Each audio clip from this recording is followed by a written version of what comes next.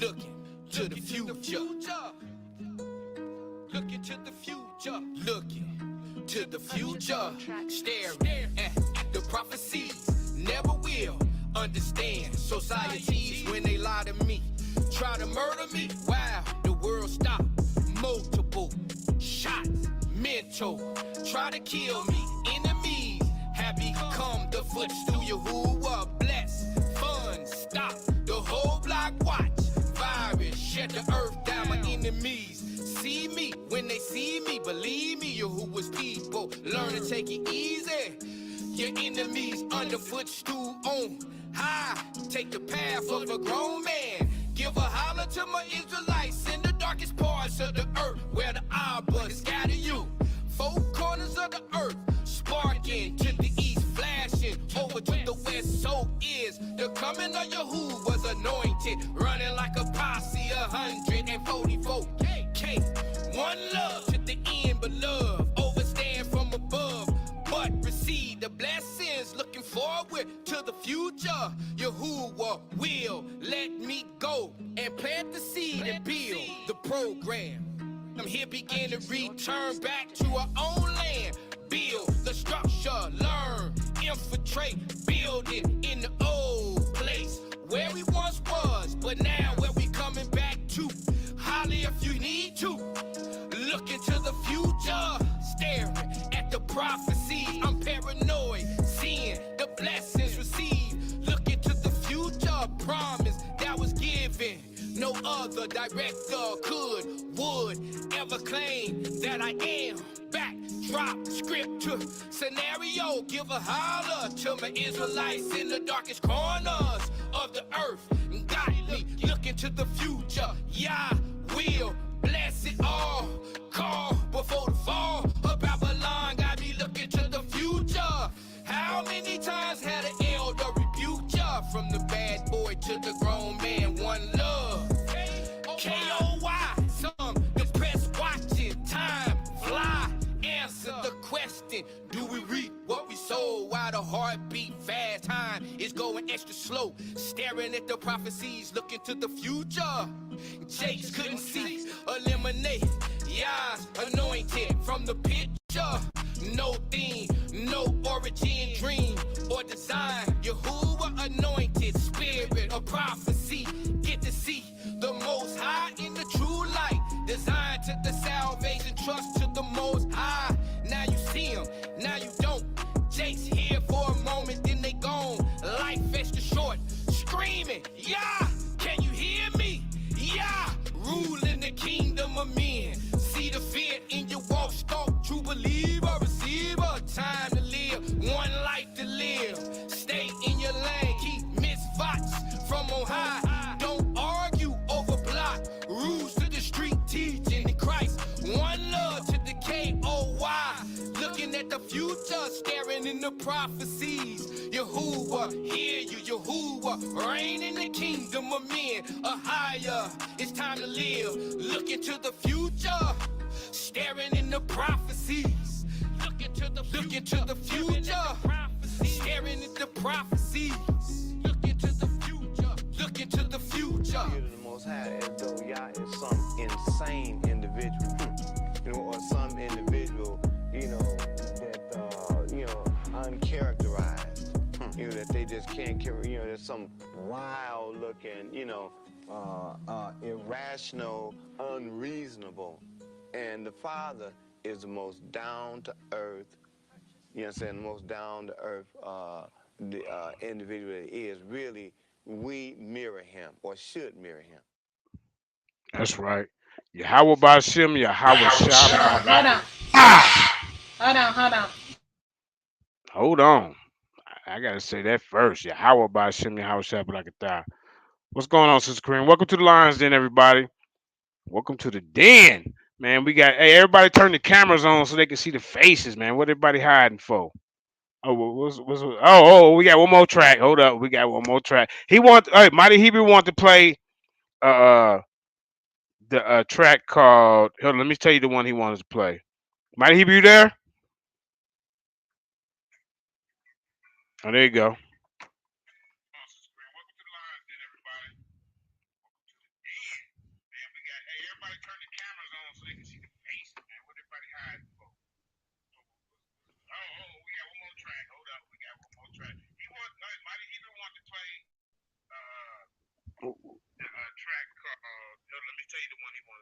Mighty Hebrew, tell her which one it is. Let me see. He said rain. Yeah, Okay, rain. My this fault. this Okay, that let's plays. make it rain. Let's make it rain. Then we finna get this That's high can y'all pop hear thing me? going. This is Hey, yeah, go Jeremiah ahead. Go ahead. Judah. Jeremiah Yeah. Judah. Yep. Listen, this is rain. This is dedicated to the Black conscious Afrocentric community that's been talking all kinds of shit Uh-oh. against Israel. This dedicated to y'all. Everybody just listen to the Right. lyrics. That's all I'm saying. Listen to the You guys lyrics. coming against the Bible, we got something for you. Everybody out here believe in the Bible. That's right. Get them, Mighty Hebrew. Let's go.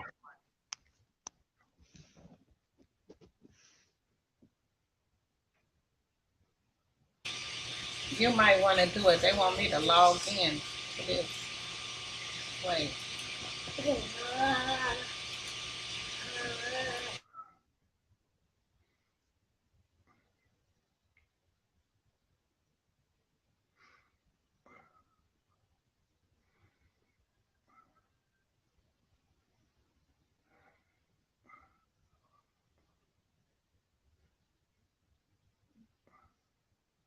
Well, we have some technical difficulties. You know, timing is everything. But why she getting the track up, man? I want to welcome everybody to the Lions Den.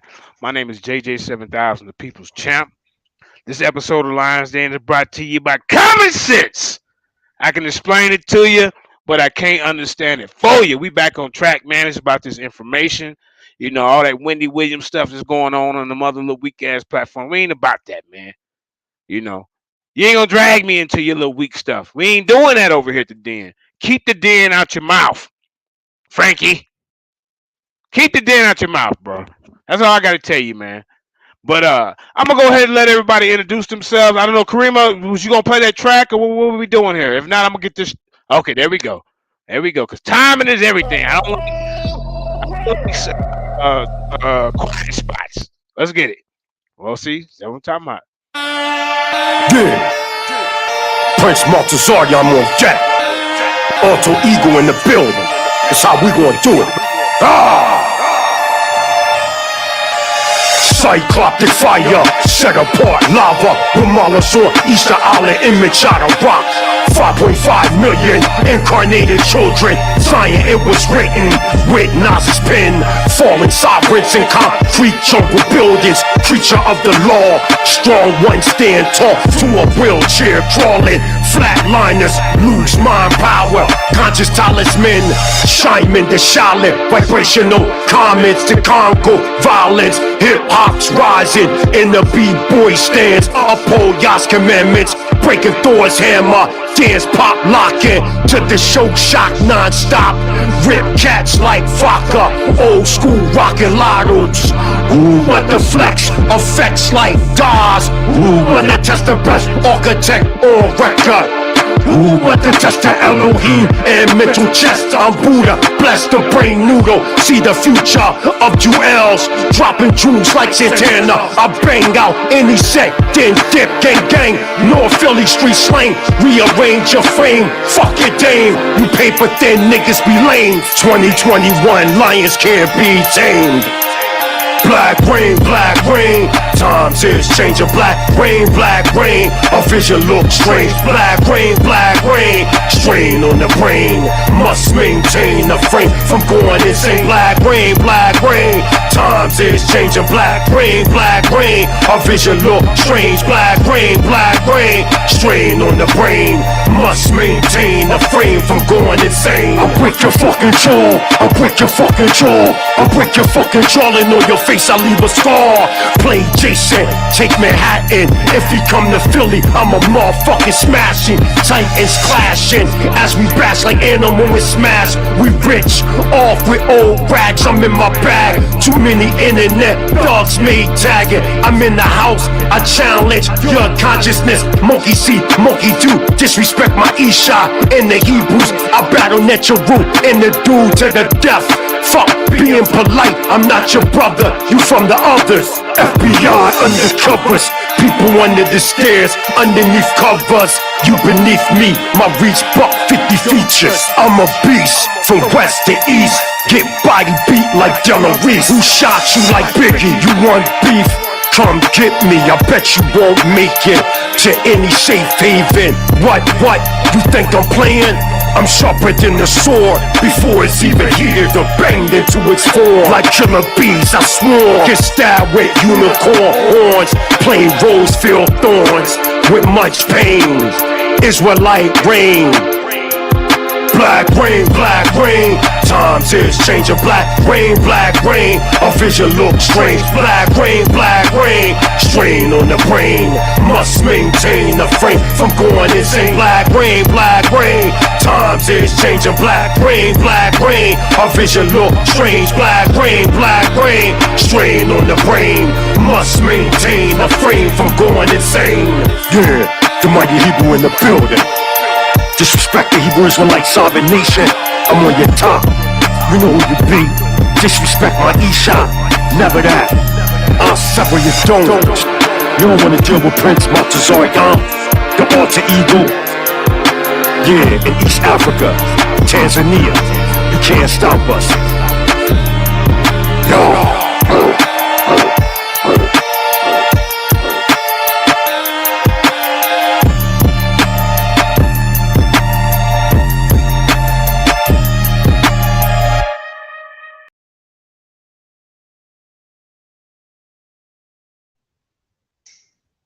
Oh yeah, that one hard.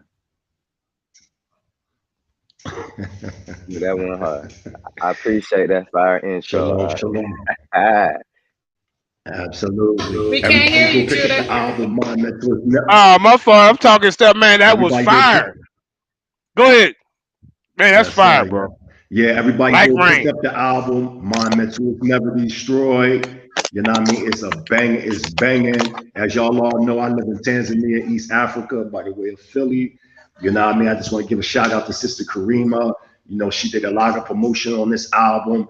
You know what I mean? Everybody that supported is selling all over the world. You can get it on Apple, you can get it at everywhere. YouTube music, just type up Mighty Hebrew Monumental is Never Destroyed.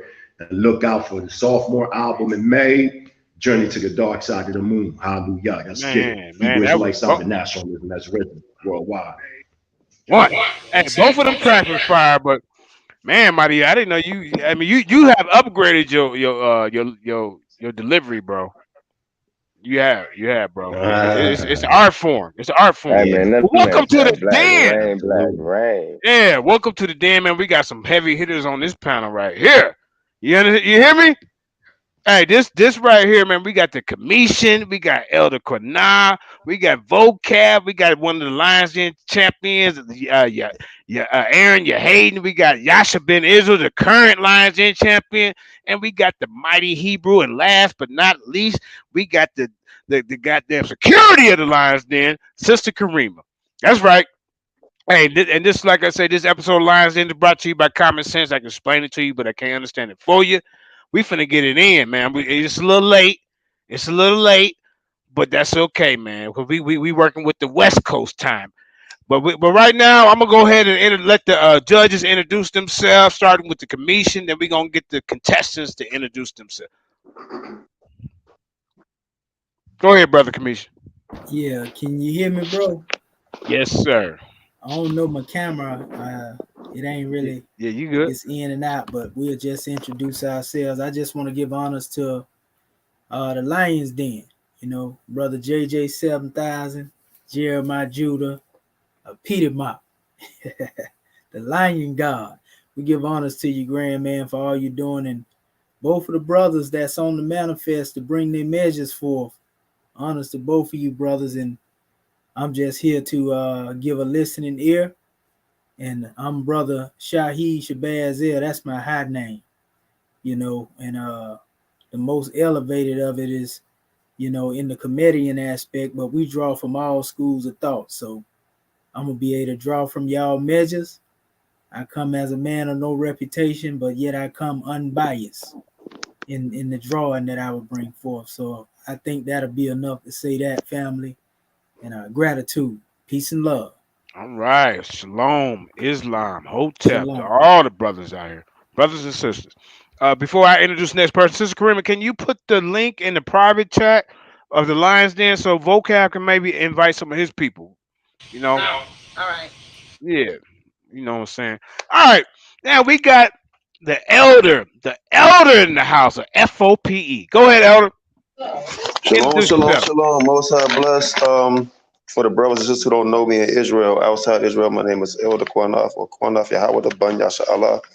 I just come here, man, for our people edification to edify. That's what it stands for. Been this knowledge for some time now, and we love history, we love science, and we love people edifying us in the Bible. So I'm very interested to see both of these brothers' point. I have no bone in this fight at all, so I'm interested to see both from Bible believers. So I will not be biased in this. I'm going to speak what I hear and tell the truth of who I think, won this debate. That's So most right. I bless y'all and good luck to both of you. That's right. That's what we do at the den. See, I stay out the way. I just host. When you host, you don't start asking all these questions, Frankie. I'm gonna teach you how to host a damn debate. You should have been learning a long time ago. You ain't been watching? Yeah, you've been watching. But you biased over there. All right. Now the next judge is the Lions Den current champion, Yasha Ben Israel. He got Garfield on the run. Go ahead, Yasha. Speak on it. What up, what up, what up? This is Yasha Ben Israel, coming up, also known as Terry Whitfield. You can check me out on the Yasha Ben Israel show or the Terry Whitfield show, YouTube, Yasha Ben Israel Facebook. I'm glad to be here today. We got a star-studded show tonight. Yes, because everybody in here stars to me. I admire every person on the panel as well as the contestants. So this is going to be a very, very, very good one. I'm just sitting back. Hey, I'm fans of both of these cats. So I got two dogs in the fight. So hey, I will sit back and watch, observe. I'm going to be listening very keenly. And hey, let's just get this show on the road, fellas. All right, that's the current Lions Den champion, Yasha Ben Israel, aka Mr. Terry Whitfield, one of the most formidable Israelites in this community. You can trust and believe that. All right, and the last judge is the mighty Hebrew. He just broke out the black rain on him. Go ahead and introduce yourself one more time, Naki. Shalom Bahashu Yahweh Hakudish Israel. This is the tribal minister, Prince Charland Dean, Ben Ami Montazari, I'm Ben Yasha Allah Senior. Y'all all know me worldwide as the mighty Hebrew. I give all praise and honor to Yahweh, the supreme, intelligent, powerful, one of our forefathers out here, and Scott and Yaakov. It's definitely an honor to be here to deal with these two power hitters. But first, before I say that, I just want to give a shout out to the whole entire panel. As all those before me just say, I respect everybody on the panel. Shout out to Comedic Adab, shout out to, FOPE, Elder Quanaf, my Elder Terry, just the whole sister Karima, all y'all, Jeremiah Judah Lions. Then also shout out to young brother Yehuda, along with brother Vocab Malone. Last time I talked to him was 2016 when we had a nice dialogue, me, Zion Lex, on DCB, Sister Muna. It was some years ago. Very informative conversation. This was at the time I think he was being introduced to Torah only Israelites. So it's definitely an honor. Both of these brothers here are very well versed in scripture, along with dealing and diving in scholarship. So I'm gonna step out the box of my paradigm and just look directly at the information, and whoever prevails, because that's what it's about. It's about the information. It's about, can you prove what you're saying? So I'm here, I'm willing, I'm listening. Hallelujah. Let's get it, y'all. Hallelujah. All right, man. All right. Now we gotta get the one of the queens of the Lions Den to say some things, man. I should have did it first. Now it's 1,000 apologies, Sister Karima. Because without Sister Karima, the engine don't run in the Lions Den. Go ahead, Queen. Hey, I'm Karima. I'll be your timekeeper for tonight. You already know, let the best debater win. That's right. That's right. All right. Now we're gonna get to the two contestants up in the building, man. Like I said, like everybody said, these are two powerful guys. I've been watching them for a while, man. And I didn't rant about vocab before. We didn't never get nothing going. And there's a few things Aaron say, but he was the champion of the den at the time, so I ain't run up on him neither. I always catch you when you leave, though. But anyway, go ahead, Vocab. Introduce yourself and tell everybody where they can find your book and all that type of stuff, man. Go Yeah, ahead. glad to be here and glad to be able to tackle this topic. Yeah. And I got a book coming out at the end of the month called Street Level Apologetics, and it's really about methodologies and theologies about how to engage people and talk about important topics from a biblical basis, and that's really all it is. And it'll be available on Amazon and all the other platforms and all that. And YouTube at Vocab Malone, at least until they ban me permanently. But that's what's up. Go ahead. Well, why are you doing that? Go ahead and okay, yeah, let's do that. Okay, yeah, and then I'll get into your 3 minute premise. And now we got one of the Lions. He was a Lions Den champion, and everybody that's a champion in Lions Den, they're always a champion. I'm just gonna go through the list. Jeremiah, please say that Yah was the first champion. Then we had the brother Music. He took the belt from Jeremiah. Jeremiah came and took it back. Then we had the tournament, and Judah Nazareth was the last man standing. Then Judah Nazareth messed around and debated Tahuti, and Tahuti became a champion. Then after that, the young lion, Aaron Yehuda, became the champion. And he moved on, and he wanted to do his own thing, get his platform going. He want to focus on, doing more teaching. So now our current champion is Yasha Ben Israel. But I'm saying we didn't have a bunch of champions in here. So go ahead, young lions, tell everybody what's going on. And I appreciate you, JJ. I appreciate that intro too, fam. For Man, sure. always love and respect to the den, man. Folks need to understand how many household names in this conscious community and in these schools of thoughts that have, had their foundation at Lions Den. I know I had mine. I reached out to the brother because there was just, the comment debating can only go so far. So I was like, hey man, let's get this going. And it's been, lovely ever since. And it's nice getting to the bottom of subjects, understanding theses, and dialoguing and debating in the correct way, because everybody is talking, dialoguing, and debating in these end times anyway. So there's nothing wrong with a formal debate. Shout out to Sister Kareem, everything that she does, like that was said in the back scenes, for how she pieces everything together for us, get these flyers going, these stream yards, these times, and this moderation. Salute to you, and also salute to everybody on the panel, man. I'm very appreciative that we could get, such a congregation of strong-minded brothers and even a strong-minded opponent, because iron is going to sharpen iron. We don't need no clay. We don't need no nothing else. We're going to be able to sit here and test theories, speak on them, ask correct questions, and get to correct resolutions. And what I should have said first was all honor and esteem unto Yah, our creator, who breathed life and understanding into us, and who is allowing this understanding to be revealed in these end days, so much that we can come here and spend as much time as needed to get down to the very bottom of this. Also, shalom to Vocab. I appreciate you showing up, family.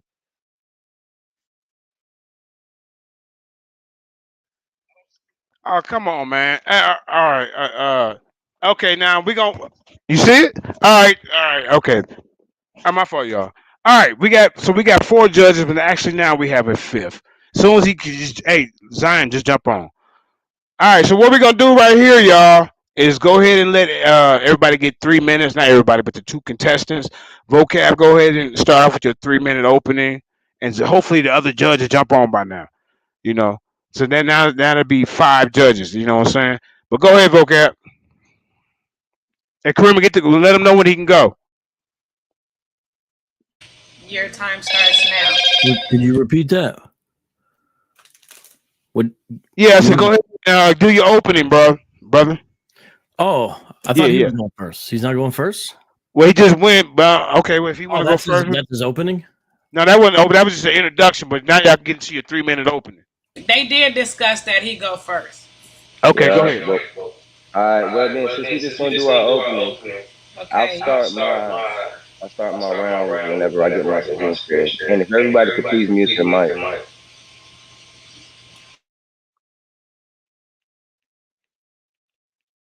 One second, you guys. Since we're just gonna jump straight into the opening, I see this as just, the beginning of the presentation, so I might as well just go ahead and get this done right. We sharing screen. We sharing screen. The screen being shared. And also, if there's any technical difficulties, can y'all please stop me so we can just, yeah, get it figured out. Is everything good? Can y'all see me? Can y'all hear me? Yep, we got you. Your time starts now. Appreciate you, sis. So I'm just gonna jump right into this, y'all. We can spend so much time on this, but it's honestly very simple and very easy to understand. So here's our thesis. Was the 400-year prophecy fulfilled in America or ancient Kemet or ancient Egypt? So there's a 400-year prophecy in question. We are gonna deduce where this happened at, where it did not happen at. Here's our resolutions to be in this matter. The 400-year prophecy in question is actively occurring in America, or the 400-year prophecy in question was already fulfilled in ancient Egypt. These are the two things we're going to be putting on this balance way out, y'all. So from the beginning to the end, I just wanted clarity on this topic so that way we can all, as a people, have this understanding. Here's a brief evolution of the Bible. Very, very brief, very brief. The reason why this is very imperative and important in this topic is because different texts will be used and changes have been made in these texts, and they are for a very critical key. And what you will find out, a lot of them were made for this very topic, for this very time frame, for this very reason why we are talking. Circa BC 300, all of the original Old Testament Hebrew books have been written, collected, and recognized as official canonical books. Circa BC 250, 200. The Septuagint, or the LXX, a Greek translation of the Hebrew scriptures, 39 Old Testament books, is produced. Okay, and we see that timeline. So then now we're going to fast forward to circa AD 45 to 100, year 100. The original 27 books of the Greek New Testament are written in this time period. Mind you, this is after the death of, or after the alleged death of Christ. And then let's go to AD 1611, which is the infamous KJV authorized version. The publication of the King James Bible occurred in 1611. So my main foundation that I'll be using will be found right here in the Septuagint, or the LXX, which was a Greek translation directly from the Hebrew scriptures. And this is very imperative and important to see the text being used and the differences being made. So let's start with Septuagint in the LXX. Since I only have 3 minutes, probably almost down to a minute now. And sis, can you please let me know when I'm at 30 seconds? But we're in Genesis 15:13. Here's the older translation that I was speaking about that I'll be using as a foundation. This is the Septuagint, the LXX. 30 seconds. And it says, and it was said to Abram, thou shalt surely know that thy seed shall be a sojourner in a land not their own, and they shall enslave them and afflict them and humble them 400 years. And the nation whomsoever they shall serve I will judge, and after this they shall come forth hither with much property. What is in the red has been taken out in the KJV or the Masoretic text. This is the thesis, foundational scripture to building this prophecy and speaking on what me and my opponent will be speaking on today. Right. Good opening. Good opening. All right. Now, Brother Vocab, it's your turn, man. Go ahead and tell everybody what it is, Aki. Oh, hey, Vocab. Yeah, Sister Creamer. Yeah, start his time whenever you're ready. I'll say what I got to say after he get going. I don't want to mess up the flow. So this is the 3 minute? Yeah, this is your 3 minute to opening, you know. Okay. And then I can do the this is where I can do the do your thing. Can you see my screen? No, Sister Creamer, trying to share his screen. I don't see it yet. Okay, let me try it again. Sorry, let me see here. Anybody on the panel, if y'all have technical difficulties, don't ask me, because I don't do the technical part. I'm just the goddamn mouth, the face. There's people behind the scenes way smarter than me. That's right. What about it's still not doing it? Nope. Okay. I'll have to maybe go in and go. Okay. I'll just do it, and then I'll probably have to like reboot again, restart after my opening thing or whatever. You got to get rid of that Apple computer Vocab, man. Come on, what man. it is? Yeah, that's what's going on. Go ahead, bro. All right, so let's look at Genesis chapter 15, which I'm going to say, along with thousands of Hebrews and Christians before me, was fulfilled during the sojourn in Egypt and subsequent Exodus. Genesis 15:13 reads, Then the Lord said to Abram, and behold, dreadful. Then the Lord said to Abraham, Know for certain that your offspring will be sojourners in a land that is not theirs, and will be servants there, and they will be afflicted for 400 years. But I'll bring judgment on the nation that they serve, and afterward they shall come out with great possessions. And as for you, you shall go back to your fathers in peace. You shall be buried in a good old age, and they shall come back here in the fourth generation, for the iniquity of the Amorites is not yet complete. Okay, a few key things I want to draw everyone's attention to this text right away. So this is in regards to Abraham's offspring. They're going to sojourn in a land that's not theirs, and they're going to serve there. And they're going to experience this for 400 years in some capacity or the other. Then it says, I'm going to bring judgment on the nation that they're serving. And afterwards, so after the judgment, then comes the release. They shall come out. That's where the idea or the word Exodus comes from, is right there. They shall come out with great possessions. This was fulfilled in the book of Exodus. And we see the time frame fulfilled in a correlation text of Exodus 12:40 through 41. We see where Yahweh says he's going to bring judgment on the nation that he serves. He uses the same exact kind of language in Exodus 6:6. And we see the Israelites come out with great possessions in Exodus 12:36. So everything that needed to be fulfilled was fulfilled there. Even the small things like you'll be buried in good old age of Genesis verse 15, that's fulfilled in Genesis 25:8. And then verse 16 mentions the Amorites. It says the iniquity of the Amorites is not yet complete. So where they're going to go is going to have Amorites in it, and then they're going to be an instrument of judgment against the Amorites.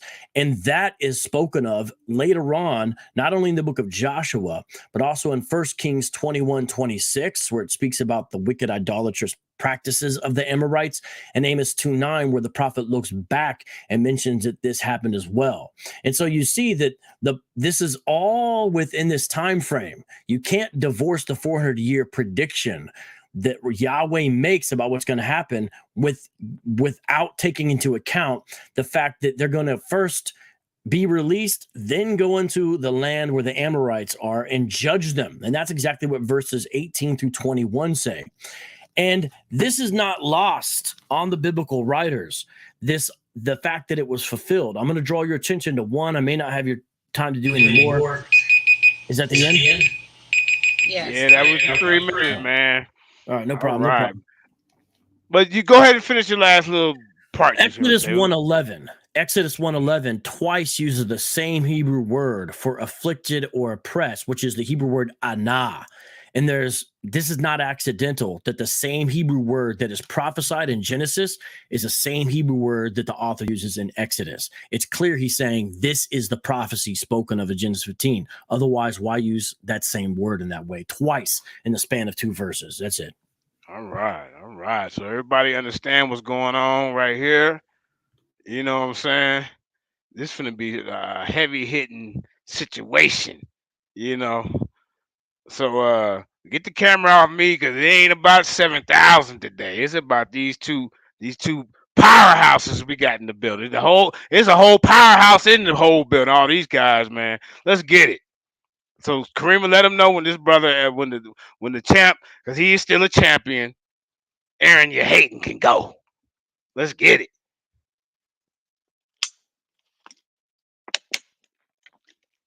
Am I good, sis? Yeah, you good. So your time starts now. Thank you very much. So let me address just one point. The brother started off his round contending that him and a plethora of other people believe that this already happened. Therefore, let's establish that this already happened. That's not what we're doing here. All right. Exodus 12:40 was the only primary scripture he brought out to establish his case, while throwing around a few other scriptures which spoke about how words were used, which spoke about Abram's death, which spoke about Amorites being mentioned. He did that in an attempt to seem like more scriptures were being made to build a case. Those had nothing to do with the thesis. The only scripture he used that is that has to do with the thesis was Exodus 12:40, and I appreciate the brother for saying it because we're going to attack that greatly. Genesis 15:13 in the Septuagint, clearly he was reading a Masoretic text. I'm not sure if that was the Tanakh or what you was reading, brother, but it is not the Septuagint, because like we read and what he just verified, in the red it says, and they shall enslave them, was taken out of his version. I wonder why. The in the red, second up, and humble them was taken out of his version because we didn't hear that. I wonder why. And then also the other words, come forth hither, which annotates Jerusalem or Canaan, which eventually became Jerusalem, where he was standing at, and with property as opposed to substance, was all taken out and changed in his Masoretic text or in his Tanakh. There's a great reasoning for this. So let's read this in the KJV. And he said unto Abram, know of a surety that thy seed shall be a stranger in the land that is not theirs, and shall serve them, and they shall afflict them 400 years. And also that nation whom they shall serve will I judge, and afterwards shall they come out with great substance. Notice the dire changes. We are not to add or subtract from the law. That is against the law. It's a sin, and it's a pollution of the text and to the organic truth of the scriptures. You know, the Samaritan Pentateuch, the Greek Septuagint, the DSS, all these are in harmony and shows that these changes shouldn't have been made in these new renderings. And it's for a great reason. I want people to understand this point because it is a heavy point. And I was hoping that my opponent would have read from the organic or from what was translated organically from the Hebrew, because then we would see, and they shall enslave them, which maybe these people didn't want us to know was in correlation with this prophecy, and humble them 400 years, because they didn't want us to know that these two go hand in hand for the duration of the 400 years. And then also the hither and property. I'm spending too much time, and let's go on ahead and jump on this. Part 1, exploring Egypt, and if this occurred in ancient Egypt. Egypt and Canaan, key points. It is paramount to understand that the 400-year prophecy did not occur in ancient Egypt. This Christian dogma has been purposely spread in an attempt to discredit this peculiar and unnatural time period we are currently in. The correct and only nation that this prophecy applies to is undoubtedly America. To prove this thesis, we will first fully discredit and invalidate the 400-year in Egypt false doctrine, which he said so many people stand behind. It does not mean that that is a true doctrine.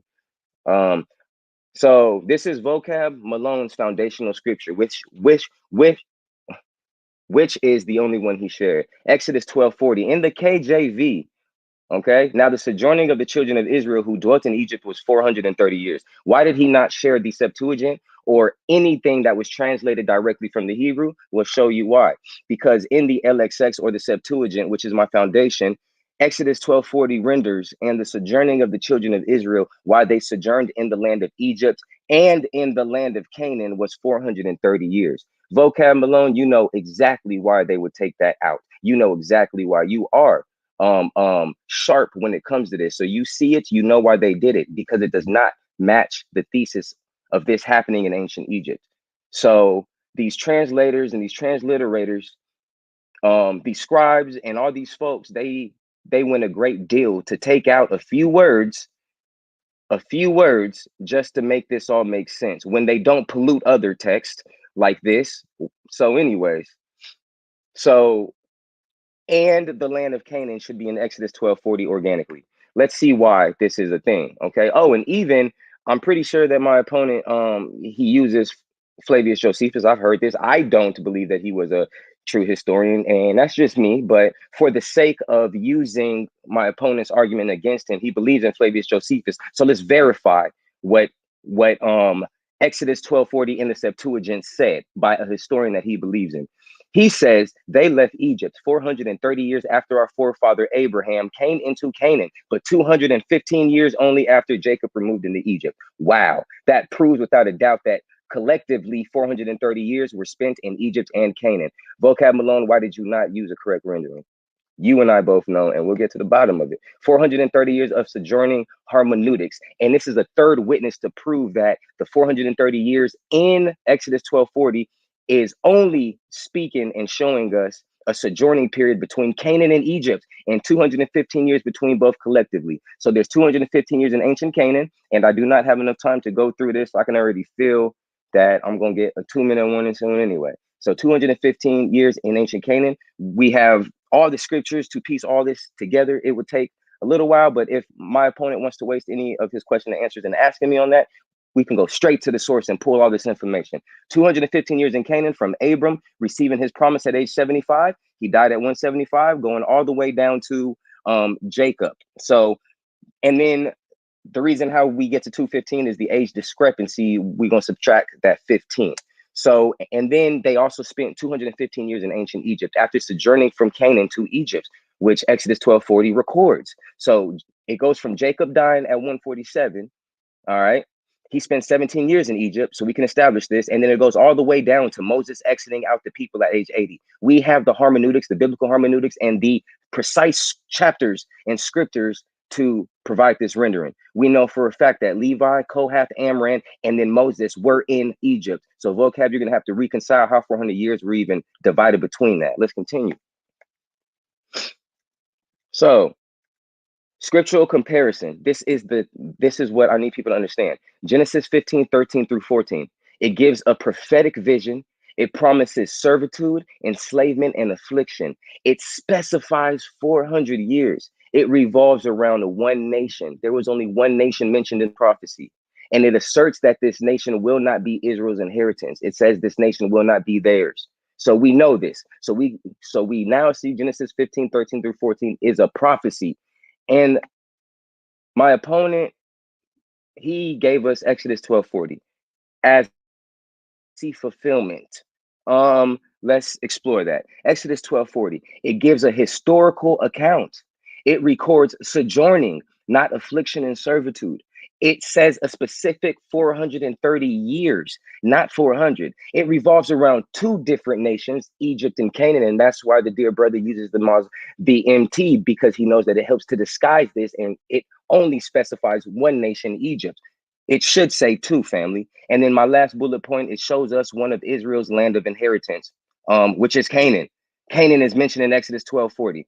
The prophecy says this will not happen in your land. So that's canceled out already. We can close it up right now, to be honest. He knows that, but let's go back to Exodus 12:40 real quick. So Exodus 2 minutes 12:40. remaining. Thank you, sis. So Exodus 12:40 in the LXX says, and the sojourning of the children of Israel, why they sojourned. So vocab, for this to have been prophecy fulfillment, Exodus 12:40 should have said, and the enslavement and the affliction and the humbling of the children of Israel while they sojourned in one land of Egypt was 400 years. You started off with a left foot, brother, with two of them. So, man, we just got to get on this right path. So we just proved that Genesis 15 is a prophetic vision, and Exodus 12:40 is a historical account of sojourning between two nations. That's cut already. That's done. That's done. So the main points of contention that we're going to continue to divulge is the chronology, the history, the basic math, the biblical evidence, the European influence, and that's why I have this picture over here. That's satire. That is 100% comedic relief, because we know the influence, and they want us to ancient Egyptians enslaved people for 400 years. That's what to all take what's happening now. So the European influence on this prophecy is big. And then the genealogy is a major point of contention with this. And this is truly what was meant to be shown. So since the brother went and broke out something real quick, let me get to this. He went and started breaking out the words found up in here. So yes, he's correct. Let me show y'all something real quick. Let's go to afflict. He said, and they shall afflict. And this is in his rendering. That is anah. Let me show y'all something that's dope. Here's the Jacenius Hebrew Chaldee lexicon. Man, here's what afflict means. It's a verb to bestow labor upon anything, to exercise oneself in anything. So this is forcefully bestowing labor. And check this out, especially as it appears, to till the ground, to bring the earth into cultivation, whence with a pharaoh or with a garden hoe. So the word afflict in Genesis 15 means to cultivate one's ground with a backhoe. As if we ain't, all right, bro. Go deeper into your words, family. Right, boy. See over here, boy. See, you see, Sarnetta? This what we do over here, man. This what we do. I'm excited about this. I'm out the way. See, Sarnetta, this is how you gotta do it. You get out the way. You do like this. And you head for the hills or over to the side somewhere. You take notes and listen. Because I know both of these guys bringing out some information, man. I ain't got nothing to do with it. Right, man. I'm loving this, man. I'm loving this. All right. So the next guy up to bat is Vocab Malone, the Israelite Israeli Church of Universal Practical Knowledge, because that's what they used to be called, the Israeli Church of Universal Practical Knowledge. He's still one of them killers. I seen him go on the goddamn in front of them guys and told these fools, how in the hell can Colombia and Panama be separate tribes, Asher and Zebulon, when they wasn't split up to 1930? That's when Panama split up from Colombia. I said, damn, he busted their goddamn head. Well, go ahead. Let's get it going, man. I'm excited about this. I'm sorry, y'all. I'm excited. So go ahead, Vocab. Keep talking. He dropped off a little bit. I think he trying to share his screen. He got to get that Apple computer back going. You know, he's still supporting Bill Gates. Ain't nothing wrong with it, though. Which one of them came with that? Steve Jobs, one of them cats came up with that damn Apple computer. You got to give it up, Vocab. You're going to have to get into 2022 with the computer. That's just a joke. I ain't taking no sides. But I'm in good spirits, man. I'm in good spirits. Sarnetta, you want to call no mas. No mas. But what you got to do, like Kareem would say, your apology got to be as loud as a defamation of character. No, don't do the behind the scenes and say no mas. I want to settle this like a man. Supposedly he took down the video, but you did a lot of damage. You did a lot of defamation of character. You said, JJ, I want JJ to go to jail. But you ready, Vocab? I mean, if you're ready, if not, I can keep going in. Yeah. Looks like I won't be able to share my screen, it looks like, but okay. I don't know. It keeps on saying it's lost permission. Hey, Vocab, let me tell you something, bro. I didn't whoop people up with notes. Ask Pastor Bennett what happened to him. So if you can just read it, man, and tell your source and your reference, that's all we care about. We take notes. Yeah, all right. Was Genesis 15, 13 through 21. Can you hear me? Wait. Yeah, hold on. All right. I wish he can share his screen. I want it to be fair. Yeah, I found everything. Yeah, talk a little bit. Let him get it together. Yeah, your apology got to be loud as the disrespect. It's got to be loud as the disrespect. So. That's right, man. Can't come behind scenes after you did a whole hour and 20 minutes show on me and said, I want JJ to go to jail. That's documented, bro. I don't care if you didn't take it down. I mean, if you did take it down, people heard that. You understand? People heard that, bro. Okay, I'm sorry. Okay, I'm a little loud. I got excited about the debate. I know you got to get up for work. Okay, I apologize. All right, but anyway, let me tone it down. I got to learn how to not be so excited. But anyway, y'all, what I'm saying, Sarnetta, I mean, you was doing a lot over there yesterday, and I'm looking at this guy like, wow, man, you taking it that far? You know, I'm about the information. I'm gonna say this one more time, so everybody know this. JJ 7000 has never taught that the white man is the devil. That's my ISUPK doctrine. I say the devil come in all colors. Black, white, red, yellow, every color. A devil is nothing but a deceiver. So you cannot put your ISUPK doctrine on me and say, well, JJ was dealing with this and that, so he is not fake Israelite. That's what you did. You went in front of the camera and told the whole world before I even go to court on anything. JJ 7000 guilty, bro. And then the reason why he took that video down, because he sounded like a fool.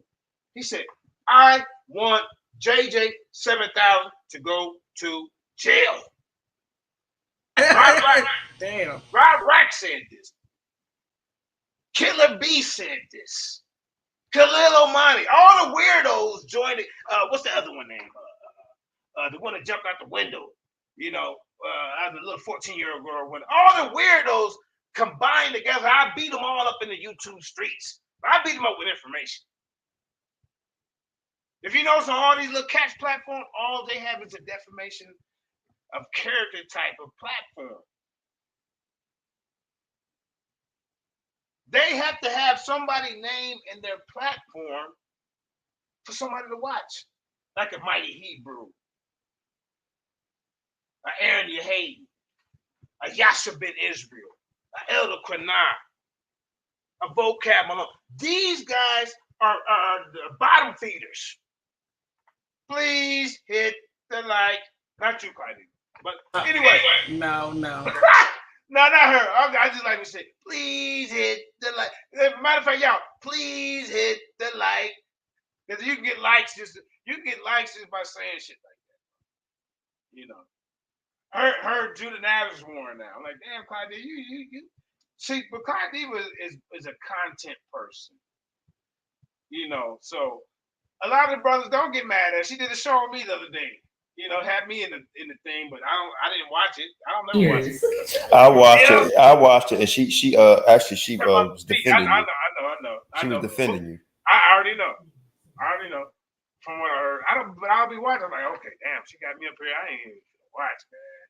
That's how I be. I ain't finna feed no energy into it. But yeah. But see, it's just like these Facebook and YouTube streets, man. It can be good or it can be wicked. So now you wicked with yours, bro. You wicked. And Claudia, she had me up there like she was gonna go in with me, and all the time she was defending me. It can be good. But it's all about the clickbait. And right now, JJ 7000 name is clickbait. That's Sonetta. Y'all, Sonetta, I'm gonna tell you this, bro. Get back to bringing information out, bro. You've been gone for that for a long time because you have a lot of hate in your heart for us Israelites. But we Israelites is the one that keep your show going.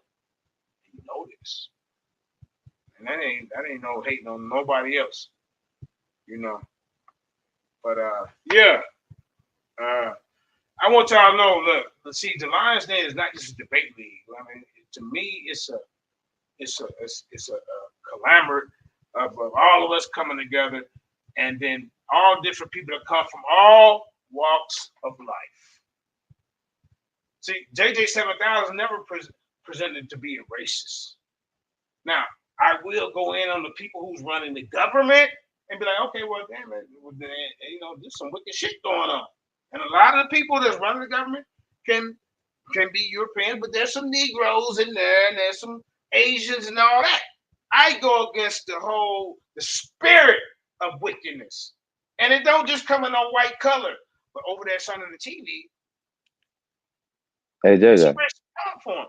It's a racist platform. It is a racist platform. You know, they want me to hold Hey, today's JJ, know standard. what's going on with Vocab? He getting this thing together, bro. So All I right. got the show going, man. So He can if he listening, he can send it to me and I can show it for him. okay, yeah, he getting this thing together, champ. So man, you see, you know, I'm getting old. I didn't like the chain of that. What was I saying? Something about just showing that, man. You got a racist platform, brother. Okay, thank you. So I'm glad some people listen. You trying to put your views on life on me. I don't teach Esau's a white man or none of that crap. It don't even make sense. Don't even make sense. Not to me. I don't teach that the white man is the devil because the devil's deceiving. I'm like, wait a minute now. That coming all goddamn colors. I don't teach that. But the biggest news on your show is that JJ was with someone who don't look like him. So we gonna go all over the internet world and try to shame JJ. I done been with women for all different goddamn colors, and they all can be emotional. What the hell wrong with you? Turn the light off, they're still emotional.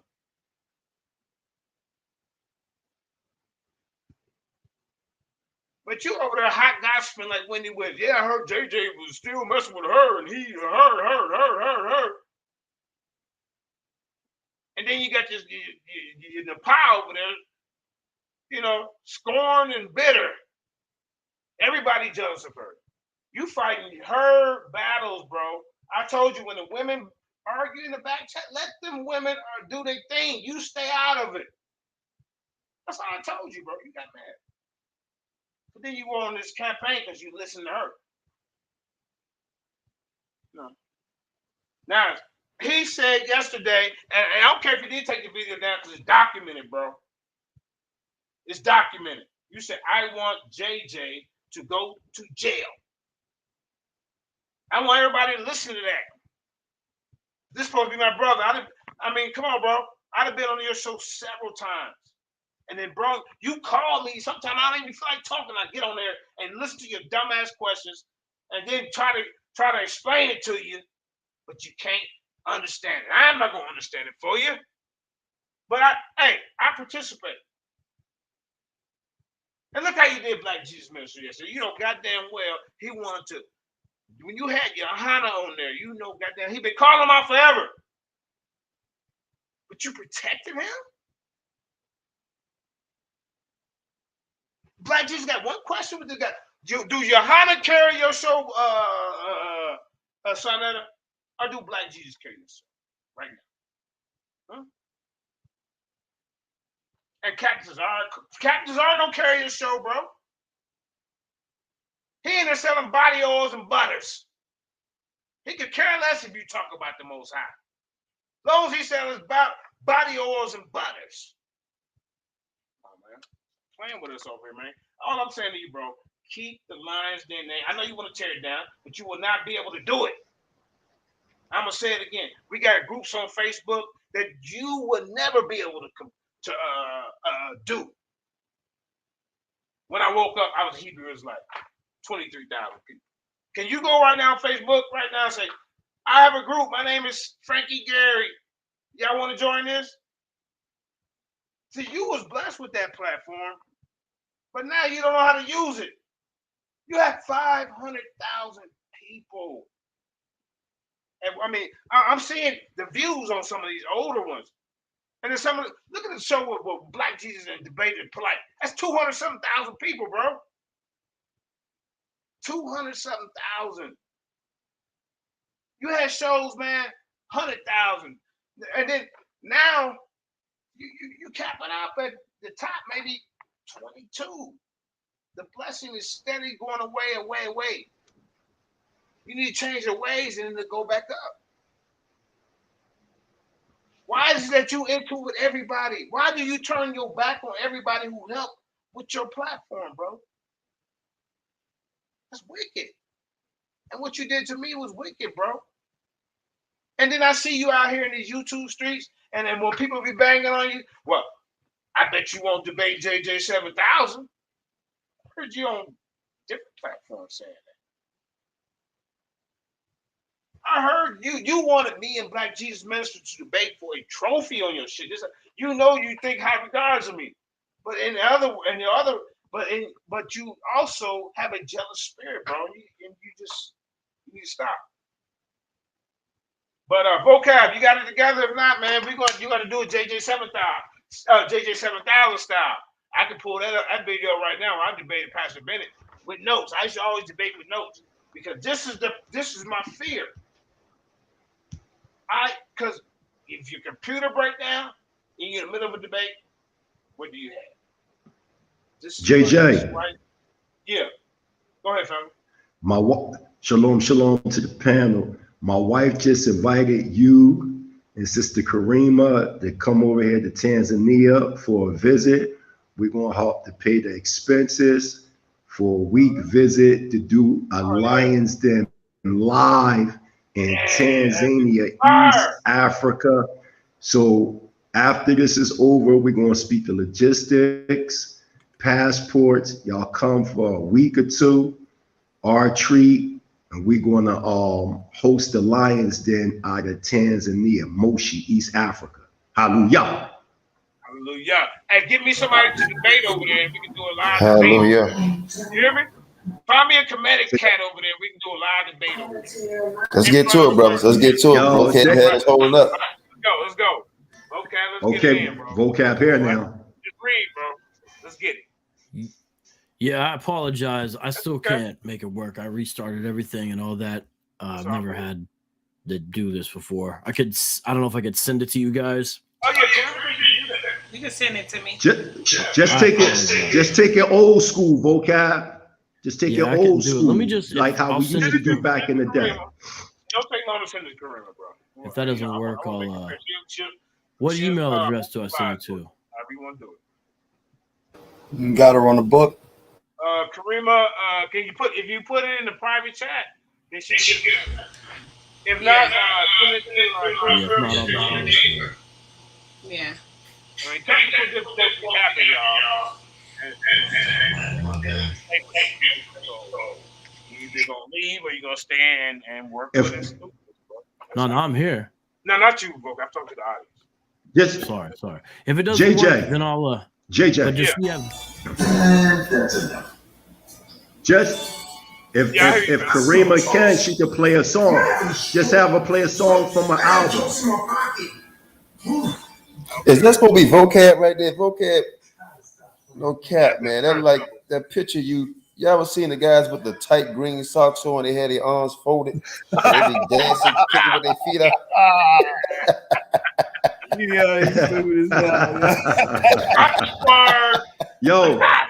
Yo, Sister Karima. Folded up with his legs kicking out with the tight green socks on. What they call him, vocab? Johnny Game Giant, man. Come on, man. I know what he's talking about. Sister Karima. Yeah. Play pop while we wait. Well, he already sent it, buddy. He sent it out. Okay. Gotta get it. We're gonna play it at the end, though, buddy. Yo, just tell Vocab take it old school. Before we had the PowerPoints, we used to be out there on 125th, bashing them comedic cats with just with the sources. As long as you say the sources, we can get the sources straight like that. But he already sent it to Karima. Well, no, I don't have her. Okay. Does I sent her a link, but I don't know if that'll work. I don't got an email to send it to her though. I send it to your messenger on Facebook. Oh, okay. I guess your page. Yeah,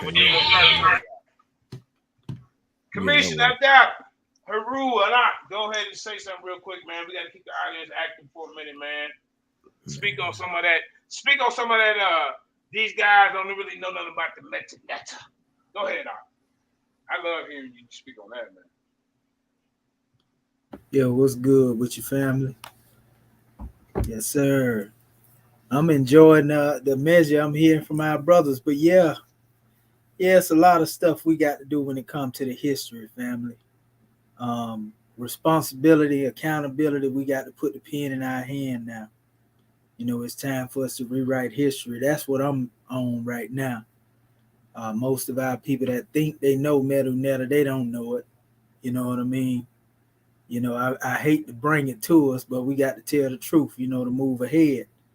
And a lot of that stuff is basically what I call Egyptolemaism, because a lot of that stuff from the Rosetta Stone came and was translated through the Ptolemies. You know, it ain't got nothing to do with ancient Egypt. And actually, signs and everything was introduced, you know, at the behest of being killed. Some people, like, if you don't transcribe this or if you don't carve this, you know, you up out of here. I'm taking you out the body ASAP. That's how they would demonstrate, you know. And we give honors to the scholars. Like, I just recently came across our brother Walter Williams. I hadn't heard of him until like about maybe a month or two ago. And he been saying this right here. And at one time, I thought that when you translate Medu Netta, you translate it the way that it's translated as well. You know, when you see these people calling themselves dealing with translation. Until I seen E. Wallace Budge say himself, you seen it, brother JJ. Man say he was merely guessing. You know, he had other people translating it for him, like the Coptic Christians. You know, that's who was translating it for him. You feel me? And so this ain't nothing that should shock people. Facts. And the reason why they did this stuff too, family, what a lot of people don't know is that there was competition between, you know, those who were over here, Britain, you know, France. They was all competing on who could do it first. And that's how they came up with the little methodology that they invented that a lot of people think they got now. And that's why when you have certain letters, if it wasn't but 24 letters that they come up with in the end, and you look at 7,000 different signs. Oh, now we're going to call them determinatives. Get out of here with that foolishness. The way that they look at determinatives. That don't even make sense, do it, Commission. No, it don't make sense. Right. But the way that they deal with determinatives, stop playing with us. That's how they supposed to been dealing with the language. See, because medu netta, as far as the symbols, that was meant to be understood only by the priesthood. And they really contain metaphysical formulas that ain't got nothing to do with a written alphabet. That's a known fact. That's a fact, brother. And that's how it was always taught. That's how it was always taught by the earlier students of that teaching. Go back to Diodorus Secludus. You'll see where they talk about this. You know, this language wasn't meant for everybody. It was something like, for example, in our teachings in the Circle 7, we say the brother Yehoshua, who we call Jesus, Isa, whatever name you want to use, dealing on the book, you can do Yeshua. Right. He sat in the room and he was told to think upon the meaning of the symbols. He wasn't given no alphabet to try to break it down with. He was told to go in there and think upon the meaning of the symbols. Right. Just like if you look behind me right now, you know, this symbol behind me. Okay, most people see the scimitar. They, oh, that's a symbol of death. You know what I mean? Some people think that, you see? But they didn't have to have no alphabet to come up with the word death for the scimitar, did they? You know, but on a higher level, we say, well, it means consciousness. You know, symbolic to what is in the neck, you know, above the neck part and stuff, up to the head. And also the star, it simply represents the 5 limbs of man, you know. I mean, but we don't need an alphabet to say this right here. Okay, well, the star represents a man. So automatically, by me saying that, now you have that knowledge, you see a man there. So hey, didn't I tell y'all were stars? Y'all were stars in here tonight. Yeah, in here, man. So I'm telling you, bro. Absolutely. Your channel, you don't have the scholars and what we got over here, bro. And that's why you hate them. Jeremiah Judah. Let's get it on. Jeremiah Judah. She got it. I just want to say this. I wanted to say this one thing that the brother's saying. That brother Kemetic Adapt is absolutely correct, because here at the Mighty Hebrew University, we teach something called the basis of all language called Zinzar. And I have the book right here, right? And I just want to read a quick quotation, which is confirming what this brother is saying. I've been saying this when I beat Segi at the House of Consciousness in 2009, that they don't read Imdu Netu. They don't read Medu Nega. It says on page 4 of the Zinzar and other languages, it says Zinzar, the mystic name for the secret Sakratel language or the mystery speech of the initiated adapts all over the world. So when the brother right there just manifest this demonstration about the star being the symbolic image of man, right, which is also inclusive of woman, just like you got the 6-pointed helix from the head to the torso, all these are predicated on symbolic speech, symbolic language. So in that retrospect, this brother is absolutely correct. During the Ptolemy era, y'all know for a fact that y'all was taking signs and symbols of primordial man and using them as an alphabetical speech, when that is not the case within Kemetic thought. That's all I want to all right, hallelujah. On that. Good looking out for the jewel, Kemetic Adapt. Kemetic Adapt, yes, sir. man. Yes, sir. Yeah, the actual over here. Now let's get back to this. Oh, go ahead. I got in trouble. I gotta lighten it down. Let's get back to the debate. Let's go. Let's go. You ready, Vocab? You ready, brother? Yeah, I think Karima has the slide. Yeah, slide 6, Sister Karima. Thank you, Karima. I appreciate that, by the way. You know how we do. We get down over here, bro. All right. Well, if I don't know if you can make it fill up the whole screen, but if not, it's okay. As long as you got something up there people can see. I can see. All right. Okay, so was Genesis 15:13 through 21 fulfilled in ancient Egypt or in modern USA? And my point in the beginning where I said that there's a long line of people who have understood that it was fulfilled in the past is to show that that's part of Hebrew understanding throughout history. It's not a European thing in any way. And I don't understand why that would be problematic. When we look through history, that's what we see. But history can be wrong. So let's see if the case is valid. Next slide. I want to show how the chronology of Exodus makes sense with the 430 years. Aaron's breakdown does not make sense. I'm going to show why later. You can see the breakdown on your screen along with the time period, along with the verses. It makes perfect sense of the text. No one has to do any backflips. And it's not just Exodus 12:40. That was not a main case. That's the main verse he attacks. So that's what he says is my main case. That's not my main case. It's important, but it is certainly not the only thing that fits together perfectly. Next slide, please. And when you have the proper chronology for the sojourn in Egypt, you're able to then fill in the patriarchal period. And this is indeed what scholars do. Again, Aaron's 215-year sojourn, because he wants to have it be fulfilled now, makes mincemeat of pre-Exodus Israelite history. But notice how there's a full timeline I can show you that all depends. When you talk about prior, it depends, the dating depends on having the proper time of the Israelites in Egypt. And as a bonus, next slide, please. There's a way to coordinate this with approximately, all these dates are approximate. You can have a year difference, something like that. But we're not talking about hundreds of years difference. We're talking about a year or two. It also coordinates with Egyptian history. There's some excellent work that's been done on this by a number of scholars. And I encourage people to realize that you can coordinate this with ancient history from Kemet. And that's an example. Now, that is the background. Let us turn to the main text under consideration, because it's not really Exodus 12:40. It's Genesis 15. If we're debating the 400-year prophecy, we should see where it's first given. Exodus is important, but Genesis comes first. Next slide, please.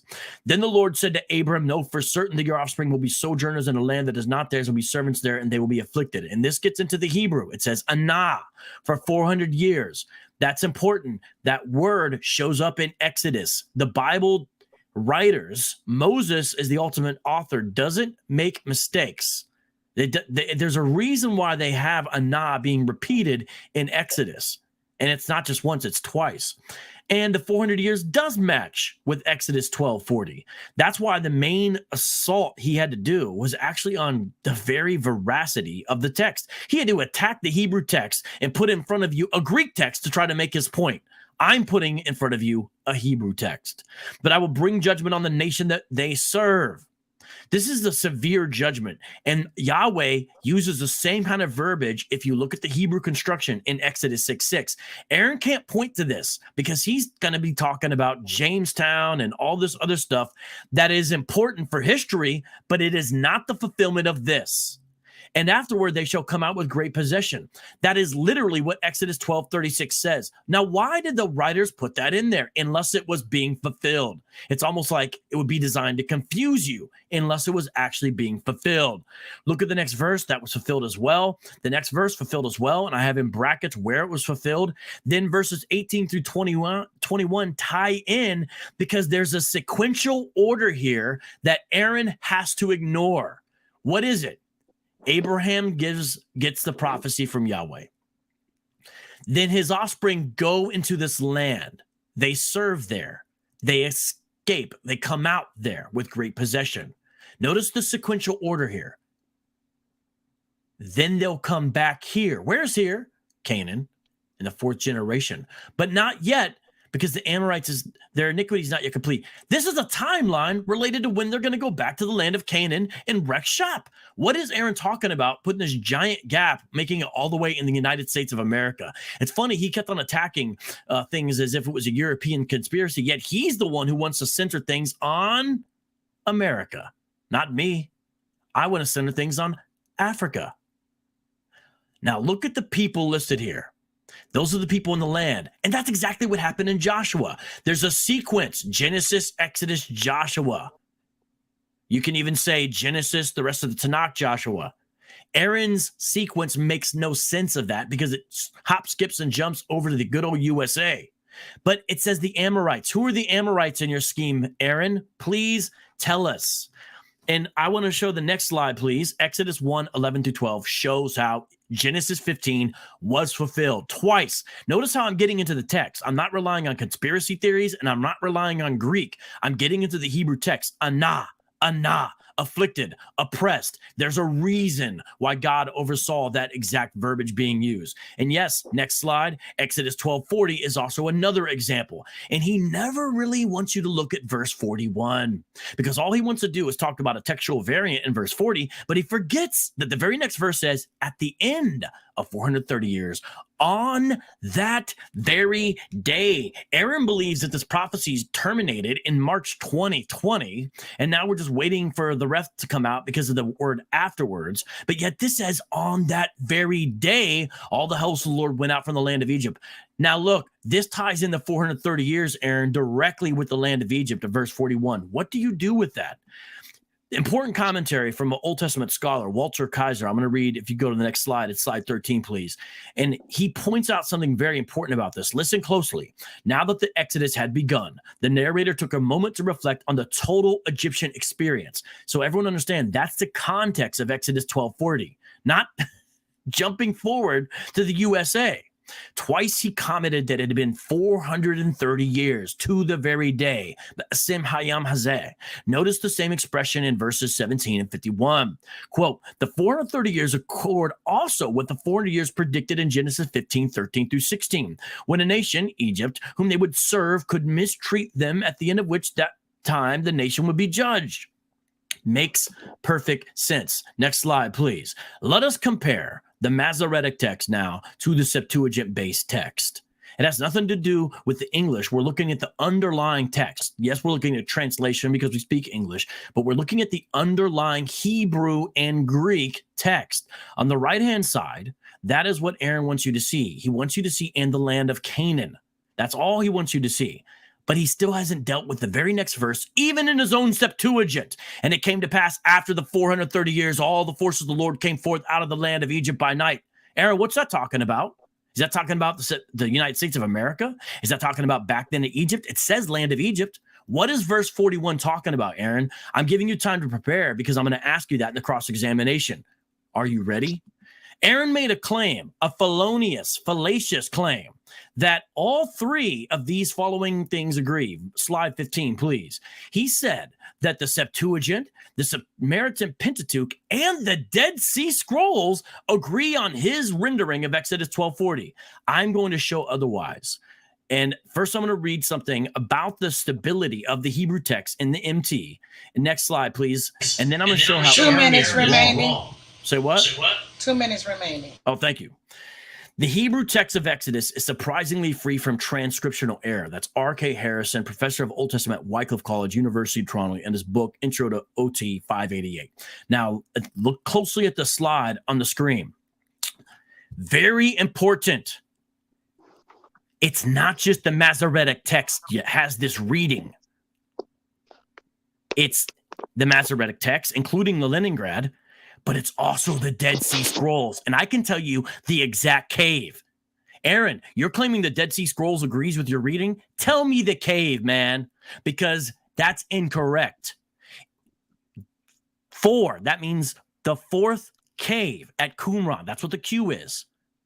And also another one through a reconstructed text. There's not just one, there's 2. The first one is stronger, but the second one is also relevant. Both of these back up the MT reading, not your Greek translation. Not just that, but Targums. And I'm giving the specific titles so someone can look this up and find out if it's true. Targum Ongelos and the Samaritan Targum. He points to the Samaritan Pentateuch, but it's interesting that the Samaritan Targums agree. The Syriac Peshitta, that's the official translation, and the Syriac MSS, which are the unofficial ones as well. The Bohairic version, look, this is all on your screen. I'm on number 9 now because I'm going to translation. Since Aaron is doing translations, I'm not just showing the Hebrew, the MT, the DSS, I'm also showing translations. The Armenian version of this, the Old Latin, the Vulgate, and Aaron probably didn't know this, but there's even Septuagintal copies that agree with the rendering of Exodus 12:40 that I'm pointing you to, specifically minuscule 125 of the LXX. So it's even there. Now, if he's going to do a conspiracy theory, hey, Aaron, why did that end up in your Septuagint? Conspiracy theory. And it's funny he brought out Josephus. Josephus actually backs up both dates because Aaron gave you one, but if you look at Antiquities 291, he backs up a different one. All right, boy. I told y'all it's getting heated up in the den, man. Boy, these lions out the caves, they biting ankles and necks and tearing stuff apart, man. I'm trying to tell you, man. Hey, that was an exciting first round. Man, I want to give a shout out to Sandpit Records, Think Productions, Black Beauty Inc., Mighty Hebrew Academy. I'm sorry if I messed it up. The Commission Adept and the Moors, FOPE, Zion and the Rastas, Vocab and the Christian Apologists, and Aaron, you're hating in his Old Testament views. You know, man, we a melting pot over here, man. And I ain't in the way. See that, son? That's what you got to do. Man, that was powerful. All right, Aaron, man. Let's get it, man. I'm smiling through this whole debate. Let's get it. I'm glad I'm back smiling because all that Jenny Craig and what's that Jerry Springer stuff. That's out the door, bro. Let's go.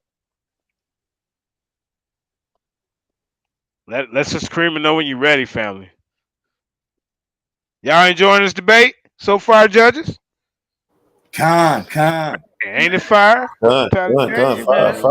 Man, look, Takuma's G said, great round. You know, it's going down. Ephraimites Receipts, the original Nestle, Asiatic 7, you know. So when he fell off, so we got to talk. King James, Asiatic 7 said King James said he changed the Bible to suit the taste of his oligarchy, also Francis Bacon. All right. Hey, share the video, Asiatic 7. This is what we got to do. We got a Voltron over here, man. This dude think he a mega giant. He ain't got nothing, man. The talent over here, bro. You know it. Y'all, man. I keep accidentally out my dad. That's okay, man. You know, hey, we got a bunch of people that can talk. I put Kamisha back on. Since Kamisha can go. I ain't get to introduce myself, though, you know?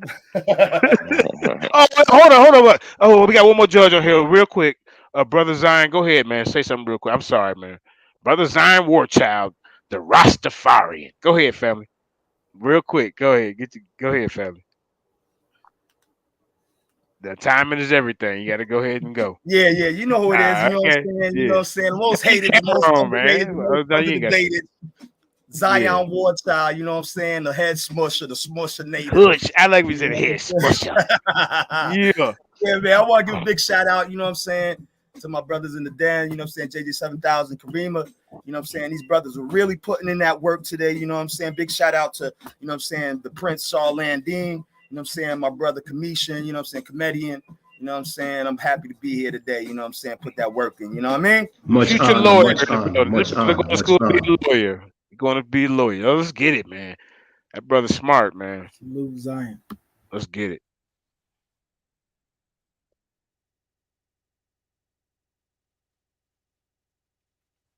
Hey, sis, if you could just let me know when my time starts and also whenever I have 2 minutes. You sharing your full screen. Yeah, we waiting for you to share your screen, brother. Oh, okay. Am I sharing yet? Yeah, we see your screen. The whole screen. Oh, okay. You can see this? Yeah, now I we see do. it now. All right. Okay, so your time starts now. All right, man. So there's meat that can be given, and then there's gristle, fat, blood, veins, bones, no substance, and that was a lot that was given. I'm a little bit disappointed at all the ad homs as opposed to the biblical substance that you brought. You spent an entire round doing nothing but showing that the original translation did indeed include Canaan. I'm sure y'all have played that little phone game where you start saying a phrase and then you pass it on. You know what I'm saying? You're using a rendering that's about 12, 14, 15 people deep. I'm using a rendering that's the first person saying it. This is the word and what it meant to be rendered. Let me address one point before I continue. The brother started off by saying Europeans have not influenced this doctrine. He says he's going to show us a Hebrew understanding. You could backtrack and see him lie and say this. Why do I say it's a lie? Because then he proceeds to mention names like Walter C. Kaiser Jr. Family, I would love to see that he's a Hebrew, since you're going to bring us a Hebrew understanding on this. And then you also mention names like R.K. Harris. I would love to see that he's a Hebrew, since you're going to bring us a Hebrew understanding. And I would also love for you to back source your chronology timeline chart that you presented, because I don't believe that you made that.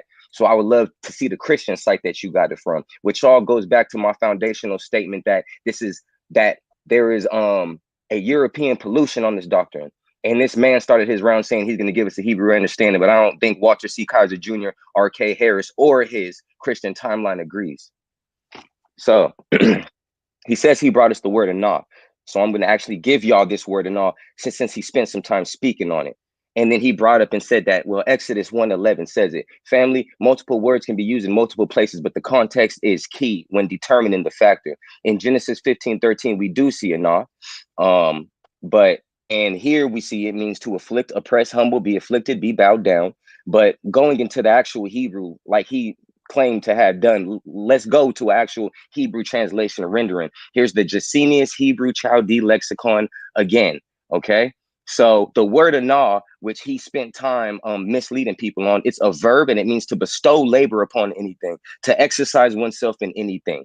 It says, especially as it appears to till the ground, to bring the earth into cultivation, whence with a pharaoh or a backhoe, to be afflicted, depressed, oppressed. So brother, that's the Hebrew rendition that was meant to be put in there. So what the prophecy should say is, know for a surety your seed will spend 400 years in a land that's not theirs, and they will afflict them or make them cultivate the earth and till the ground with a backhoe.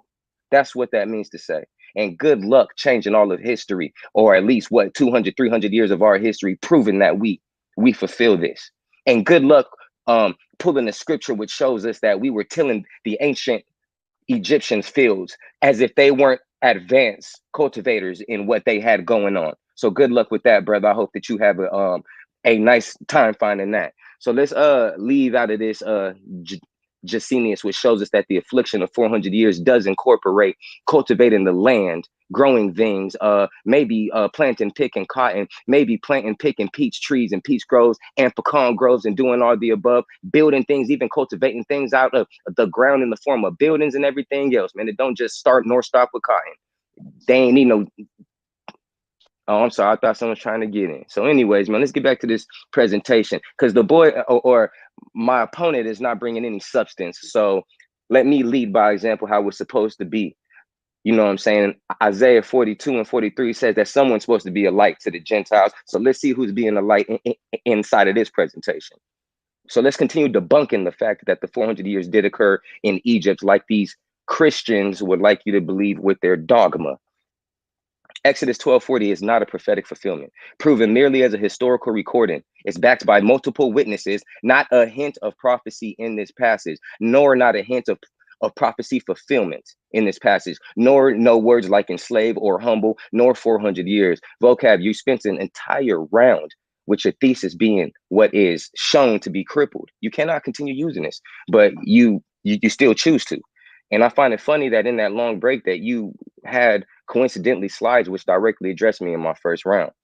So Egypt and Canaan are two different nations. The prophecy irrefutably mentions one nation. Egypt and Canaan are two different nations of people. We could find this out in Genesis 10:6. The sons of Ham, Cush, Egypt, Put, and Canaan. The Armana letters during the reign of Akhenaten, it acknowledges Canaan kingship, which shows two different natures. And in the different deity pantheon, pantheons, cultural practices, religious practices, etc., etc. Common sense even shows you this. We got 3 witnesses to establish these are 2 different nations. That cuts the prophecy, vocab Malone. Exodus 12:40 says 2 nations. The prophecy said 1 nation this will happen in. I don't know how much further we need to plunge this, but let's keep on. A land not their own. Prophecy states that the nation in question would not be of Israel's inheritance. Canaan was literally Israel's inheritance. Cancel that again.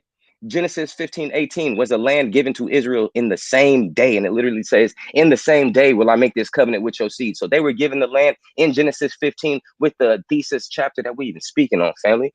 And the river of Egypt, Nile, was also included in the land allotment. Wow. So in Genesis 15:18, it shows that 2 different regions would be our allotment. And guess what the prophecy says? We would serve 400 years in 1 nation, not our own. Cancels out using Genesis 15:8 emphatically debunked.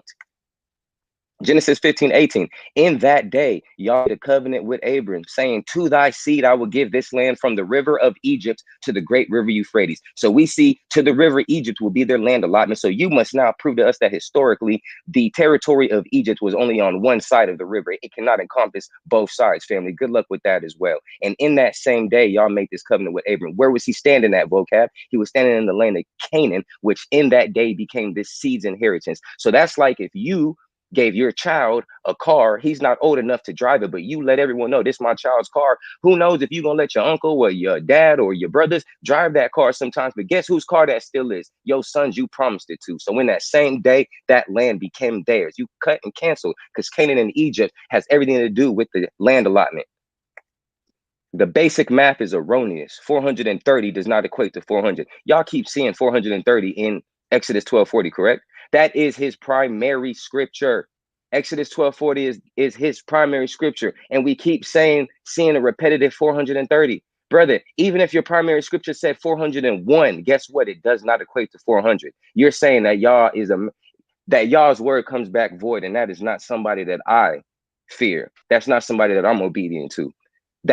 Who's mathematically erroneous by 30 years. 215 does not equate to 400, vocab, seeing how 215 years were spent collectively in the 2 nations. And 80 does not equate to 400. Why 80? Because that's the length Moses was alive, and that's probably around the time that Exodus 1 does record that a strange Pharaoh rose up and started to give or to afflict them with hard servitude or with harder labor. So we now know that biblically only Exodus 1 can be a start time for hard servitude. And guess what that equates to? Maybe 80 years. You're still cut because you need 320, vocab. I wouldn't be mad at you if you go on another long break and try to piece together some more slides after this because you're going to need it, and I'll give it to you. 1 nation does not equate to 2.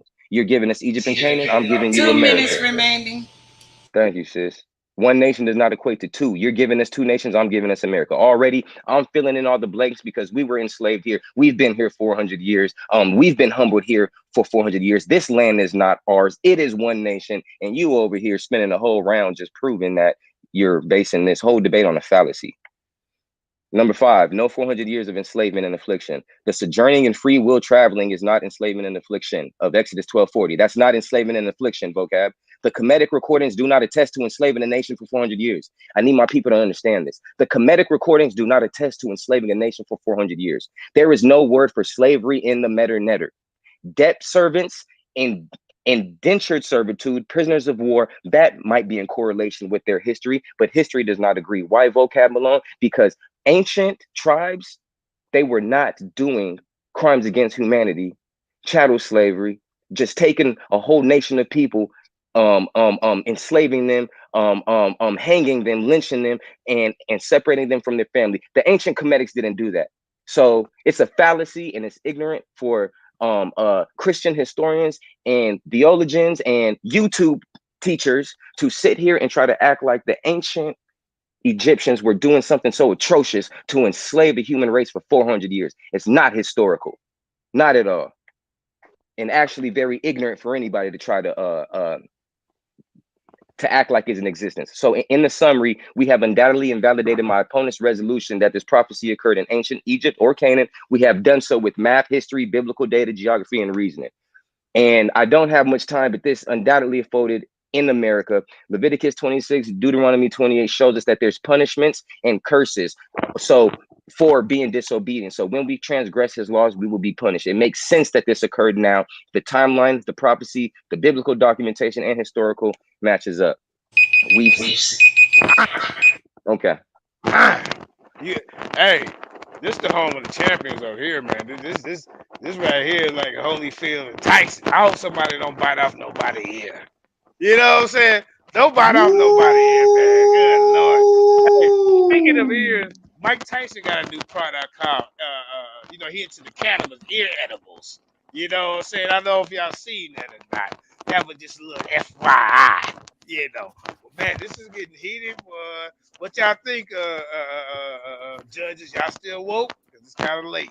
Everybody there? Yeah, I'm Yeah, up. man, it's getting hot. I'm up, yo. Man, I'm up. boy, this is some heavyweight shit going on. Yo, this is a powerful, listen, y'all know I've debated the best for many, many years. I've been in this culture 31 years, okay? Resurrecting Hebrew Israelite sovereign nationalism. And I got to say, this is a powerful debate from both debaters. You know, I can't say nothing. But I'm going to say both sides are making strong, powerful stance in the subject matter at hand. That's all. I agree. Me watching this, I'm like, I gotta step my game up even more. This from a debater standpoint. I like. Hey JJ, are we gonna get a third round, family? I don't know what y'all have planned. Q&A, right? What y'all doing here? After this, it's Q&A. Okay, you got. I want to hear a couple more rounds. Man, I want to hear a couple more rounds. Hold up, Get that shit in. We in the den. Y'all woke the mighty Hebrew up, right? We in the den. We are in the den. Get that motherfucking shit in. Get it in. Get it in. I'm here. I don't care how many rounds y'all got. Get it in. Let's go for a third, please, man. No, I thought y'all were doing rapid fire. Well, and then it was. I'm gonna be honest with you. I wouldn't mind hitting the third round myself. Let them get Vocab, you got more. Let them get a third. Let them get a third. Yeah, let them get a third, and then the rapid fire. You guys want a third round? I can do a third round. Let's get it. Hey, respect, Vocab, man. Respect, bro. What you say, Elder Quinoff? He said, "Let's get it." I was saying, what you say, Elder Quinoff? I'm kind of stuck between two, but I need one more round. I need one. This joint crazy. Yeah, man. Fire. Let's go. One thing I will say openly, I definitely respect you, Vocab Malone, for acknowledging that Egypt and Israel is in Africa. I want to respect you for that. That's all I want to say. Let's get it. Vocab, let us know when you're ready. All you guys, I'll do the screen later, but let me start off with a book. All right. Aaron just told us there's no word for slave in ancient Egypt. He has been listening to Sa-Netta's guest too long, because that's not true. I'm going to read from a book that's considered a classic in the field, Everyday Life in Egypt. I'm on page 62. I'm quoting directly from it. Under the New Kingdom, those called Hemu or Baku are properly regarded as slaves in the full sense of the word. Not only were they harshly treated, but if they ran away, they were pursued. Slave catchers. We have a letter in which a scribe reports to his superior, quote, 2 men have run away from Neferhotep, the master of the house, who had them beaten. And since they went, there is no one left to do their work. This is from my master's information. So the master beat them, so they ran away. So we have a letter from an employee to the superior. And the sources are all footnoted in here. If you get the book, you'll see. One day, either because they had been beaten or because they yearned for freedom, 2 workmen ran away from Ramses's residence. Kakamor of Tejiku, captain of archers, was sent to recapture them. Again, slave catchers. He arrived at the walled city of Tejiku the day after leaving Pyramsu. Here, the fugitives had been seen heading south.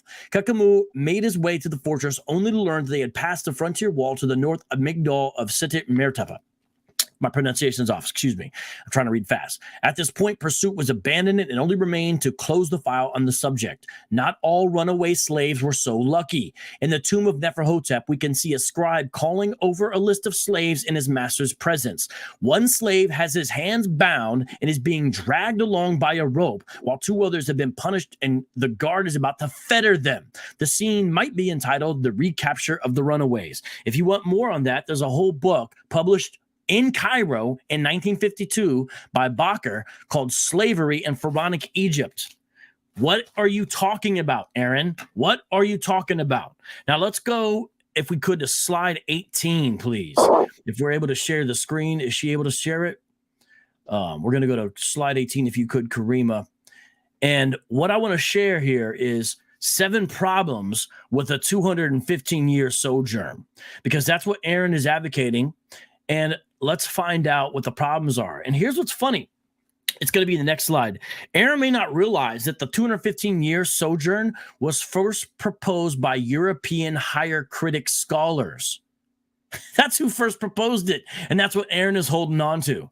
Let's look at 7 problems. Number 1, Israel's time in Egypt was rounded to 400 years in other scripture. So he acted like it was a problem. But in Genesis 15:13 in the Old Testament and in Acts 7:6 in the New Testament. Now he'll say, well, I don't hold to the New Testament. Nonetheless, scholars recognize it's a source of data for what Hebrews in the first century believed. So we see a Hebrew speaking that way in Acts 7:6. Second problem with the 250-year sojourn that Aaron purports. Israel grew from 70 people when Jacob arrived. You can read about this in Exodus 1:5 to 600,000 plus men who were 20 years or older by the Exodus. That's in Numbers 146. That is impossible, Aaron, in 215 years. 430, that's possible. Number 3, this creates a failed prophecy by Yahweh himself. Remember, this is Yahweh speaking in Genesis 15. Aaron wants to take away a prophecy. This is literally what atheists do. They say, look, this prophecy was not fulfilled. That's what Aaron is trying to do, just so he can put it in good old America. Let Yahweh have his prophecy, please. Number 4, there's something in the screen that says Revelation 18, so you can't see it, with the picture of Pancho Villa, I think. It relies on a Greek translation instead of the original Hebrew. Notice his whole case is based upon the Septuagint. His whole case is based upon the Septuagint. And I showed you that there's even minuscule 125 that is Septuagint manuscript that agrees with the 430. And that wasn't the only one. We're going to go back to that slide. Aaron is overstating his case when he's doing all this flowery talk but he's not really giving you the kind of data and detail I'm giving you. I'm giving you source after source, reference after reference. And I'm showing you Hebraic understanding. The reason why I went Kaiser and those guys is because they know Hebrew. So that's why we turn to them and ask questions. But it's not, that's all we're doing.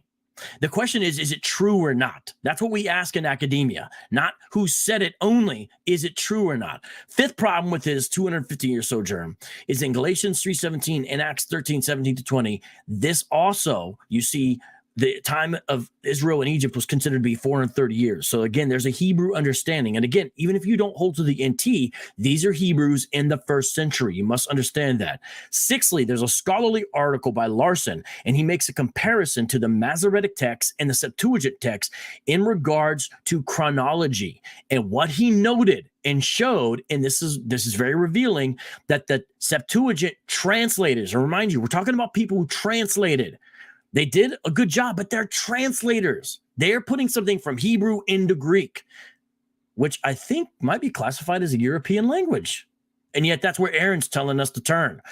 Anyways, these translators tended to alter chronology of difficult or potentially challenging texts, meaning the translators show a tendency in the Septuagint, if they find an issue or challenge, especially in regards to numbers, that they alter them to try to smooth them out. That is clear. That is what happened in Exodus 12. But they unknowingly ended up creating a contradiction where years later, people like Aaron will glom onto that, ignoring all the other data.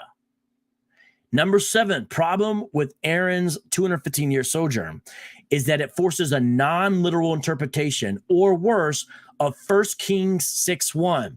And in my third presentation, since we have one now, I'm going to spend time showing how 1 Kings 6:1 is a benchmark to establish what we call absolute chronology in the Old Testament, in the Hebrew scriptures. Next slide, please, as we look at those. And that's not even all the problems. I just listed 7 so you can see it on the screen. Here again is another example of the timeline that makes sense. Notice Aaron has never shown you a full timeline. He's never done that. How does his 215-year sojourn fit in with larger Hebrew history? Please let us know, Aaron. I'm showing you. He says, well, where did vocab get that from? I can show you some wonderful references. I'm glad you asked. Here's 2 in particular I'm going to reference. One is called The Mysterious The Mysterious Numbers of the Hebrew Kings. This is considered a landmark book where chronological studies since this book have changed radically because of the contribution of this book. But look at the reviews, you'll see this is considered a landmark scholarly book, The Mysterious Numbers of the Hebrew Kings. Even people who don't agree with it wrestle with the data because it's considered such an important book. And that's why, even though it was published back in the 80s or whatever, it's still in print today because of that very reason.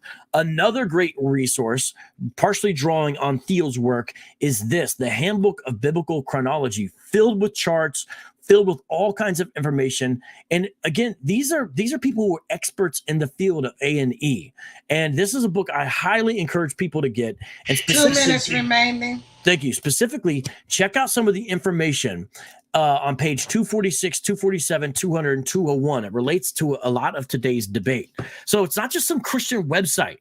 These are scholarly resources I'm pointing you to. Plus, remember, I began by reading something from a primary source. And I'm going to continue to do that in my next round. Now, if you could take the screen off for a second here, please.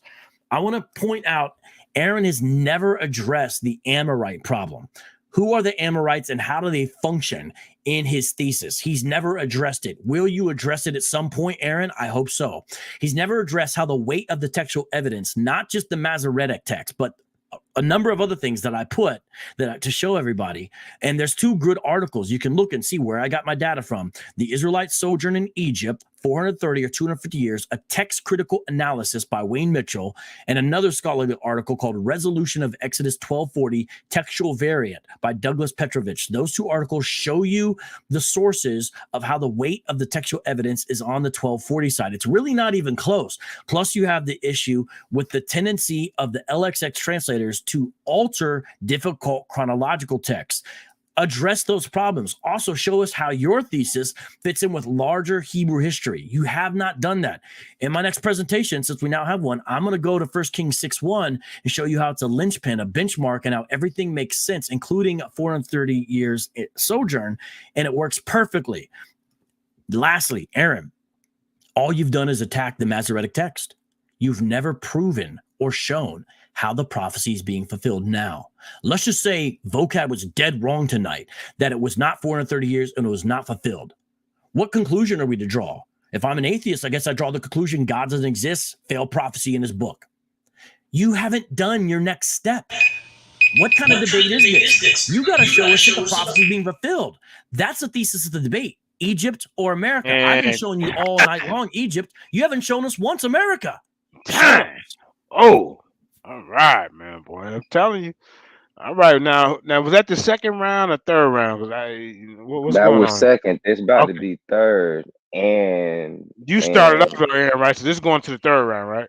Yeah, it's the last third round right here. All right. We're going to get 12 on this one, or we sticking to 10? Yeah, it's ticking to 10, man, because I want the rapid fire to go in, man. You know what I'm saying? Then remember y'all doing a 5 minute rapid fire. Remember that? Yeah. Let's go. Okay. 1 second, man. I'm about to share my screen again. Nice. Share. There you go. Shout out to Think Productions, Sandpit Records, Black Beauty Inc.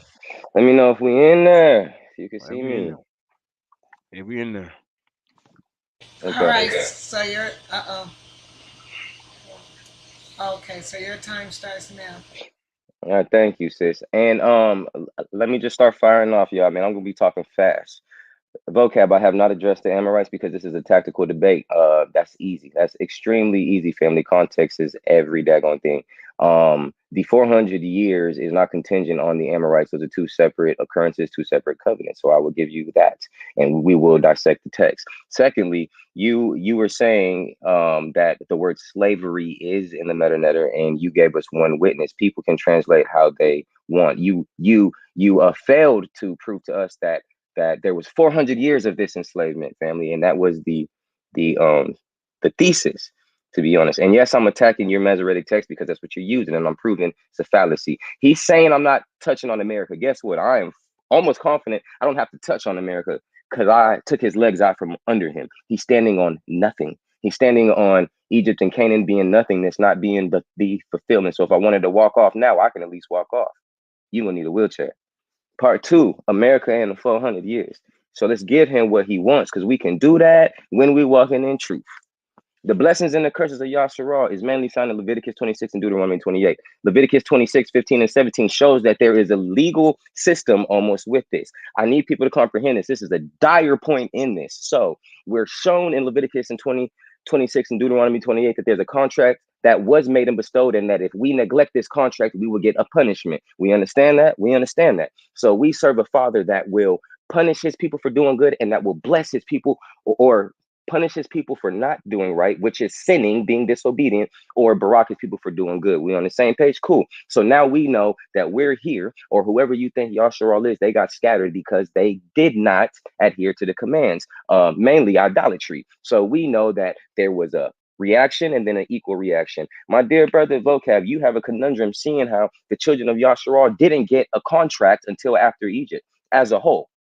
They were not given a contract until after Egypt. So using your theory, how in the world and why in the world would a creator who you call Yahweh punish his entire nation without then breaking anything? What did Isaac do to be cast into 400 years of slavery, family? What sin did he do? Do we have a chapter and a verse that shows what covenant or what law was broken for the entire nation of Yasharal? Now, I could understand one person, two people, a family being used as an example, but do you have a biblical example of the entire nation of Yasharal being punished for breaking nothing?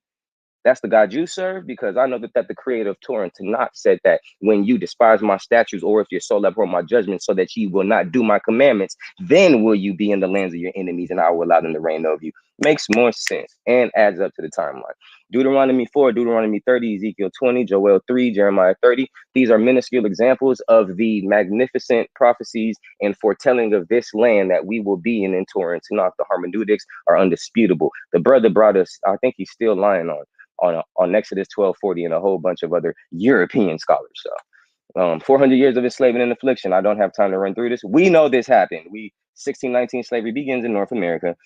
We can go all the way down, even up to this day, persecution, everything of that nature. It says, the prophecy says that they'll humble you for 400 years. Since we still don't have ethnicity, still don't have a seat at the UN, still don't have a land, still don't have anything. I mean, the humbling is still in effect. But here's what I got to say. The judgment did occur. When does 400 years end? Pope Gregory, according to the Gregorian calendar, says January 1st begins a new year. We don't agree with that. In Torah and Tanakh, the luminaries dictate the seasons. Most pre-Hellenized civilizations followed the seasonal calendrical cycle. So I think that we would lean more to the indigenous side. That's how they observed their years as well. The Gregorian calendar is indeed a typology, seeing how September, October, November, and December make a 7, 8, 9, 10, which naturally makes January month 11, February month 12, and then March, the beginning of the new year. So even in their calendar, they tell you the truth. So we now know March, Aviv, however you would like to call it, the equinox, but the luminaries dictate our seasons. And we see that through Exodus, through Genesis. These are commands. So a true 400 years would have been spring when a new year begins, 1620 to spring 2020. So if we got here in 1619, you can't start a 1 on nothing. So that year came to completion 1620. Makes sense? And 400 years after that, spring 2020. Let's go here real quick. HR 1242, which is a congressional document, which I know he can't wait to attack, but that's fine. All this is a congressional witness, y'all. I'm not spending much time on it. This is passed by Trump. It says HR 1242, 400 Years of African American History Commission Act. And this just shows that we've been here 400 years. I mean, is nothing, not goes too deep, doesn't do nothing for us. I mean, hey, but this is a confirmation, a major one. It's not a coincidence because at 100, 200, 300 years, they didn't do this. And as a matter of fact, we can even go here and see that there's HR.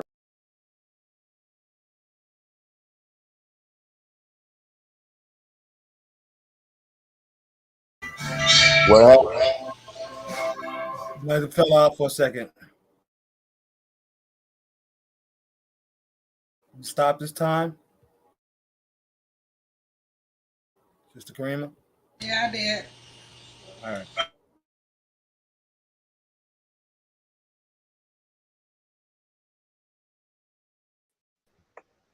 Powerful. There it is. Powerful. Okay, man, I'm sorry, y'all. I keep doing the same daggone thing. I keep trying to click out of these pages that I have, man. Can I be heard? Yes, sir. Yes, sir. Okay, let me share my screen one more time. Hey, y'all, I'm gonna do better at paying attention to what I'm clicking out on, man. But if my screen's being shared, can you let me know when I could go, sis? You can go. Thank you. So we shared HR 1240, which shows and signifies we've been here a concrete 400 years. So that's a congressional witness. And here we have HR 40, which is a commission to study and develop reparation proposals for African American acts. To say this is a mere coincidence is ignorance, without a doubt. Especially after the magnitude of what we've been seeing here.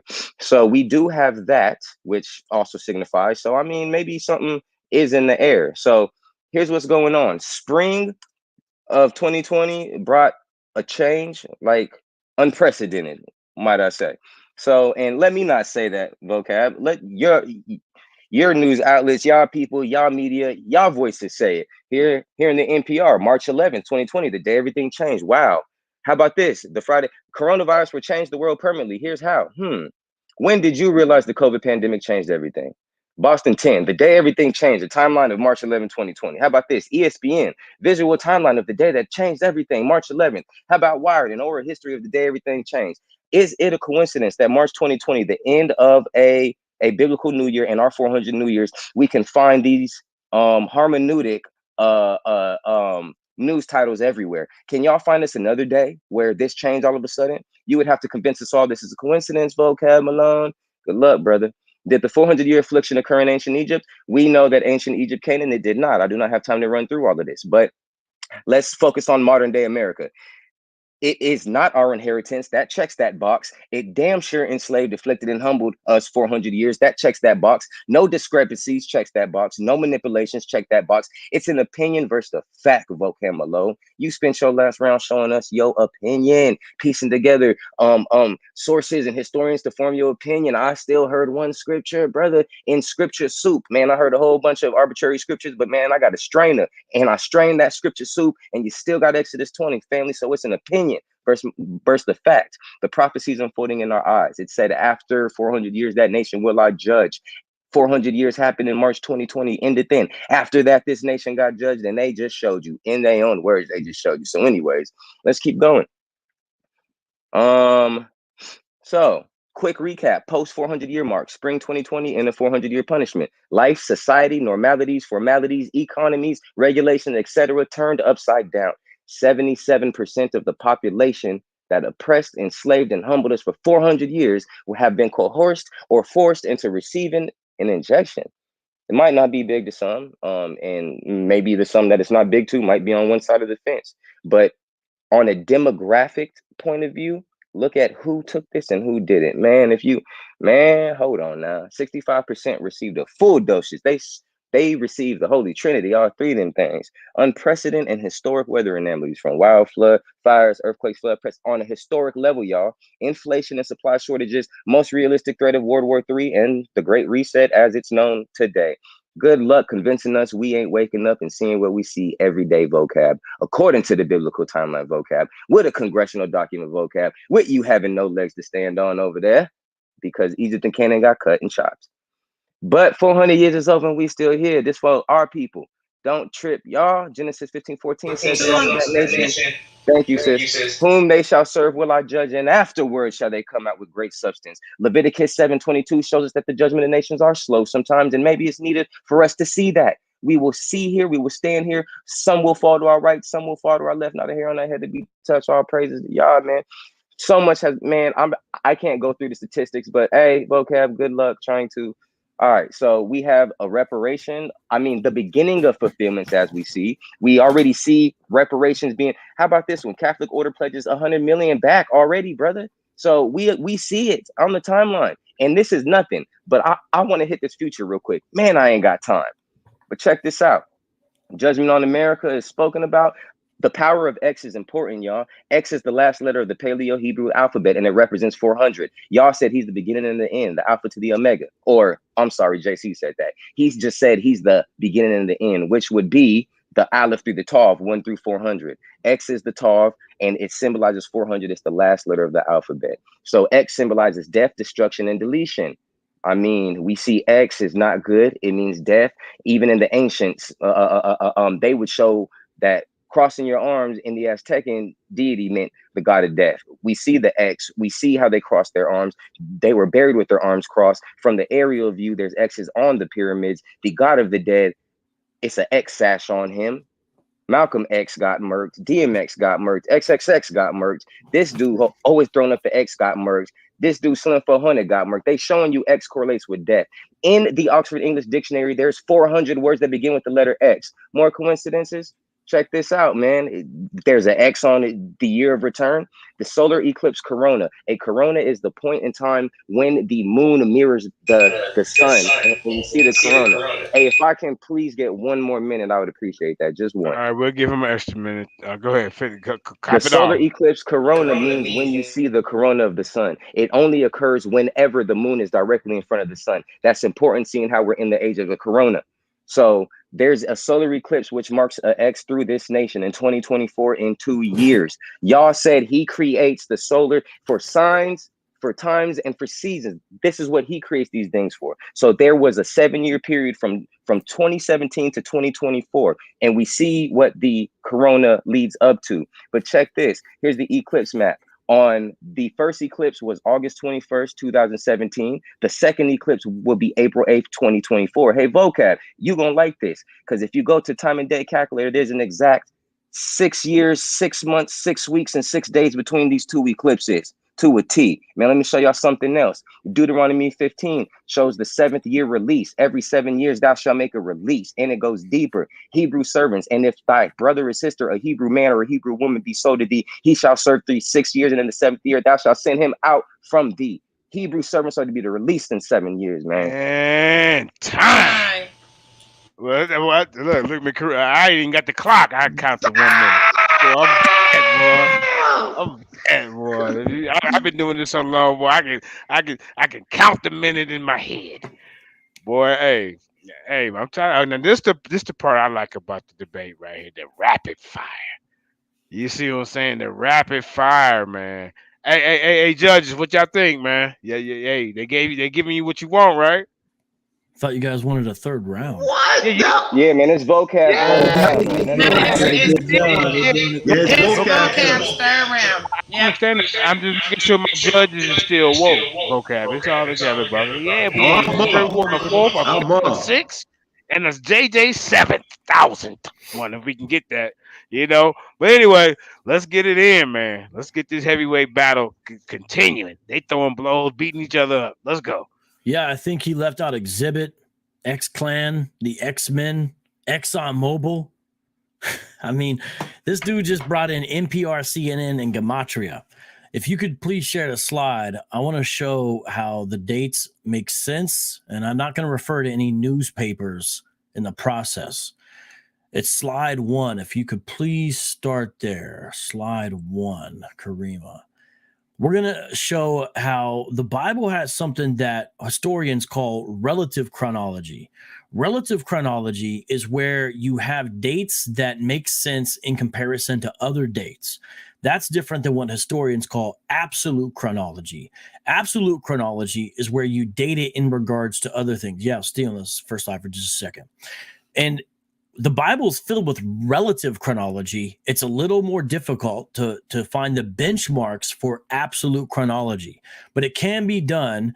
And if you do it, it works only with the 430 years already being fulfilled, and it doesn't work with a date of 215. Let me show you what I mean. Next slide, please. 1 Kings 6:1 is very important. Poor Aaron can't make up his mind. First, he said he only heard one scripture. Then he said, I brought a whole bunch of scriptures, but he only focused on one. Well, that's Aaron's fault. There's a lot more scriptures than one to this case. And now we're going to go to yet even more. 1 Kings 6:1 begins to help us establish a benchmark for absolute chronology. Quote, in the 480th year after the people of Israel came out of the land of Egypt. So notice, it's dating back to another event in the 4th year of Solomon's reign. So now we know 480 years before the 4th year of King Solomon's reign, that's when the Exodus happened. Fascinating. That is very important. Over Israel in the month of Ziv, we even know the month, which is the 2nd month, he began to build the house of the Lord. This is an incredibly important scripture. Next slide, please. Let's see how it relates, because what it enables us to do is to tie in with a couple of other things from extra biblical sources that are very important. If you could slide it up just a little bit more. Specifically, King Solomon's death. Thank you. Appreciate it very much, by the way. King Solomon's death. This is a very important date. Now, if you study anything with biblical chronology, you'll find that there's a lot of debate among scholars. I don't deny that. What's fascinating about Solomon's death is it's one of the uncontroversial dates. You won't find a lot of speculation and guesswork because it's considered something that's almost hard and fast within biblical chronology, again, which is somewhat rare when you're dealing with ancient times. Now, how does that happen? Well, first you make calculations. So if you look on the left side, that chart right there shows you what happens. You calculate backwards from this date, and you have to use a few other things to tie in this. And I'm going to show you the sources where you can look at these, but since I'm showing you what they are, you can see how these all relate because the names are on the screen of all these archaeological finds. The Black Obelisk, the Monolith Inscription, and the Annals of the Assyrian King Shalmaneser III. All these Assyrian records enable us to tie in with when Solomon reigned, because then we go to the Book of Kings and we can calculate the start of Jeroboam's reign. Because, see, Assyrian kings mention some things about Israelite kings in their records. And so when we cross these together, we come up with absolute dates. And I'm showing you partially how this happens. So you take the data from Kings as well, and you calculate the start of Jeroboam's reign. Well, that's important because the start of Jeroboam's reign is the last year of King Solomon's reign. 1 Kings 11:43 through 12:20. I think it's called an ascension year. Now, we know that Solomon reigned 40 years.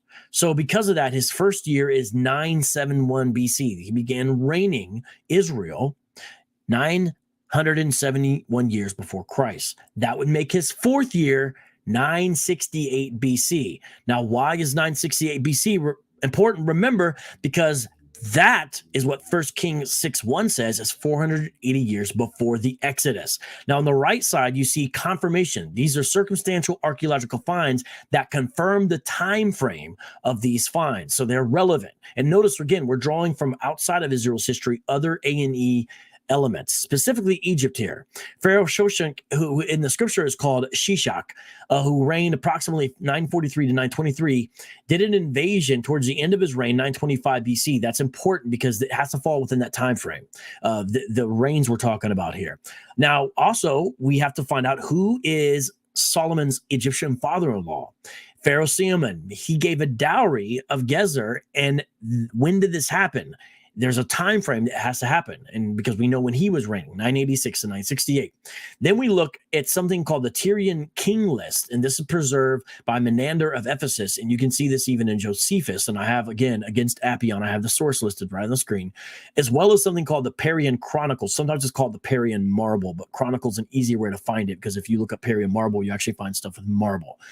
Sources, so you can look further into this. two scholarly articles. One is by Kitchen, How We Know When Solomon Ruled, and another is from Horn, Who Was Solomon's Egyptian Father-in-Law. So I'm giving you the sources so you can see the math behind what I'm saying, because there's no way to cover it all in this short amount of time.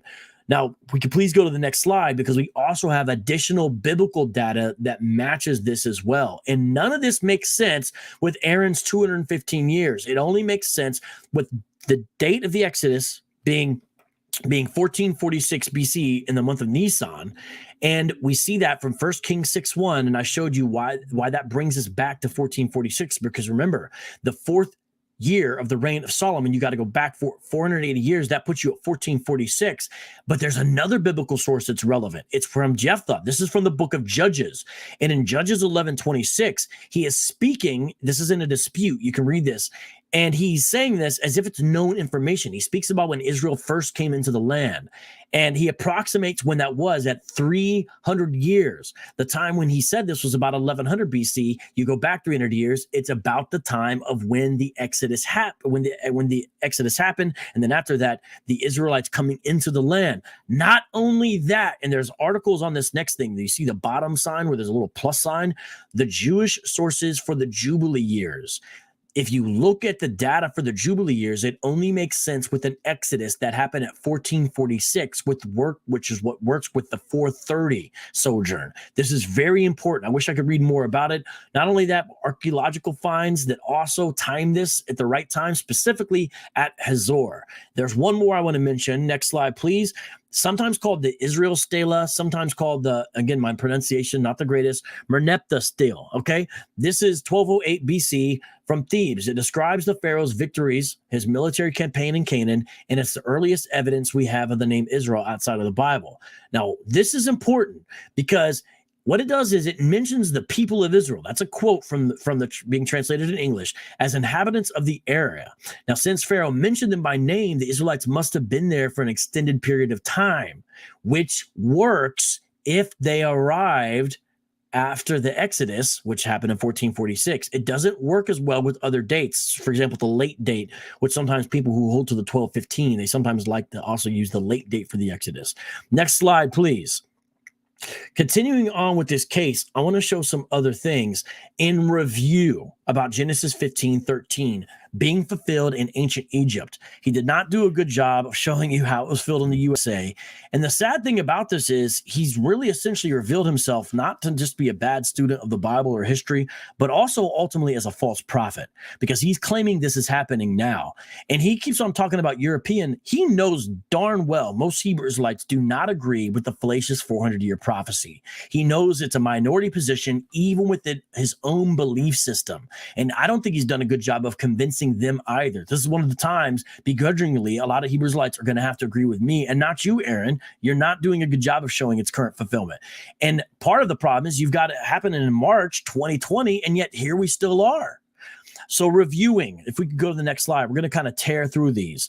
I want to show how the chronology works with the Exodus. Next slide, please. Not just with the Exodus, but within the framework of the larger history of Israel herself. Next slide, please. You can see that on the screen. And I showed him some books for sources. These are scholarly books that he can look. It's not just websites or Christian things. That's not what it is. And also, next slide, I showed you how this also works well with Egyptian times, because there's sometimes trouble with A&E scholars when they have to line up Egyptian history and Hebrew history, but it does work, and you can look more into that. Now, the prophecy was ordained, and it's not just the repetition of the word anah. And I want to focus on something he said there that was really bizarre to me. He said, well, if that was the case, then the prophecy would have said, you'll be afflicted. What? That's what the prophecy did say. It literally said that, afflicted. And he didn't quite seem to understand how to use the entries with the dictionary he was drawing from, the lexicon, because he was mixing and matching definitions 1 and 2. He would go on 1 and then go to 2, but the idea is, generally speaking, within this semantic domain of linguistics, it's either one or the other as far as the emphasis. You don't get to jump back and forth between the definitions. That's called the fallacy of equivocation. But anah is mentioned in the prophecy of Genesis 15, and I drew out the point that it's also mentioned in Exodus later on, I believe Exodus 11. And I drew that out very specifically. He has never touched the Amorites. Notice how when you see the prophecy being fulfilled in ancient Egypt, you have a logical, chronological sequence. You have Abram being told that this is going to happen in a foreign land, giving the approximate time. And anyone who looks at numbers in the Bible understands that there's plenty of times where numbers are rounded. It's a modern English, almost Euro Enlightenment type era thing to think, oh, every time it's going to mix in the exact number. That's not the way Hebraic numbers worked. A rounded number would still be considered accurate. And the thing is, even in our context today, we still understand that. So him trying to say, well, 400, 430 doesn't work biblically, Hebraically, even within the context of the AME. Is that my time? Yes. Okay. Thank you. I appreciate for doing the slides very much. I know you don't have to do that. I'm very humbled that you did it, and you're doing a great job. Thank you very much. I appreciate it. That's what we do over here, brother. Don't even trip, man.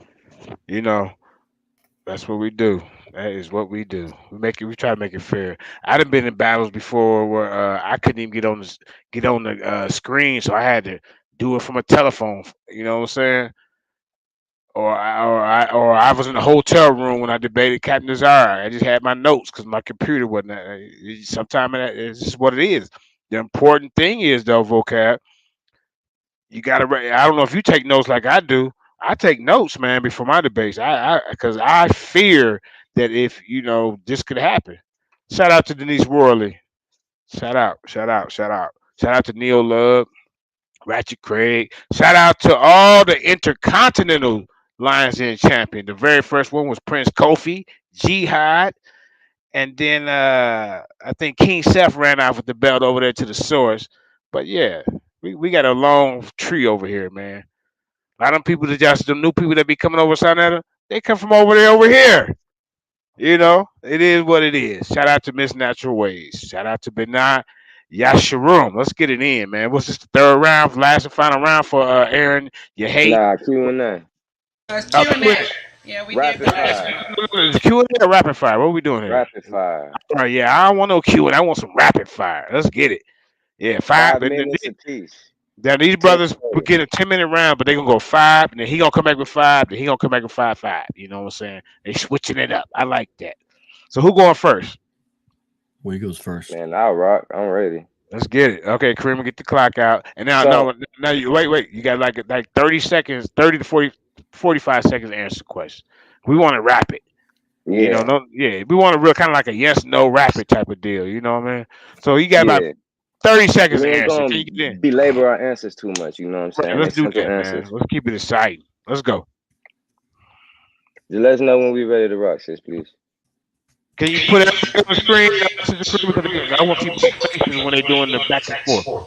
I'm gonna have to drop y'all, but y'all gonna still be on. I'm just gonna put them 2 on the screen. Bet. That's how you do that. 5 minutes, right? Yes, ma'am. Okay, so hold on.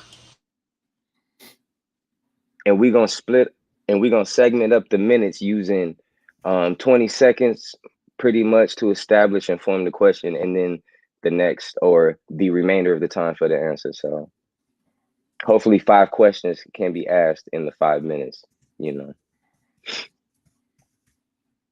Okay, so your time starts now. All right, man. So just real quick and easy, since the thesis is 400 years in enslavement in Egypt, since you're taking the position this already happened, can you show us a scripture or a source, vocab, that correlates enslavement, 400 years in Egypt? Just to at least build a foundation on your point. 400 years, Egypt, and enslavement, like the prophecy says. Do you have a scripture or a historical source which puts these words in the same sentence? Please. Yeah, Exodus 12:40 and 41. And we see enslaved in 400 years? I don't see that.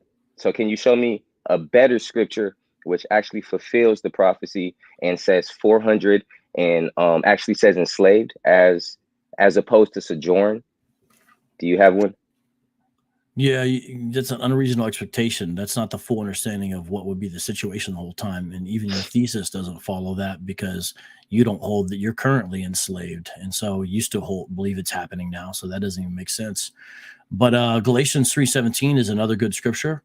And there's 2 from the book of Acts I would also draw your attention to, as well as circumstantial scriptures that relate to the date of the Exodus itself. Okay. Well, I appreciate that answer, family. So the prophecy says enslaved and humbled. So we know it's a correlation of these two, in which we've established we fulfilled here in this nation. So here's my question to you. Since you brought out some scriptures that I consider pseudepigrapha in the New Testament, can you at least elaborate on it so we can see enslavement, Egypt, in 400 years? That's you. Well, so in the book of Acts, Stephen is about to get stoned, right? And he brings this out before he gets stoned. I believe it's Acts chapter 7. Just give me a second. Let me see if I can read it. And it says, I may not be able to find the verse and the time, but it's in Acts 7. Nah, I was about to say, I know what you're talking about, but well, what, you don't think it says that? Huh? You don't think it says No, that? I believe Acts 7 was Okay, there we go. Stephen speaking to people, and he gave his rendition of the prophecy. But I'll let you read it. Well, you're saying, do you think? I'm not sure. So 400 years enslavement in Egypt in the same scripture, the same sentence. That's what we want to see. So, and mind you, we can show 400 years enslavement in America in correlation with history, congressional documents, however you might have it. So I just want you to establish a foundation, because I saw 3 rounds without a clear-cut foundation. Respectfully. Yeah. Acts 7:6, and God spoke to this effect, that his offspring would be sojourners in the land belonging to others, who would enslave them and afflict them 400 years. Well, in all fairness, the brother did bring out a scripture which repeated what I asked. The only problems with that is whenever you are appealing to somebody, you might use something that they consider as credible. You already know and have the preposition that I don't consider these credible. So if you were actually trying to persuade me or teach to me, that's not a good way to go that. So second question, do you have a historical source which shows us Egypt 400 years in enslavement? Do you have any historical source which proves the ancient Egyptians actually did enslave people for 400 years? The floor is yours. I don't hold the Hebrews were enslaved for the full 400 years. That's not that's a misunderstanding. So I wouldn't. They were, the sojourn totaled 430 years. They were not enslaved the whole time. Okay, but do we see enslave in the prophecy, at least in the Septuagint that I brought up? Do you see the word enslave? In Genesis 15, we see afflicted. Okay, so we see focusing on, that's not under question. But the way it works out is they're not enslaved the whole time. Nobody thinks that. No. And I never even said that. I said that this is the fulfillment of enslavement, affliction, and checked in ancient Egypt, nor in Canaan, in which those land allotment box checked here. So here's a second I ask you. The Septuagint, which I read, there was a word saying hither, which they took out. So the correct rendering should say they're going to leave that nation with great property and come hither with this property. Can you show us a scripture in which Joshua, Caleb, or their descendants who entered Jerusalem after leaving Egypt brought great property into that land with them? Do you have a scripture? And if you do, that's leaning more closer to somewhat finally proving what your thesis is. Because Exodus 12:36. It shows them entering into Jerusalem with this possession. Please read it. Because that's, and mind you, may I direct everybody's attention back to the fact that the Septuagint rendering shows, and which was taken out by the MT, it shows they'll come hither with the great possession. Hither not is just an English leave word. the nation. The word hither is an English word, so it's weird you're focusing on an English word. We know how translations work. We know how translations work, vocab. So here's what would be helpful if you showed us what the Greek word was supposedly there. But Exodus 12:36 says, and the Lord had given the people favor in the sight of the Egyptians, so they let them have what they asked. Thus they plundered the Egyptians. And so you're saying, oh, did they carry it in with them? Well, remember a few things. Their clothes didn't wear out in the wilderness. Remember that? And we know that Caleb and Joshua and others who were under a certain age made it into the promised land. They weren't all killed in the wilderness. So certainly they carried some of the stuff. That was time. On the 5 minutes? Yes. Or on his minute? That was on the 5 minutes. You'll have 5 more again, because we're doing 2 5s in a row, right? Yeah, for sure. All right, let me know when it's time. Okay, time starts now. All right, Aaron, who are the Amorites? The Amorites were clearly people that were inhabiting the land, which needed to be purged out, and they were purged out by Joshua so that we could inhabit, What or does that or have to do with, so that Yahshua could inhabit that land. So what does that have to do with the Genesis 15 prophecy that you say is supposed to happen in America? Oh, nothing at all. So Genesis 15:16, which speaks about the Amorites, is talking about in the ancient land of Israel, but Genesis 15:13 and 14 are talking about the United States.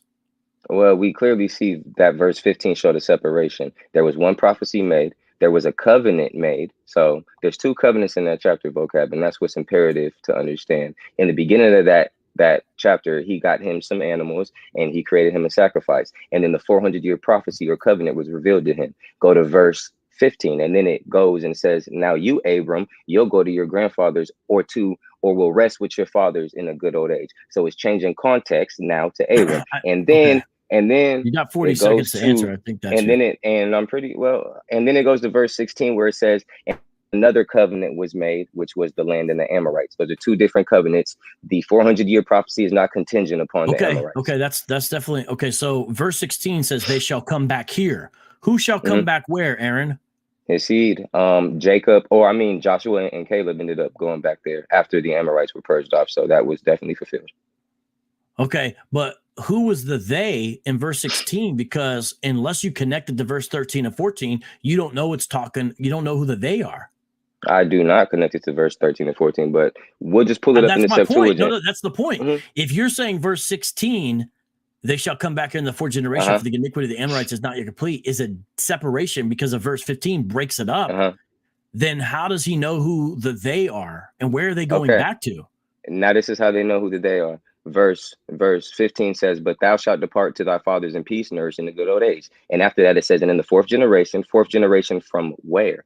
From whenever Abram goes into a good old age. So now we know the context would clearly be his seed. So 4 generations after he is laid down, he will have a seed that will come and clear out these Amorites and inherit the land. There's clearly a covenant made in verse 16 or verse 17 that's made for this. So there's a land covenant in which they'll get the allotment, and there's also the 400-year covenant. And the reason for this is Yah revealed unto Abram in the dark, gloomy state, in a dream or a prophecy, that he would have kids, and he just forewarned him. No, for surety they'll be in the land which will mistreat them, but I will judge that land or judge them and bring them back out. Your answers are longer than you have time to answer, I think. Okay. Though. So Exodus 12:36 is a fulfillment of Genesis 15:14. True or false? Did the Israelites come out of Egypt? Sorry, that was a setup to my question. I'm sorry. Did the Israelites come out of Egypt with great possessions? True or false? False. They did not come out of Egypt with great. So what does it say what does it mean when it says they plundered the Egyptians? If you're saying it's false.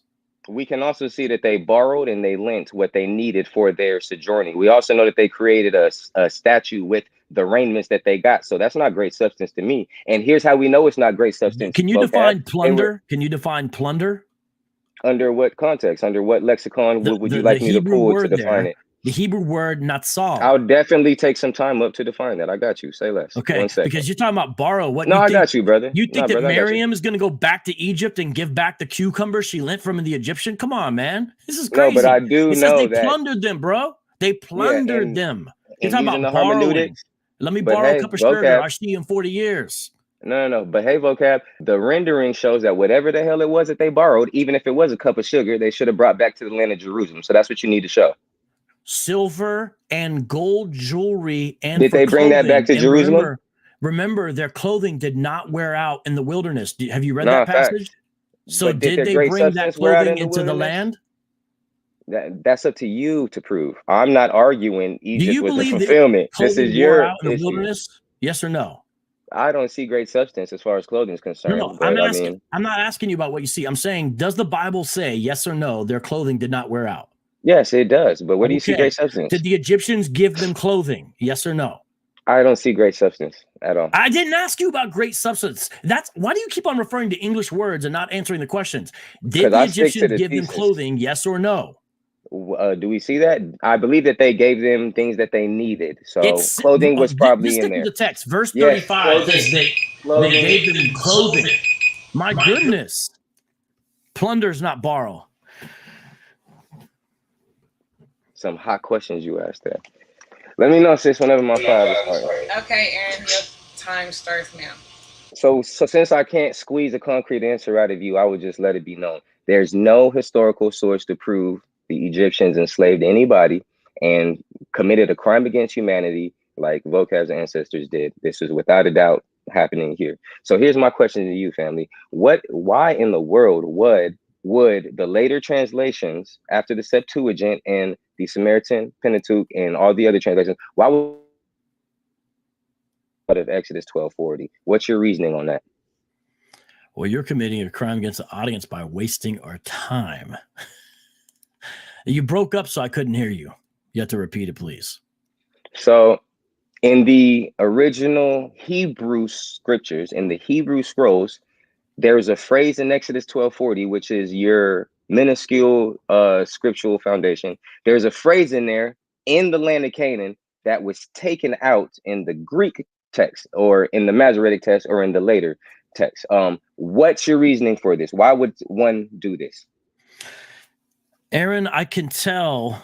I'm gonna start being more direct with you because you're starting to lob personal attacks. Hopefully, you can directly answer the supposed question. ancestors and stuff like this. Hopefully you So can I'm directly gonna come answer at you a one of lot these more days. now. I can tell you've never read a book on textual criticism, because if you have, you would know that almost invariably the longer reading of something is what has been added to the text. Never, almost never, we don't even really have any examples, do words drop out of the text. They're never removed, they're always added. Because of the conservative nature of scribes, the tendency is never to remove but always to add. You're assuming the Greek over the Hebrew, which is something a European might do. Congratulations for putting the European language over the Hebraic language. It wasn't taken out, yours was added. You got your facts backwards.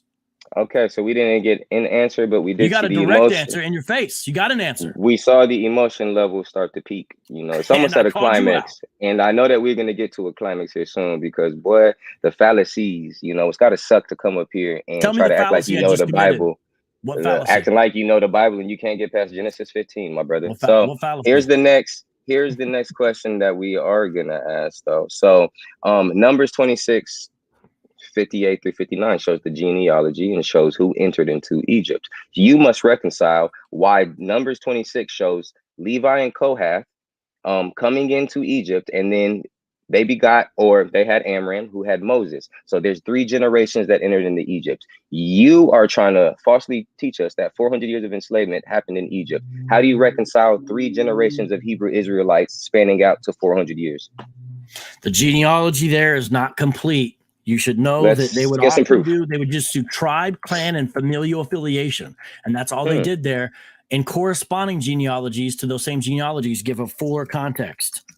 Oh, okay. All right. So I'm going to say it's an incomplete genealogy you're trying to Numbers 26, 58 through 59 is a scriptural genealogy. He gave none to rebuttal. So it's his word again, opinion versus fact. Here's the next question. We know that Leviticus 26 and Deuteronomy 28 shows that the children get punished when they're disobedient. What law did Isaac and his descendants break to receive such a harsh 400-year punishment? Without your lectures, Pastor, or wannabe Pastor Vocab, can you show us a scripture which shows us what they did to be so severely punished before even getting the laws? Isaac was not enslaved in Egypt, so what are you talking about? Your theory is that this occurred in antiquity. So okay, scratch that. What scripture and verse dictates or shows us what law was broken by them to receive punishment?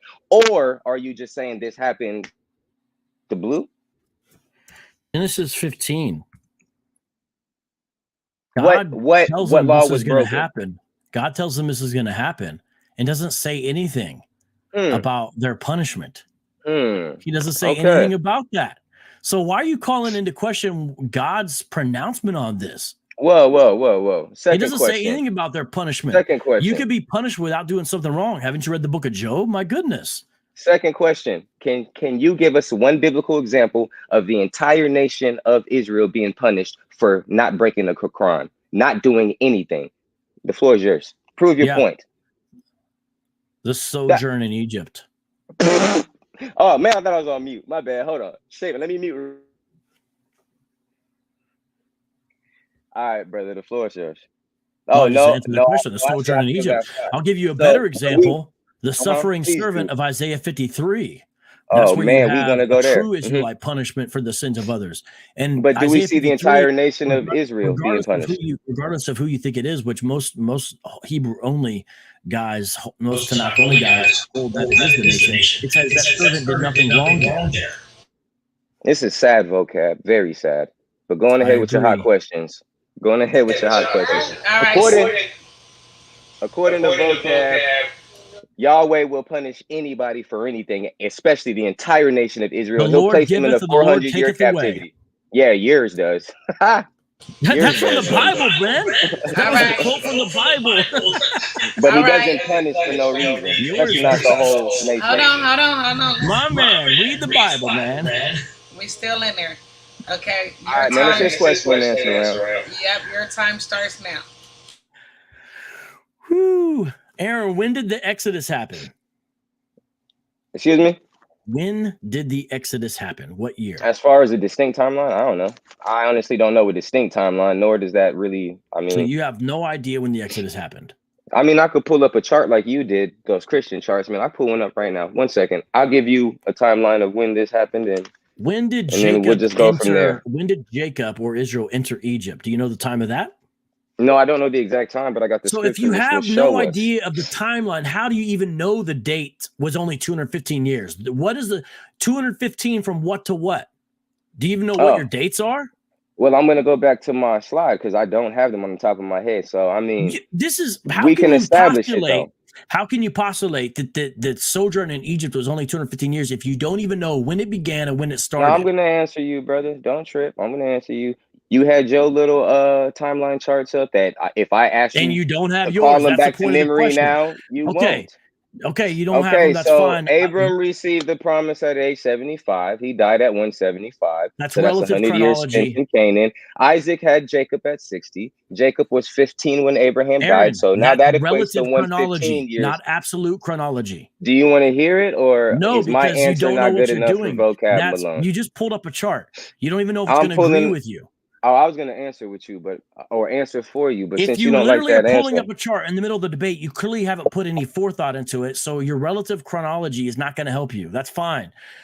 Okay, Aaron, can you sight read Greek? No, I cannot. Then how do you know the Septuagint is correct? Because we have tools like the DLB in which you can literally go to any word and make sure that translates the correct way. It's 2022, Malone. Get with the picture. Who do you think? Do you believe that these websites that you're looking at are made all by Israelites? No, I do not, brother. But yet you trust them?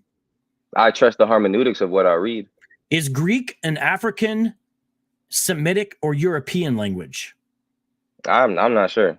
You're not sure? Do you know where Greece is? That's what I'm saying. I'm not sure because I don't. Well, as far as Egypt, biblical Jerusalem, biblical Assyria, maybe even biblical Greece or the start of it. I mean, it's up for question, so I'm not going to throw out anything. I'm okay with saying I don't know. Greece is. Everyone should probably have some background. I might not here. agree with everybody on it, so everyone should have some background here. This is because Aaron does not believe Israel is in the Levant. He doesn't believe Assyria is in the Levant. He doesn't believe ancient Babylon is Levant. He believes it's all on the continent of Africa. That's why you can't answer the question straight. Yes, sir. Aaron, kind of like how you can't answer the 400 years in ancient Egypt. Your whole thesis depended upon a textual variant. Can you tell us one book or one scholar who you trust, who we should look to learn more about textual criticism from your view?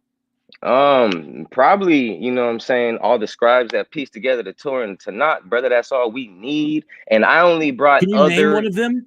Do you know who they are? I got 40 seconds to answer. Brother, show some decorum. You've done this before, right? Have you done this before, or is this your first time? Because I think I still probably got 30 seconds. So when you use the scribes, in which, you know, we just show the prophecy that they scribed, which we're seeing comes to life. We use these hermeneutics to establish it. I don't go to who the dudes that you named, Wilkes and Ratcliffe, homie. Those aren't my sources. So yeah, you don't have any sources, Aaron. What you just named are ancient scribes. The profession of being a scribe is different from textual criticism. Do you even understand? Do you know what the field of textual criticism is? Sure, vocab. What is it? How would you define textual criticism? To me, it's pretty much seeing how our oppressors are at the authority right now. Textual criticism would mean them deeming anything they want it to say as the authority. That would be textual criticism in 2022. You don't understand. You're engaging. No, I just told you, Aaron. You don't understand. You're engaging. You're in not the textual authority criticism on what I do and what I don't. As a matter of fact, you can't fight your way out of a wet paper bag on this topic. You're engaging in textual criticism. Aaron, can you define a variant? Do you know what a variant is? I just defined to you that your modern terms are authorized by your people. What a variant so use what you want to use, brother. Use what you want to use. I didn't ask you about that. I asked you what a variant is. So you a variant is. It's what context are you? If you know what it is, what or you context? Don't. At Exodus 12:40, you're staking your whole case on a dubious textual critical claim that the variant found in the translation. Textual critical claim. Why are you interrupting me when I'm asking you a question? Because you're not asking a straight question. Just ask me something that pertains maybe to the 400 years in the historicity of these claims, because you're asking abstract questions in an attempt these are not to abstract not look questions. As crazy as you these look. relate directly to Hebrew grammar and Hebrew manuscripts. Okay. No. He can have his time back, man. I'm sorry for that. Yeah, ask your question, brother. You can have a whole minute or 2 minutes back. That's you. That's 100% you. Going ahead, family. I was out of pocket on that. Go ahead. In all honesty, what it is this: you're staking your whole claim on a textual critical judgment you're making. Textual criticism doesn't have nothing to do with whatever answer you gave. It has to do with collating different manuscripts and finding what the appropriate reading is when they disagree, because handwritten copies disagree from every text, not just the Bible. Textual criticism is the art and science of which one is the proper reading if they're not the same. The Masoretic text does not have the additional phrase. The Septuagint does have the additional phrase. That additional phrase is what's called a variant. And the way that we determine if it's accurate or not is through the art and science of textual criticism. That's why I'm saying you're banking your whole case on something that is something you're frankly not very familiar with. So it's kind of unfair for you to expect the audience to take your call on this when you can't tell us a scholar or a book who agrees with your assessment. You can't sight read Greek. You don't know what textual criticism is, and you don't know what a variant is, but your whole case is a textual critical case based on a variant. How are you going to form that into a question, Vocab? I'm sorry, man, but going ahead and ask your question again, seeing how I interrupted it, okay. and I'll answer it. Can you sight read Hebrew? No. That's my last question. Okay. All right. Well, excuse me, I had to get something to eat. This is a pretty good battle right here. Now, this is it right here, right? We going to the judges, huh? Closing argument, closing statement, closing statement, and then no. I think the 1 2 judges minutes. get to ask the question. The judges get to ask y'all a question. One question apiece. So we're gonna start with Elder Kunai. Elder Kunai, you got the floor. Yeah. Well, let me say this. I want to commend the Lions Den, man. This was a great debate. I'm glad y'all back doing what y'all doing. Sure. This proves that y'all elite. It's not no big boy league. Y'all the elite of all the debate leagues on YouTube. Point blank, period. No questions asked. Both opponents were very good. I thought I had a question, but they actually answered both of them in the crossfire. Yeah, I'll be ready to get my decision once I've Okay. come a great debate for both guys. Yeah. All right. That was Elder Kunai. Let's go ahead to Zion Warchild. Go ahead, Aki. Shalom. My question is for Brother Vocab. Do you, in the beginning, it seemed to me like you were stating that the 400 or 430 years was enslavement between Canaan and Egypt. Is that correct? No, it's just saying the period of time they'll be in Egypt. The Canaan is in a Septuagintal addition, so I'm not even bringing in the Canaan part because that's an addition to the text. But it's just saying that's how long they'll live there, and that's what Exodus 12:40 confirms, that they'll be in the land of Egypt 430 years. Now, the focus ends up being on the affliction. It doesn't actually say in Genesis 15. I don't believe actually the word enslaved. It says servant. So I guess I could see how a person might say that, but it does say servant. But the main issue is the afflicted. They will be servants there, and they will be afflicted. But their overall term that they'll be a sojourn is 400 years. Because notice it says sojourn. So the whole time's not just the servanthood or the affliction. There's also the sojourn element. So we're putting all three elements together when we look at the 400, which is the round number for 430. All right. So my other question to you before I ask Aaron a question is, how long were they afflicted in Egypt? I'm sorry. I'm sorry. Are you saying that's to me or to Aaron? Yeah, to you, brother. That one is to me. Okay. The exact time frame to break down the 430, we can't know for sure, but I think when we look at Exodus 1:7 and then Exodus 1:8 through 6:30, is the time of prosperity is about 150 years, and the time of persecution, which includes servanthood and affliction, is about 280 years. Okay. All right. So my next question would be to Brother Aaron. Go ahead, brother. Yeah. So shalom. Shalom, family. So yeah. So the scripture that you're equating with the enslavement of Africans, you're coming from Genesis, correct? Yes. And that is specifically a 400-year affliction or servitude, slavery? No, I believe using the correct rendering, because the brother Vocab just said that the Septuagint added Canaan. The later translations subtracted Canaan. So using the original rendering, brother, it says that they'll be enslaved there, they'll be serving there, and they'll be humbled there for 400 years. So I think that when you combine them all, you'll see that they will be enslaved, humbled, and afflicted. And it's not saying that it has to be all congruent or going together, but these are the phases that we'll see. Okay, so my second question would be, so what is the timeline from them leaving or going into the land of Egypt to them entering the land of Canaan? How many years specifically? Okay, so you said Abraham and them leaving the land of Canaan? Well, yeah. When they left out and then went into Egypt first, and then left out of Egypt and to go enter into the land of Canaan. Okay, hold on. So prior to the Exodus or post Exodus? Okay, so yeah. I'm sorry. I'm not really understanding. Yeah. I'm sorry. All right. So let me try to reiterate my question. From the time of them entering into the land of Egypt to the Exodus and the entering into the land of promise, how many years do you that would equate to? Oh, I think well, biblically it says what, 40 years? So of them wandering, or of them sojourning or wandering in the wilderness after leaving Egypt until they inherited the promised land, correct? Is that what you're asking? No. From Abraham.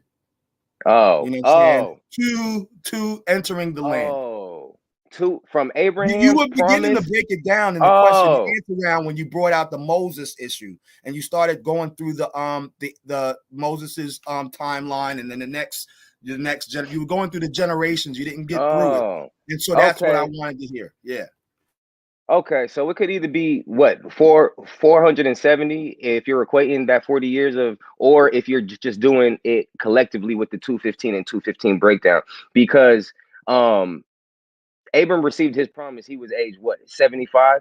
He passed in Canaan. So Isaac, he had Isaac at age 100. So we can just use all of the scriptures, in which I'm not going to sit here and lie. I don't know off the back of my hand, but if I get my notes, I'm just going to be reading off my notes. But what we see in hermeneutics with what the brother was bringing out, Exodus 12:40, he brought out something wonderful that does not need to be neglected. That's a beautiful historical recording of a sojourning period. And we know without a doubt, because this whole debate that's been beaten down on, 430 years was spent collectively in two nations. So now it's just using common sense and history and the biblical hermeneutics to try to piece together what people were in Canaan, what people were in Egypt. We know who was in Canaan. We know 70 people went into Egypt. We know the start dates, the end dates. We know the time and death of people like Abraham, Isaac, Kohath, Amram, Moses. So we also know that Exodus 1 shows us a Pharaoh rose up, and that affliction, which is universally agreed on, was probably 80 years, unless Vocab has a rebuttal source. So using all these hermeneutics, the affliction or the hard servitude of Egypt or of Israel in ancient Egypt could have only probably been 80 years. So unless there's a fallacy there, but I would say 215 and 215 in that time period. And I still don't see 400 of enslaving. So that's what I was looking for. All right, thank you, brother. All right, now we're gonna go to Yasha Ben Israel, the Lions Den, the current Lions Den champion. This is the toughest debate that I have ever had to judge in my life. We asking questions right now, family, not the judgment. Okay. Oh, y'all not in judgment. Okay, good, Yeah. Good. Good. Maybe this will help me make a judgment. I got a question for both of you fellas. Vocab, I got two questions. And you can answer them in the same breath, because I'm going to ask them in the same breath. The conundrum I have come across in your argument, and both of you guys have done the same thing, okay? It's like you fight, and you beat the hell out of each other. You both put on a very good fight, but to me, neither one of you have proven your point at all. So what I need to ask both of you is some questions that can help me understand who have proven their point the best, being that neither one of you all have proven your point at all to me. And we're talking about a 400-year captivity, whether it is in Egypt or America. Starting with Vocab Malone, you went through Ragnal years countings, and then which is the most solid, concrete form of time calculation that we have today. Our system is still on Ragnal years, the 2022nd year of King Jesus Christ. Okay, that being stated, you went from Ragnal years, okay, and then you start placing time, calculating time off of Assyrian events and this and that. But there was nothing in Assyria that we can base our time on, because our scholars base what happened in Assyria off of biblical Ragnal years. So my question to you would become, what year can you have to start slavery in Egypt, and what year can you have to end it, and what was the Pharaoh name in Egypt during that time, based off of Moses? Right. So we've got it beginning 1876. BC, of course, yeah. Okay. And then ending 1446 BC. And the pharaoh then would have had to been Amenhotep II. All right. He reigned from 1447 to 1421. All right. And you're part of the 400. You believe that it was 430 years collectively, correct? Yeah, the actual number of the sojourn is 430, but the Bible often rounds numbers. That's a common thing that Scripture does. It's you break the vice. That's common to be expected. You could say 400 and refer to 430. So to understand you correctly, you're saying that the Bible speak of a 400 year of sojourning. I mean, 430 years of sojourning, and out of that 430 years, 400 of them were afflicting years. Is that what you're getting at? No, about 280 of the years. Now, this is more speculative. We don't know exactly when the persecution of the Israelites began, but it looks like it would have. And also remember, we see gradations. It starts off with one thing and then it escalates, right? And so, most likely, about 280 of the 430 years were afflicting years, and about 150 were years of relative prosperity and tranquility. Okay. And that's why I think it makes sense when God says, treat the Egyptian the right way, because you were a sojourner in his land. It's not just focusing only on the servanthood and the oppression.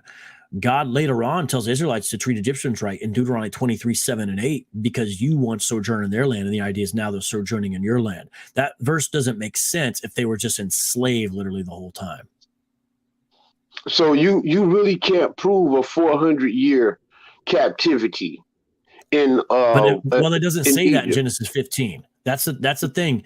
The idea of 400-year captivity is not actually a biblical idea.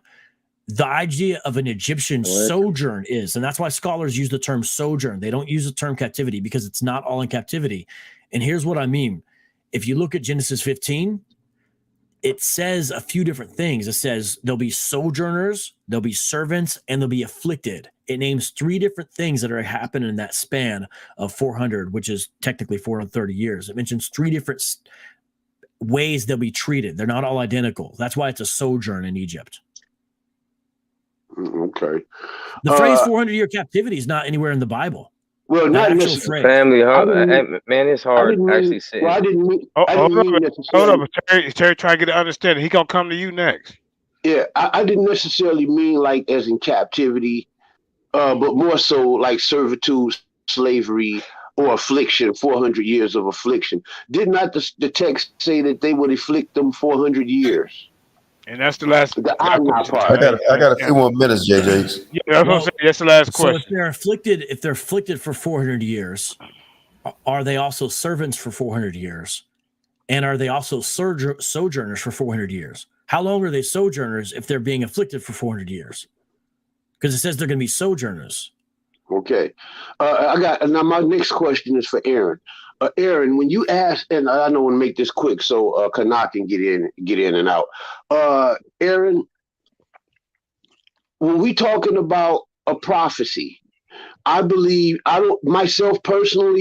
believe in a spiritual prophecy or a spiritual interpretation. I believe in a straight literal interpretation. Can you show me the Amorites and their part in that prophecy of the 400 years? Can you show us the verses that precede that comes right after that, that succeed right after that? Can you show me any relationship to the Israelites being in servitude to the Amorites, the Girgashites? And this is a historical question. The Amorites, the Girgashites, or any role that they have played. And it's an easy question. Is it a role can you show me the role that they have played in our captivity or Anna, or sojourning that led us over to the Americas for 400 years? That's a good question. But I personally, as far as pre 400 years, like leading up into the 400 years, I myself am not going to really dive into that with who I believe they they could possibly be, and what hand they had to play, if they're the Syrians or not, and what hand they might have had to play in the Arabic slave trade. But just addressing the context of Genesis 15, I'm gonna state again, because this is what I've been studying on and what I see as a truth. So I don't like to deviate from the truth. I'm seeing that there's two notions of covenants being made, not just two notions, but it's clearly showing two different things will transpire, and that they're not contingent upon the other two. It's almost like it's speaking on one thing, then speaks on the next, almost like Deuteronomy 28. It's kind of hard to understand what curses it's talking about, which will occur in our land at that time period, or how it jumps to the future and speaks about, and this will happen to you in enemies' lands. It kind of gives this little meshing of it so that it leaves the reader up to interpreting it correctly. So Genesis 15 does the same. And I think that the determining factor is verse 15, in which it draws a line in the context. And after the 400 years prophecy is revealed, it draws a line in the sand and then says, and Abram, you will go to your fathers with old age. You asked me to read a portion of it, so I would love to real quick to draw a little bit more on this. So I'm going to start with verse 15. This is directly after the prophecy was made. Mind you, a dark, gloomy terror fell upon Abram. He fell into a trance or a sleep, or however he had this vision revealed to him. And then here's what was said after that vision. Verse 15, but thou shalt depart to thy fathers in peace, nourished in a good old age. And then after that, it says, and in the fourth generation, they shall return hither, for the sins of the Amorites are not yet filled up, even until now. Verse 17 says, and when the sun was about to set, there was a flame, and behold, a smoking furnace and lamps of fire, which passed between the dividing pieces. So now we're going into the evening, and now it's showing that it's going further on into the day. And that day, y'all made a covenant with Abram, saying, to thy seed I will give this land. So I just brought that out for a little bit more context, which shows the difference in what was said, and showing that Abram was referenced to completely show a separation in this. If these two were contingent, first and foremost, we would not see that separation. It would have flowed smoothly from your seed will spend 400 years in the land, and after that, that seed will come here and clear out the Amorites. It did not say that. It's transferred back to Abram and said, you will go to your fathers in a good old age. And after that time happens, 4 years after that, then this is going to happen, and then this land will be given to your seed. So I'm seeing context for sure. I land my plane. The next judge can grab the mic. All right, Commission at that.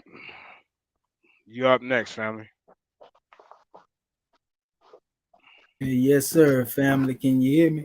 Yes, yeah, we can hear you, fam. Yes, sir. Rise and giving praises to the Most High and honors to all the ancestors. Grand drawing, family. And I just want to ask two questions from both of the brothers, so I can make sure I got this context right on what the brother was drawing on. For our brother Vocab Malone, are you saying in your particular thesis, that there was no enslavement or bondage that took place during that 400 year period or 430 year period? Is that your premise? No, you're just saying it wasn't called that. Basically. No. What I'm saying is that the majority of the time they were afflicted. Okay. But not the entire time. There's part of the time where they were sojourning.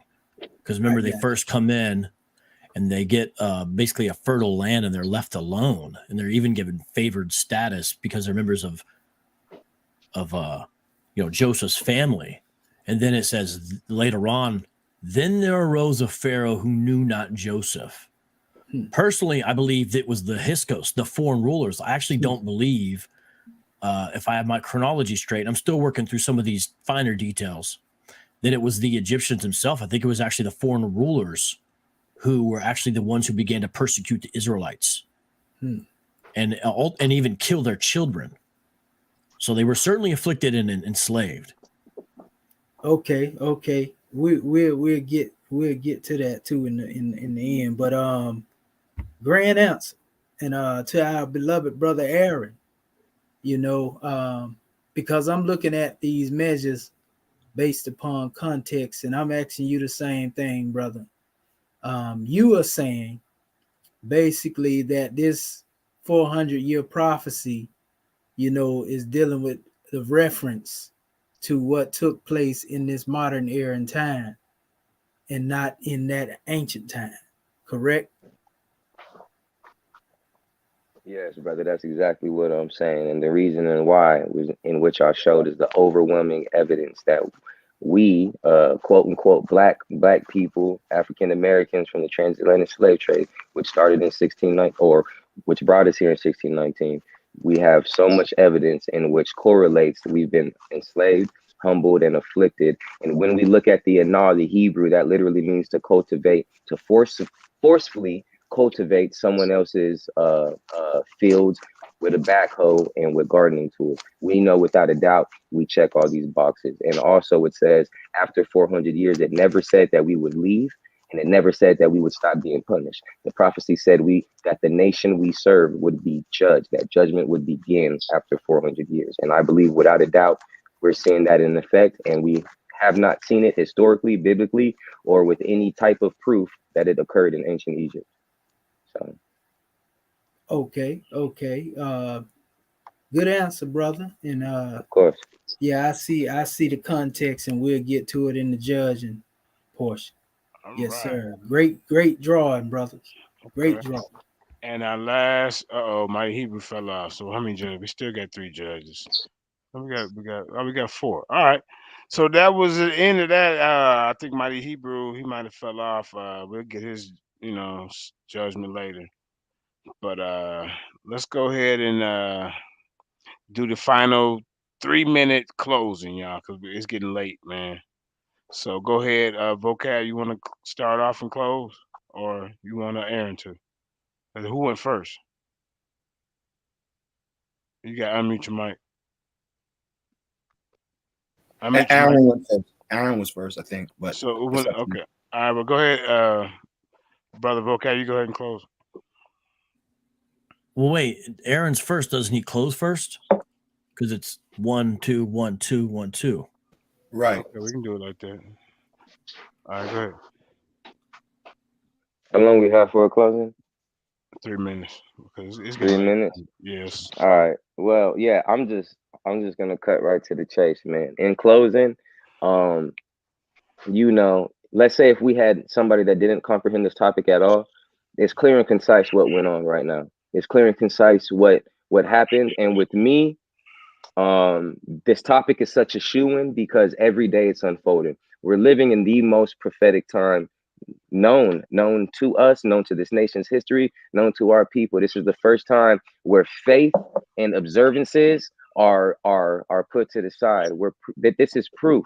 This is 100% proof. This is one of the first times, may I say, because a bunch of prophecies been made from year 2000, 2012, from certain civilizations, from certain Christian pastors, from certain One West leaders. Prophecies have been made, and it's a whole bunch of things thrown around. Regardless of who say, she say, this is occurring. There is a new construct, a new change to everyone's life, and it will not change. Now we are about to be ushered into a whole new set and a new phase of things. This tipping point occurred in March of 2020. If nothing occurred in March of 2020, we wouldn't be here. We wouldn't be talking about this. We wouldn't be showing this. Everything aligned according. We showed the past, the present, and we could even touch a little bit on the future. Not throwing what will happen, but just showing y'all, hey man, looks like a harbinger is coming. Just some sign, something, who knows? Because we knew that in March 2020, there would be a sign that there would be an occurrence because his word does not come back void, and it occurred. And what Vocab cannot do, without a shadow of a doubt, is give us a co-witness for Exodus 12:40, which literally says anything about servitude and enslavement 400 years in ancient Egypt. He can't. Not with history, not with a historian, not with any type of pseudo person, or with nothing, with no scriptures, with nothing. He gave us Acts 7, which just reiterated what Stephen reiterating and was teaching history to people, I guess. I don't know why he just started, but he just repeated or probably read from Genesis 15. If he was a real historical person, he would have been reading from Genesis 15. What Vocab brought as a secondary source is a man reading Genesis 15. Long story short, 3 rounds were spent in which he proved nothing, literally nothing. And it's a shame whenever someone like him goes out here and teaches this Bible, goes and confronts so-called black people because he claims we don't know nothing, and some average ass nobody like me, who is just a student of this word, who's not out here trying to make gimmicky cartoons, who's not out here trying to drop my Snapchat and ask for money and donations, who ain't out here trying to falsely misconstrue these words. I'm just a nobody. A student of this law can come here and show you can't even get past the 15th chapter of Genesis. What business do you have out here doing teaching this word if you can't get past that? I told you, one person will be a light. One person will be a light to a Gentile. This is in a science experiment. Forget the whole debate if we had to. Who was the light? Who was the Gentile? Who showed? Who directed? Who followed? Who threw ad homs? Who threw substance? Who proved? Because it's actions over words. And one party is a lot of actions, whereas I don't do that. I do take a little bit of disdain to seeing people always target one racial group and make that be their living. So, brother, it says in y'all text, you live by the sword, you die by the sword. So that's why these cuts is coming. Folks that ask for this all the time, guarantee you somebody will arise that has a fervent understanding that would be like, hold on, homie, we can prove this. So what we did today is prove without a shadow of a doubt what nation, what bloodline, what ethnicity was being spoken about in Genesis 15, which guess what, vocab proves we are the people of that word. And there's not a thing you can do to disprove that. Time. All right, vocab, go ahead and get your final statements in. Then we're gonna go to the judge. Oh, wait. Whoa. You know, okay. Yeah. You're right. I see Mighty Hebrew. It just came back on, but Mighty Hebrew. You want to add? Oh, yeah. Let him ask a question. I wanted to ask because I fell off by accident. Sorry. I just not saying. Sorry about that, y'all. I'm gonna ask Aaron a question first, just one question, and then I'm gonna ask Vocab alone a question. Shalom, Aaron. Shalom, family. Good to hear from you, brother. Most definitely. Hallelujah. Okay. I enjoyed the part where you were stating about the affliction.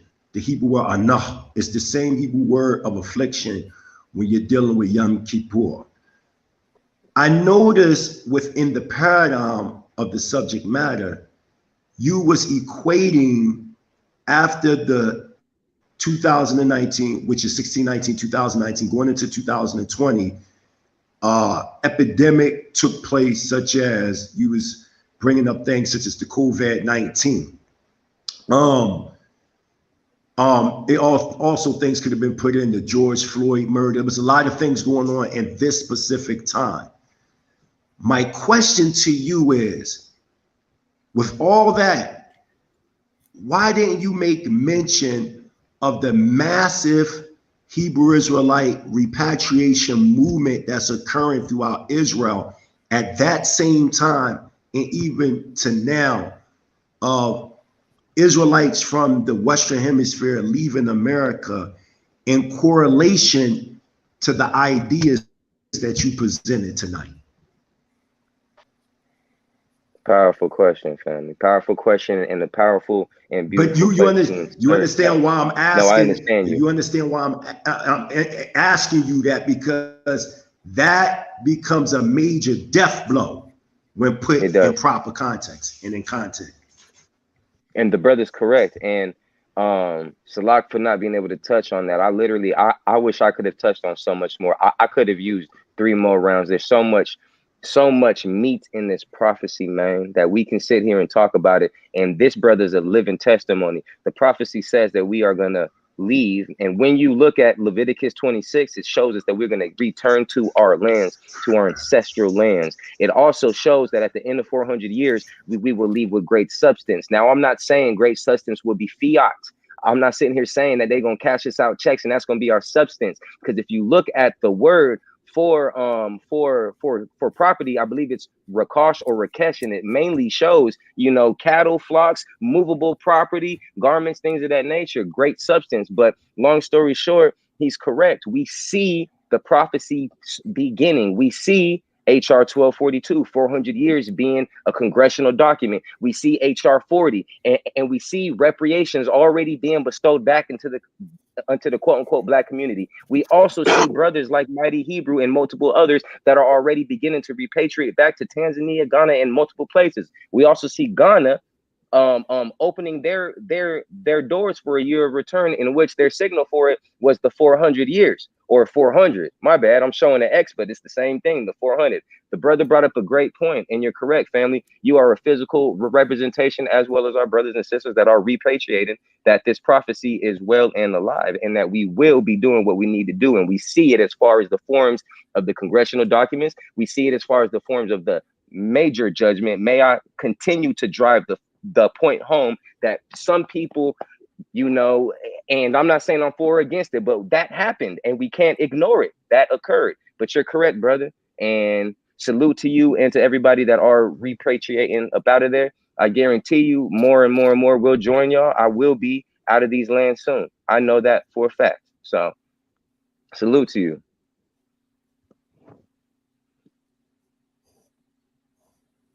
Mighty Hebrew, you there? All right. Mighty Hebrew.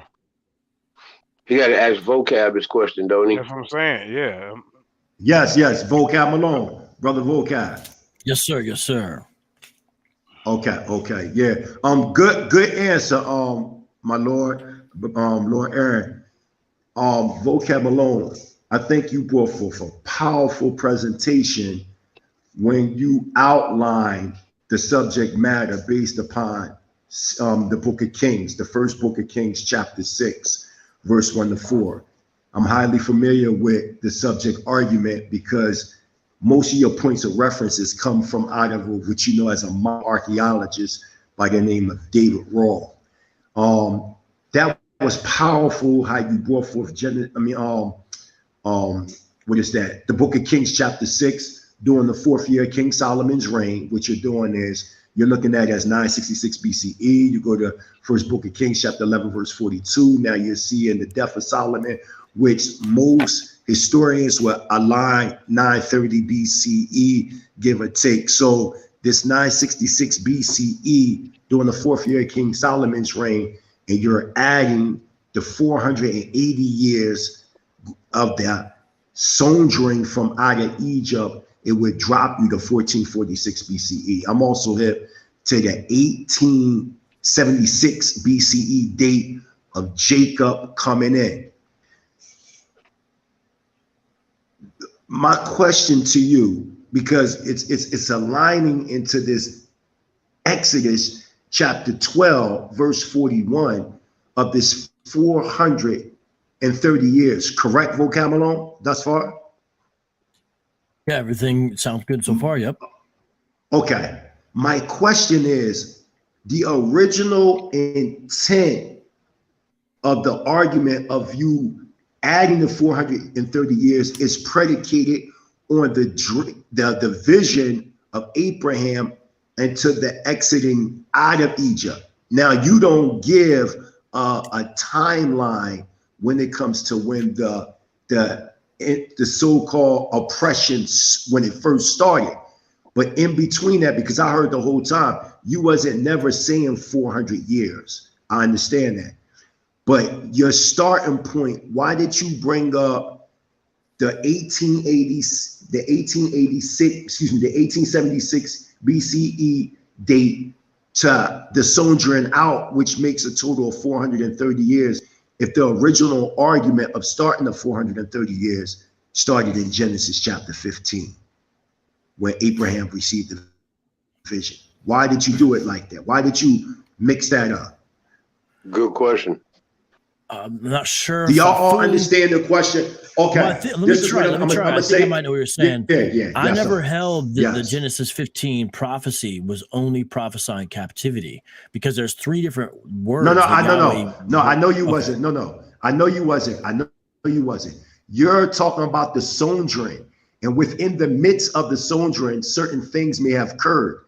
But the problem that I'm seeing, I want you to make some type of clarity, is your starting process originally of the sojourn started during the time of Abraham. So let's say roughly 2166 BCE. So roughly there, this is where you're starting the sojourning of this 430 years into the Exodus. But when you use your chronological chart, which you got from David Raw and other scholars brother. that deal with the, I'm not saying just David Raw. I'm not just saying Roll, you could have got it from somewhere else. 215-year sojourn. David Roll. Yeah. I know. But I know what you're saying, but I didn't use any of the stuff because I know that. But I got you. Yeah, but I might hear. But go ahead and ask your question, brother. Yeah. All right. So my question to you is: originally, you would start in the 430-year sojourn from the time of Abraham's vision. No, but your chronology. Jacob enters Egypt. Hold on, Vocab. Let him get the clear question. No.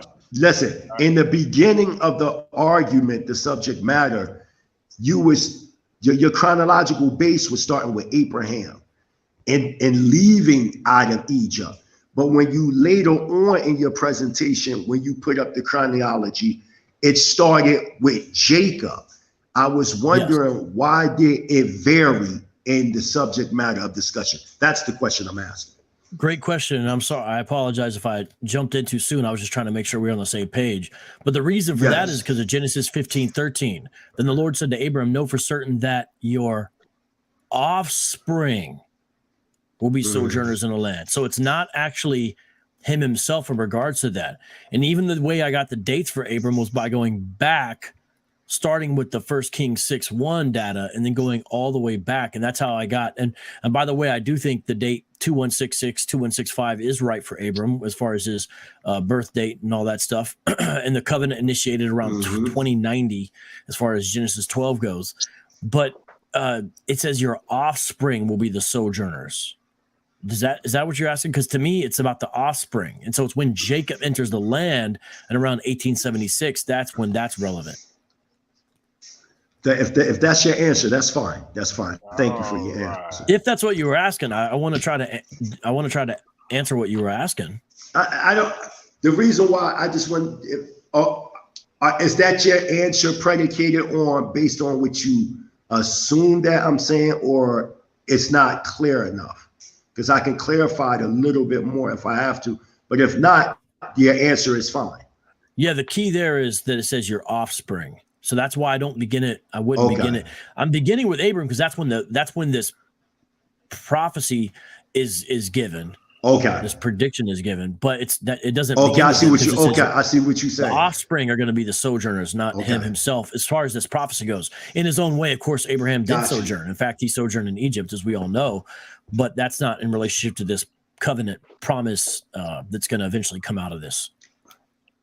All right. And this is the part we all been waiting for, man. And one more quick. No, go ahead. Yeah, because well, wait, I got a 3-minute closing. Remember? Oh yeah. I'm so sorry, bro, man. It kind of threw me off because Mighty Hebrew fell off and he came back on. You're right. Okay, let's get it. All right, your time starts now. Okay. I am glad that this debate happened, but I also want to remind everybody of things that did not happen in the debate. Aaron never gave us a scholarly article to reference. He didn't give us one scholar we could reference. He didn't give us any book that we could reference to look at more resources for his data. He didn't really offer any resources at all. He never brought out anything in the Greek. Everything he referred to was in the English, hither, great substance. And he only brought out Hebrew after I focused on a Hebrew word. He didn't bring out any primary sources unless you count CBS or ABC. He didn't bring out any A&E cultural literature or artifacts. He didn't bring out any archaeological finds, anything related to materials like stelas. He didn't bring out any extra biblical info in any way, except when he mentioned Josephus. Josephus shares two different viewpoints within his own writings. These are all things that are missing. He never brought out any of the manuscript evidence in relationship to the Septuagint. He just said the Septuagint, but the Septuagint itself is comprised from a number of manuscripts, which you can see the list online. And one of those, he never responded to this, does not go along with this theory. There are one of the manuscripts, and I gave the number and everything, it's a minuscule, of the Septuagint that actually agrees with the shorter reading. So this is stuff that was all missing. We never got to see. He did not know when Jacob entered the land. He did not know when the Israelites left the land. And yet he's trying to establish a chronology and a timeline. And there was a lack of familiarity, it appears, with basic Bible verses. Even when I said the Lord giveth and the Lord take away, he said, your God. That's from the book of Job. I was quoting the scripture there. But the greatest defeater to Aaron, if you're able to bring up slide 14, I know I only have a minute left. If you're able to please bring up slide 14. If you're not, I'll read from it. But if you can, slide 14 is something I want to show. It's the context of Exodus 12 itself. I know we focused on the verse 40. Aaron never answered any of my questions about verse 41. But the thing is, where is Exodus 12? It's the Exodus. The Egyptians lost the Israelites, they left, and then you have the Passover, and then you have this, afterwards you have the Passover, and in between there you have this discussion about the 430 years. The context of the verse is in the midst of the Exodus. It's not accidental. And Aaron is asking us to leave the context, jump to the United States, instead of looking at the surrounding passage itself. Everyone, I encourage you, please read Exodus 12 in its entirety tonight after this debate. You'll see that when verse 40 hits, you've just been hit with the 10th plague. You've just been hit with the Passover. You've just been hit with the Exodus itself. Verse 40 and 41 are commentaries on what just happened, not something in the USA. And we have a double standard here. Aaron wants enslavement for literal 400 years, not having the sojourn element. He wants to cast that out. But yet in the United States, that's not what's going on here. He talked about if you have free access to travel, then you're not really enslaved. He was mentioning that in regards to the Egyptian captivity. He needs to apply that same standard to the USA then, and his own prophecy won't work for him. Multiple problems with double standards here. But the killer verse is in the verse next to the verse he wanted to bring out. At the end of 430 years, on that very day, all the hosts of the Lord went out from the land of Egypt. Everyone listen to that again. It's 40 to 41. The time that the people of Israel lived in Egypt was 430 years. He doesn't like that. But what about the next verse? At the end of 430 years, on that very day, all the hosts of the Lord went out from the land of Egypt. Prophecy fulfilled. All right, man. What a powerful debate, man. What a powerful debate. I'm glad all you brothers stayed up with me, man, to help with this situation. I mean, help with this presentation, this debate, this discussion, this build, and I'd like to ask Brother Vocab Malone a question myself. Did you feel you got treated fair in the den tonight? Yeah, more than fair. More than fair. I have all right. More than fair. I can't complain about anything. I want you to share this video on your platform, man. Share this video to your people. We gonna come over to your platform. We gonna all of us, everybody on here got a platform. Everybody share this video. We gonna transform and Voltron. That's what we gonna do. That's what we gonna do, Shanetta, Frankie. All right. So I got a question for Aaron. Do you feel that you was treated fair on in this debate tonight? But my moderation. Did I stay out the way? That's what I'm asking. Yeah, of course. Especially since you asked me the question too. I was gonna be like, man, he ain't gonna ask me that damn question. But you did. Of course it was fair, right. family. Yeah, right. Yeah, all right. All right. Now this is what everybody been waiting for. I can't get a little loud because I don't want to wake the family up. So I want to get animated, but I gotta control myself. So what we're gonna do, we're gonna start with the old man in the building, the Elder Kanaka, because his past is bad. He got his teeth popped up next to the bed right now. Oh He my already God. ready to take his Geritol. So go ahead, eat the oatmeal in the next hour or two. Oh man. Listen at you. Wake up and read the scriptures. He's supposed to be getting up about this time. But go ahead, Hey family. man, that's what we sleep all this time. Hey, look, man, that was a great debate. Great host, Creamer, JJ. Now you can go. Now you can have a draw. I'm just saying, if you don't really know, I'm just Well, I'm gonna be honest with you. The way they both started out, and I'm gonna try to be quick. I'm gonna try to be less than 2 minutes. The way they started out, I like the way the young brother opened up and given the books that he was going to read in history. That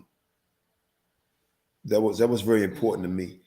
I think the ball was dropped on both parties because they never discussed the rules of warfare with books. It's just like when countries have a war, they choose what weapons they could use, and they didn't choose the books So if they don't have the same book they're reading from, of course they're gonna have different opinions. So I didn't like the fact that they both didn't like say, okay, we only gonna read out of these books. They both had different books, even dictionaries. But that's, I mean, it is what it is. I didn't kind of like the way vocab kind of started out a little, be honest, a little sloppy, and it's not his fault, technical difficulties and so on and so forth, a little sloppy. I don't think either one actually proved a time period, 400-year prophecy. I'm leaning toward the brother in his delivery and some of the things he was saying. Vocab came back real heavy in the second round, very heavy. But I think they both dropped the ball when the question started being answered about time. Nobody could actually give a straight time or how long or when. I think in a debate like this, what was lost in it, for me, great debate, but what was lost in it for me is that when we're talking about the 400 years, how could we talk about it without identifying the people? From Genesis until now, identifying the people and see if them prophecies fit in these people. And I think that's why I'm going to give the debate to the brother slightly, because I think Vocab had done a job, because he went and tried to identify the people, and Vocab was dealing with more, trying to deal with the 400 years in Genesis, but not identifying to me who the people is. So now, when you say brother, you mean brother Vocab or brother? Brother, I give yeah. Ern. I give it to brother Ern slightly because he went into trying to show who the people are in these 400 years. I think that's where Vocab lost me. That's the only part I think he lost me on, because he didn't go into showing the people. He kept on hopping on the brother Ern. Well, you saying it's America, prove the people. He was trying to show you who the people was. And we go back to Genesis, when you said it already happened. To me, I need to see who this happened to. So that's the only argument I would have there. I think it was a wonderful debate. I really want to almost give it a draw, but I give it to him on the part of he was proving who the people are who fits this. I don't think even one proved the timeline on 400 years per se all the way. The brother, young man, Ern went into 16, I think 20 or something, into 2020. That could be argued, but it was a great point he was proving there.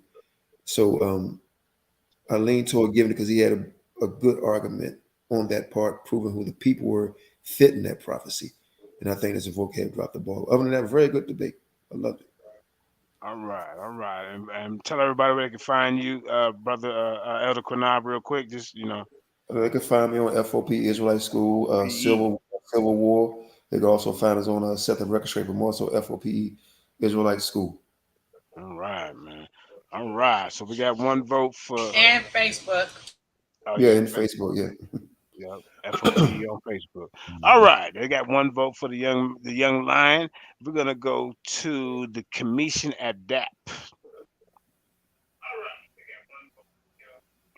You hear me, brother Judah? Yes. Yep. Yeah, and I'm gonna be as brief as possible. But I want our Moorish kin to really get a good draw in our family that's on here listening. And I want to show you something real quick in context of what we talking about. It ain't nothing long drawn out, but this will help our people see what my decision is made upon. All right. I want to share the screen when I get this drawing so that our family know I was involved, and I only got a few points that I want to make right here. For sure. As I make this decision that I make. Okay, and let me know, brother, when you see this, because I just did it on the regular share screen. Okay, can you see what I have here? Yeah, we see, Commissioner. Okay, this is very key right here, and I asked 2 questions for a reason. And all this is based on my decision. What I got here from our brothers listening to it. We heard our brother Aaron using the term hermeneutics. And he was harping upon this. And hermeneutics, we know, is a branch of theology that deal with principles of exegesis, which is interpretation. Both of these brothers were dealing with a branch of hermeneutics. And briefly going through it, we already know it's a systematic study of the principles and methods of interpretation. And then you have 3 measures: exegesis, just explaining the text, what the author meant. Then you have homiletics, which is a practical application of the meaning of the text for us today. So I seen Brother Vocab demonstrate more of an exegesis approach. I seen the Brother Aaron demonstrate more of a homiletics approach, dealing with the application today. Now, neither one of them I would charge with demonstrating eisegesis, which is reading the meaning into the text, which was not mentioned in the original. So, you know, both of these brothers were dealing with hermeneutics. Also, theology. Exegesis, what did God say in the ancient context? You know, the biblical audience, that's vocab. On the other side, exposition, what does God say in our modern context? That's Brother Aaron. You see, Bible read and taught and applied in the modern context. Okay. The story. We already know what the story was dealing with, right? But it is a matter of context concerning the allegorical foreshadowing of the prophecy that was prophesied. And that's what Aaron was demonstrating. More of a prophecy that was prophesied being refulfilled, so to speak. The Brother Vocab presented his measure in regards to dealing with the context as it was in the book. Both presented strong arguments concerning their thesis. This is where we get to the decision. I like to say the Old Testament is the New Testament concealed, in the New Testament is the Old Testament revealed, because all of it in context, you know, comes into play, especially when you get up into this era and time, right? But listen, this is what we get clarity from. This is a great point our brother made, Aaron. I love when he said this. He said, if Israel inherited the land of Canaan and Egypt, how can it be a land that is not theirs? You see? And that was a good point. The prophecy is for one nation, not two nations. You know, that's a good point that he was making. We see he supported what he said. Okay, right here we see also the Brother Vocab came back, you know, and showed him that the word slavery actually does exist, which I did my research on that right there in the language. You know, we know this right here. According to the choice of the context, I would say both were correct under the context of what they was demonstrating. If we look at it through the light that Abraham was the father of many nations, let's just say we went Vocab's way. If we went Vocab's way, you know, we would say, okay, well, he was correct according to the scripture. But then if we go back to our brother, looking at the context of his interpretation, we can also say that he was correct. And I'm going to tell you why. Because if you look at the Jehovah's Witnesses, for example, and most of the people in modern time, when they give an exegesis of the scripture, they use modern day interpretation all the time. So we couldn't just rule the Brother Aaron out, you know, just based on our brother giving our brother Vocab giving more scriptural references, because again, he was right in his own right and the brother was right. Now, when we get to this 430 years, and this is where I'm making my decision at, Vocab believes the prophecy refers to the sojourn, 430 years. Aaron believes the prophecy refers to the modern time, 400 years. Again, context.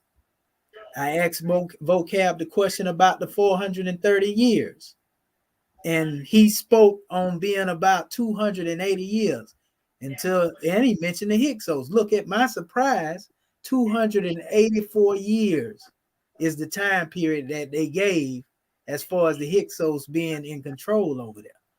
So, you know, he actually brought some context to that measure as well.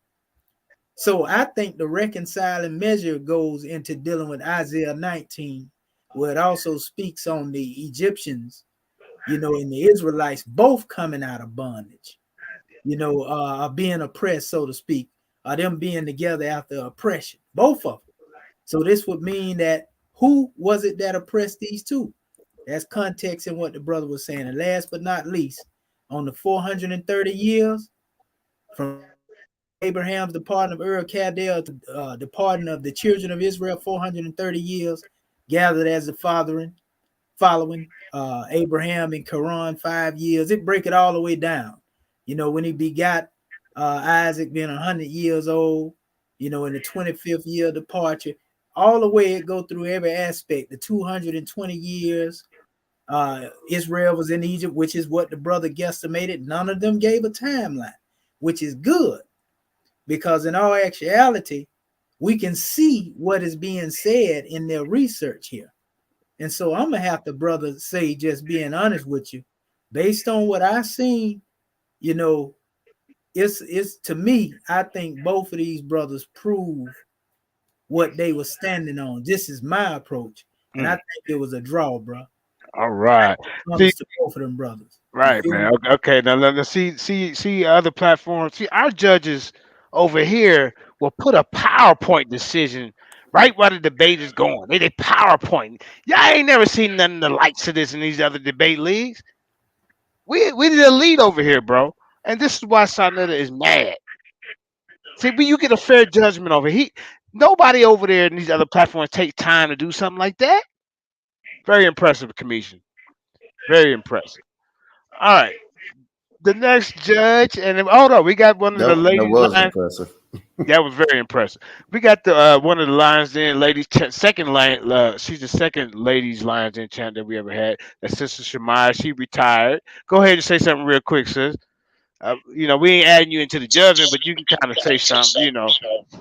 Oh no, I wanted to jump in because I have some things to say, but I will wait till y'all, finish with, that, because I want to address some things that Vocab Malone said about Genesis 15 when he claimed that the put great emphasis on the 400 years being about sojourning, when we know that we don't even have to deal with the Septuagint, we could deal with other translations, and they also says that they will be enslaved and afflicted for 400 years. It says that. So he put great emphasis on the sojourning, but none on the treatment of the Israelites, and that's what the 400 years was about, how they will be treated. So yeah, I'm gonna get into that when y'all done, though. All right, Queen. Hey, I'm telling you, we got some powerful men and women around here, man. I'm trying. Look, I'm smiling here, cheek smile over here. You know what I'm saying? We got it over here, man.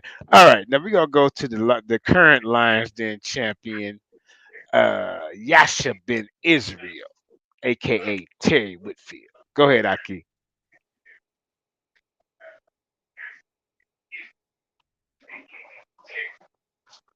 Unmute your mic. Oh boy, oh boy, oh boy. Yeah, like I said, this is a tough one. Can you hear me? Oh boy, oh boy. Yeah, we hear you. Okay, cool. Yeah, this is a tough one, man. It's a very, very tough one.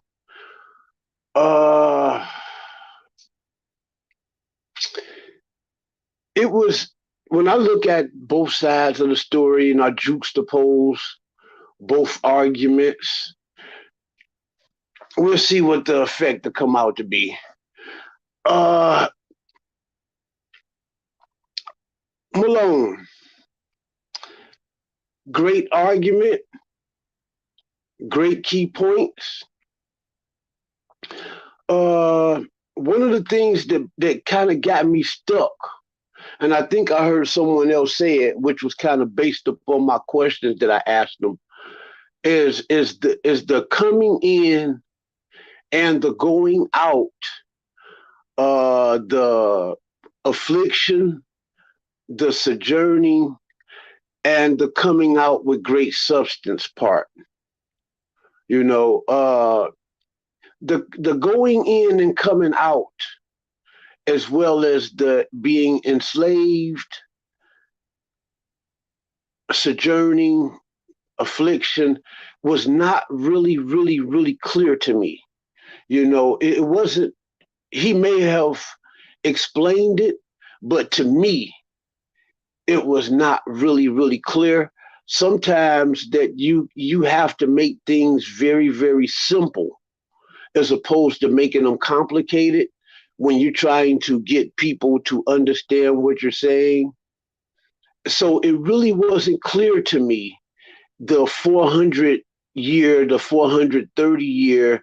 It was like the way that he was using it, I couldn't really get a clear understanding on how he came up with these numbers. Okay.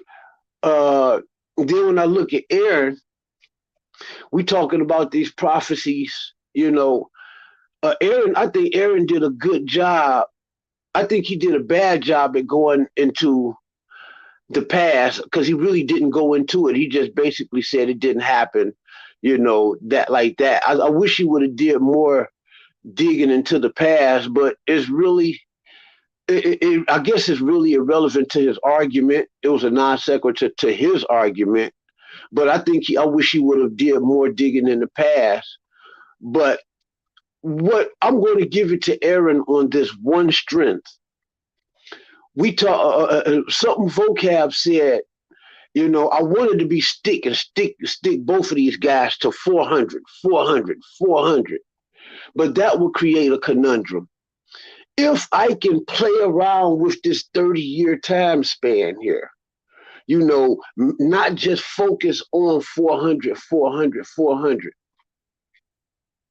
And I look back and I think about history and what has happened in history, and I look at prophecy, the foretelling of the future from a biblical prophetic perspective, meaning that I'm looking at this as a prophecy being told long, long, long time ago. And I look at the plight of the people and understand who the people is, and I look at the European Jews, or those who are everybody who is seen as a Jew other than us. I don't see them fitting these prophecies nowhere, not in history. And I don't see them, and certainly I don't see them fulfilling it in the future. But when you look at our plight, as well as Vocab said, he was talking about, how Aaron was using the Greek and how he presented a more European argument. Looking at it, I just want to just make it as plain and simple, because it's kind of hard to make this argument simple. When we look back at pinpointing the people, when you say Israel, you got to talk about the land, the people, and the man itself. The man itself, the people itself, was excluded from Vocab's argument. And I think that if he would have used his own formula, like playing with that 20, 30-year time period, less than 50 for certain, if he's playing with those numbers, okay, and we talking about estimating and rounding, and I look at not only the history, but the prophecy, I see at the end of those 400 years, a group of people leaving the Americas, going into the land of Egypt, which is Africa, sojourning in the land of Egypt, making their way into Israel. And what greater substance are you to come out of Israel with than to have your own land? One scripture said prophecy. I mean, I think the Septuagint said prophecy property that they will come out with. And I think that the King James and the other one said great substance. But what greater substance can the slaves of Israel, the sojourners and the afflicted of Israel, come out with than that which was taken from them in the beginning, their own land? And when I look at what the kingdom of Yahweh did, and this is not an appeal to faith, but when I look at what the kingdom of Yahweh did, and looking at how these people, how prophecy and history falls line in line, and then Aaron forced me to look at these dates, 1619, 2019, 2020, 2022, 1969, okay, 1970, 1972. we look at the kingdom of Yah and black Israelites have left. And if you're looking at these times and adding these times up, estimating Ben Aminim fulfilled that prophecy a second time if it was not fulfilled the first time. And if it was fulfilled the first time, then Ben Aminim fulfilled it a second time. And when Aaron pointed out his timeline and how he, the 1619 to 2019, and when I thought about that, Ben Aminim leaving America was right at the end of that 400-year prophecy, give or take, like Malone said, the 30 years. When we looking at it just like that, I'd have to give it to Aaron.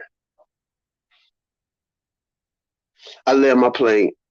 All right, okay. So Vocab said he loved the panel, but I just got to listen for now.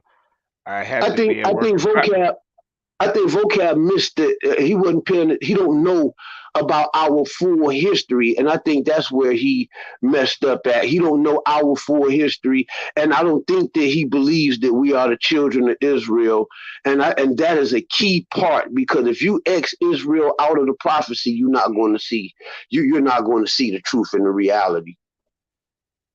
All right, okay, all right. Well, it's getting late, man, and man, it's been a great debate. But I just saying, the brother Vocab, he listening, but he laying in the bed. He got to go to work in the morning. So, but like I said, we ain't never did no nightcap debate like this, and but I'm cool with it, man. We got to switch it up sometime. All right. So the next judge is Zion Warring. Go ahead, brother. The Smush Master. Yes, sir. Smushinator. Smushinator. Yeah. Yeah. So I thought both brothers brought, some really great points. I'm in agreement with most of the brothers on the panel that when dealing with either argument, that both arguments are correct. I do agree with the present prophecy concerning slavery. And I think Aaron had brought out some real serious points on that. So I had actually just tried to do it by working a point system. I took 4 pages of notes sitting here, going from the first 2 rounds. I gave both brothers each a point for the opening, just being fair. Brother Aaron came in round 1. He brought in the Septuagint versus the Masoretic. He went through Exodus chapter 12 and 40. He brought the affliction, with the blue letter. That's where I felt like, brother Vocab was just a little bit dishonest about him not bringing any sources whatsoever. He actually came out of the blue letter with the translation of the word affliction.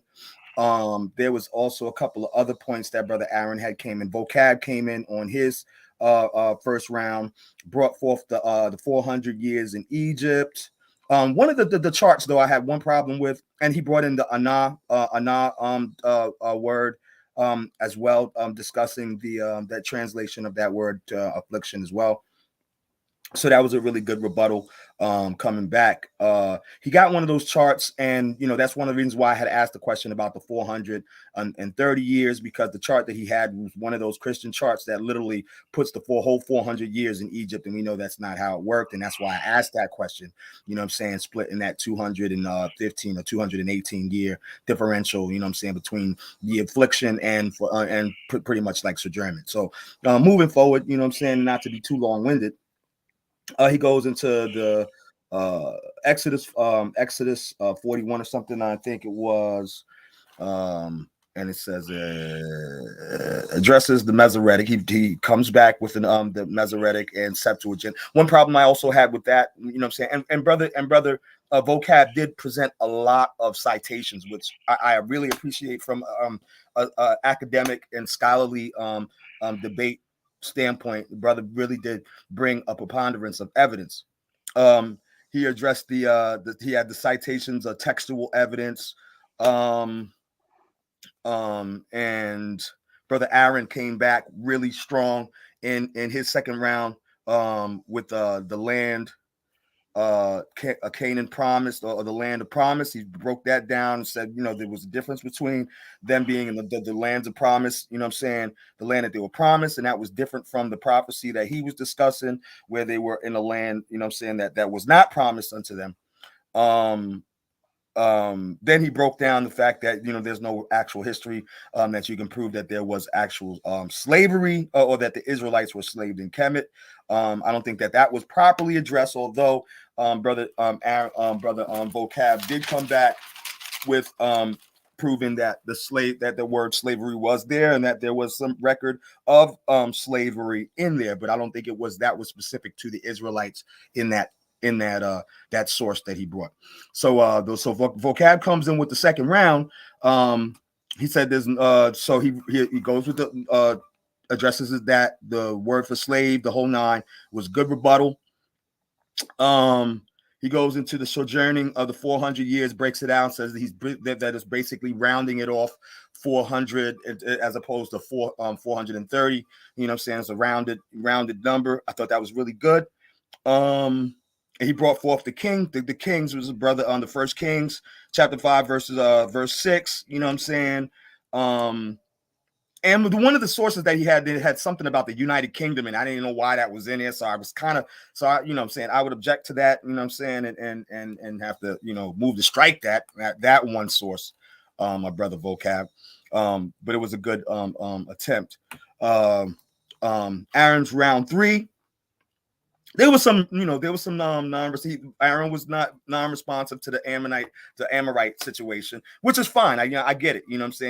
He goes back to the 400 years of slavery not proven in this scripture. He drops Leviticus 26 and Deuteronomy 28. I wish he would have made a little bit more connection on that, to the 400 years. But I think that was really substantial. I think that was a real strong blow. He brings in that there was no covenant, right, with the first. Okay. Continues on. Okay, so he goes into the Hebrew calendar, and the verses the Gregorian, which I thought was really good. He goes into the HR Act. He brought another citation. Once again, Vocab was being a little dishonest when he said he didn't bring any primary source. The dude brings in sources to expound upon how he's connecting the present or the present slavery 400 years to the prophecies in the scripture. Very awesome. I thought that was great. He brings in the X with the 400. So we went to the Grammatria. Brother made some shots at that. Brother Vocab took some shots at that. I thought that was funny. But coming in back into Brother Vocab kept it very objective. He stayed very tried to be very he did some chronological timelines, because he went to the time and dating going back from calculating from King Solomon and in the 300 BC Jubilee years. He goes back, we returned back and started reiterating back to the slides about Anah. So I didn't give him any points on the reiteration, but he brought in Kitchen and Horn's citation 1446 to the 9th century BCE. So I gave him points on that. The rapid fire round, I thought everybody was deflecting and being rather dishonest and disingenuous about responding to the question and answer. So I'm not even going to talk about that. So just to keep it a little short going in, the question and answer round, Vocab kind of hit him with the textual criticism. Yeah, there was a lot of good stuff. So at the end of the day, you know what I'm saying? It was a very close debate. I think I could have desired a little bit more scholarly sources from my brother Aaron, and I'm sure, maybe he had a lot more and couldn't fit everything in. Brother Vocab came very strong with preponderance of evidence, but at the end of the situation, one of the things that I had a problem with is that So I'm just, I'm not going to worry about my position on it. So that's is why I marked it by numbers. Aaron ended up with 13 points, and Brother Vocab ended up with 12 points after I just marked points as I went and listened to the whole thing. So he came up, I think, 2 points shorter than Aaron at the end of it. I just wanted to be. You mean what? We mean 1 point, right? Yeah. My bad. Yeah. 13. Yeah, exactly. So so he came up 1 point short because I wanted to be, objective and not, lean upon my own opinions or anything. I wanted to make sure that I graded it and by doing a point system that would take out my own biases or whatever. So, that's how we got the best judges, man. I mean, they take notes. Take notes, do a PowerPoint during the presentation. I love it, man. Now, let's go ahead and get to the mighty Hebrew, and we're gonna see how he viewed this debate.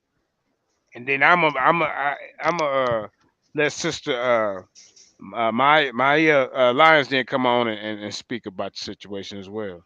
Go ahead, Aki. Hallelujah. Can y'all hear me? Yeah, we hear you. Can you hear me? Yeah, we hear you, mighty First Hebrew. and foremost, give all praise and honor. First and foremost, give all praise and honor to Yahweh, the supreme, intelligent, powerful one, our forefathers, Abraham, Yitzchak, and Yaakov. Yeah, this was a very powerful presentation. Both parties represented their objectives within the subject matter.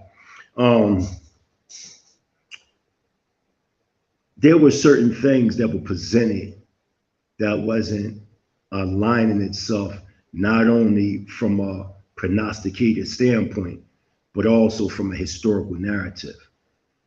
First, I'm gonna start with Vocab Malone, and then I'm gonna go into Aaron, since the question started with Aaron and then Vocab Malone. One of the problems within Vocab's presentation, in which, he fails a lot in many of his presentations, even though he's a good scholar and a good debater, is what Zaquin Terry said, the identification of who is being mentioned. So in the premise of discussion, there's already a misunderstanding and an outgrowth or resistance as it pertains to who Israel is and who's not. So as Vocab Malone is debating these subject matters, he has a preconceived notion of who Israel is and who's not. And in that retrospect, as a historian, there's a false pretense from the very beginning of the subject matter at hand. When Vocab Malone originally started, speaking, he spoke in a sense of the 430-year sojourn, and you can rewind this, starting with Abraham, and then the departure of Shemot, or Exodus chapter 12, 41, 42. The calculation that Comedic Adapt brought up, showing from Abraham to leaving out Exodus 12, adds up to 430 years. But as Vocab proceeds on in the presentation, from getting his starting process of 1876 BCE date of Jacob coming in, because remember, Joseph was already there. So he's talking about the 46th chapter of Bereshit with Genesis. Counting from Jacob to now Exodus, the presentation is given as 430 years. So now we have a major discrepancy when it comes to the dating method. Because if you have one saying from Jacob to the Exodus 430 years, and then one from Abraham to the Exodus 430 years, that is a problem. And that's what I asked the question earlier to Vocab Malone, and even the elder Terry as a witness outlined in Deuteronomy chapter 19, verse 15. You need 2 to 3 witnesses to verify any subject matter. He seemed clear the question that I was asking, and a major contradiction was there. Also within Genesis chapter 15:13. I'm not going to emphasize hard because I'm going to let Sister Mariah, she just came in. I'm going to let her expound on that. But she came in because she seen the part of affliction, the Hebrew word anah, which is the same Hebrew word when we do Yom Kippur, when we afflict our souls. And when you see Aaron bringing up that word, and it means to till the land in a state of oppression, that was a major death blow, because there was content within the subject matter what was being spoken about. Another problem, and y'all know that I'm very critical when it comes to creating your own methodology to challenge Western academia. The presentation at Vocab Malone was only solid or solidified to a certain standpoint of excellence predicated upon Western Hellenistic academia. The source reference and the build structure that he was using was predicated on those who already have a biased view of biblical reality.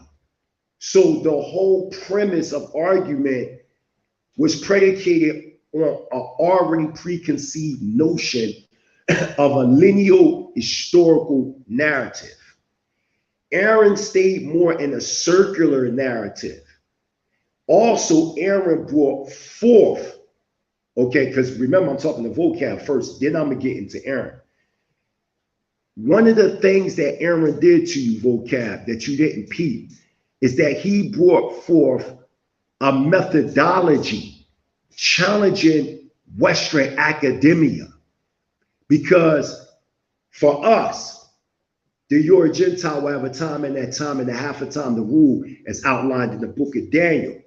So the premise that you're using is predicated on a prognostication on how to determine what is called the power to define through your spiritual Magna Charta.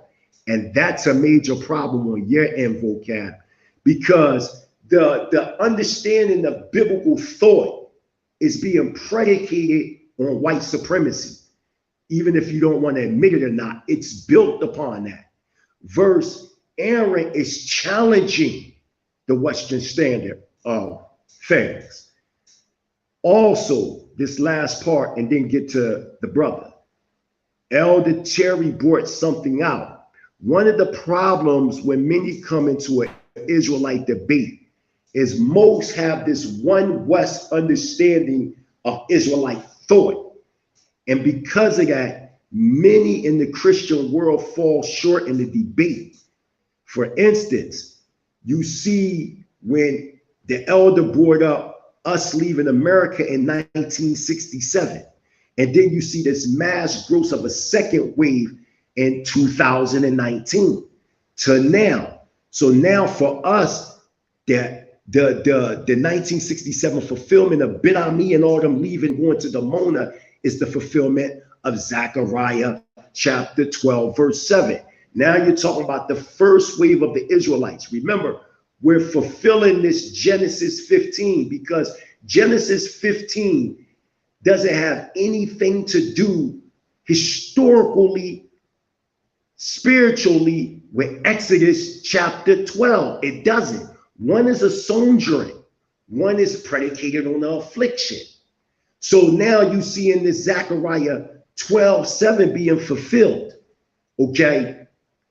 As this is being fulfilled as the forerunners to bring forth the total fulfillment of 400 years, which is 1619. And you see this historical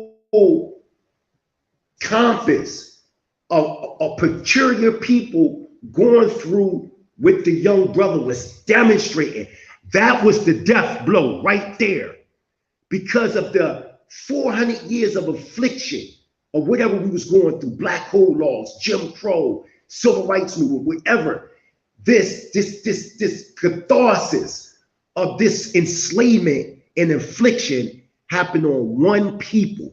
And it didn't happen to no other people historically. So that has to be considered. Now, Aaron,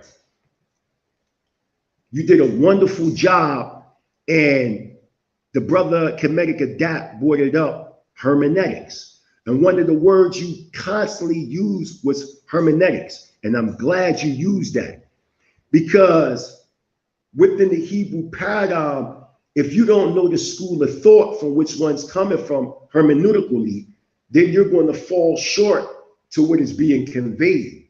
And Vocab Malone is one. He's starting to branch, but his main premise is this one West idea.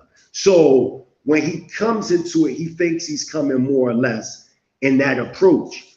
I feel as though historically, you should have, I seen historically you answered who the Amorites were, but prophetically you did.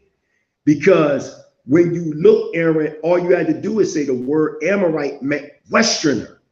And it could have fit even deeper and glued into the context of discussion.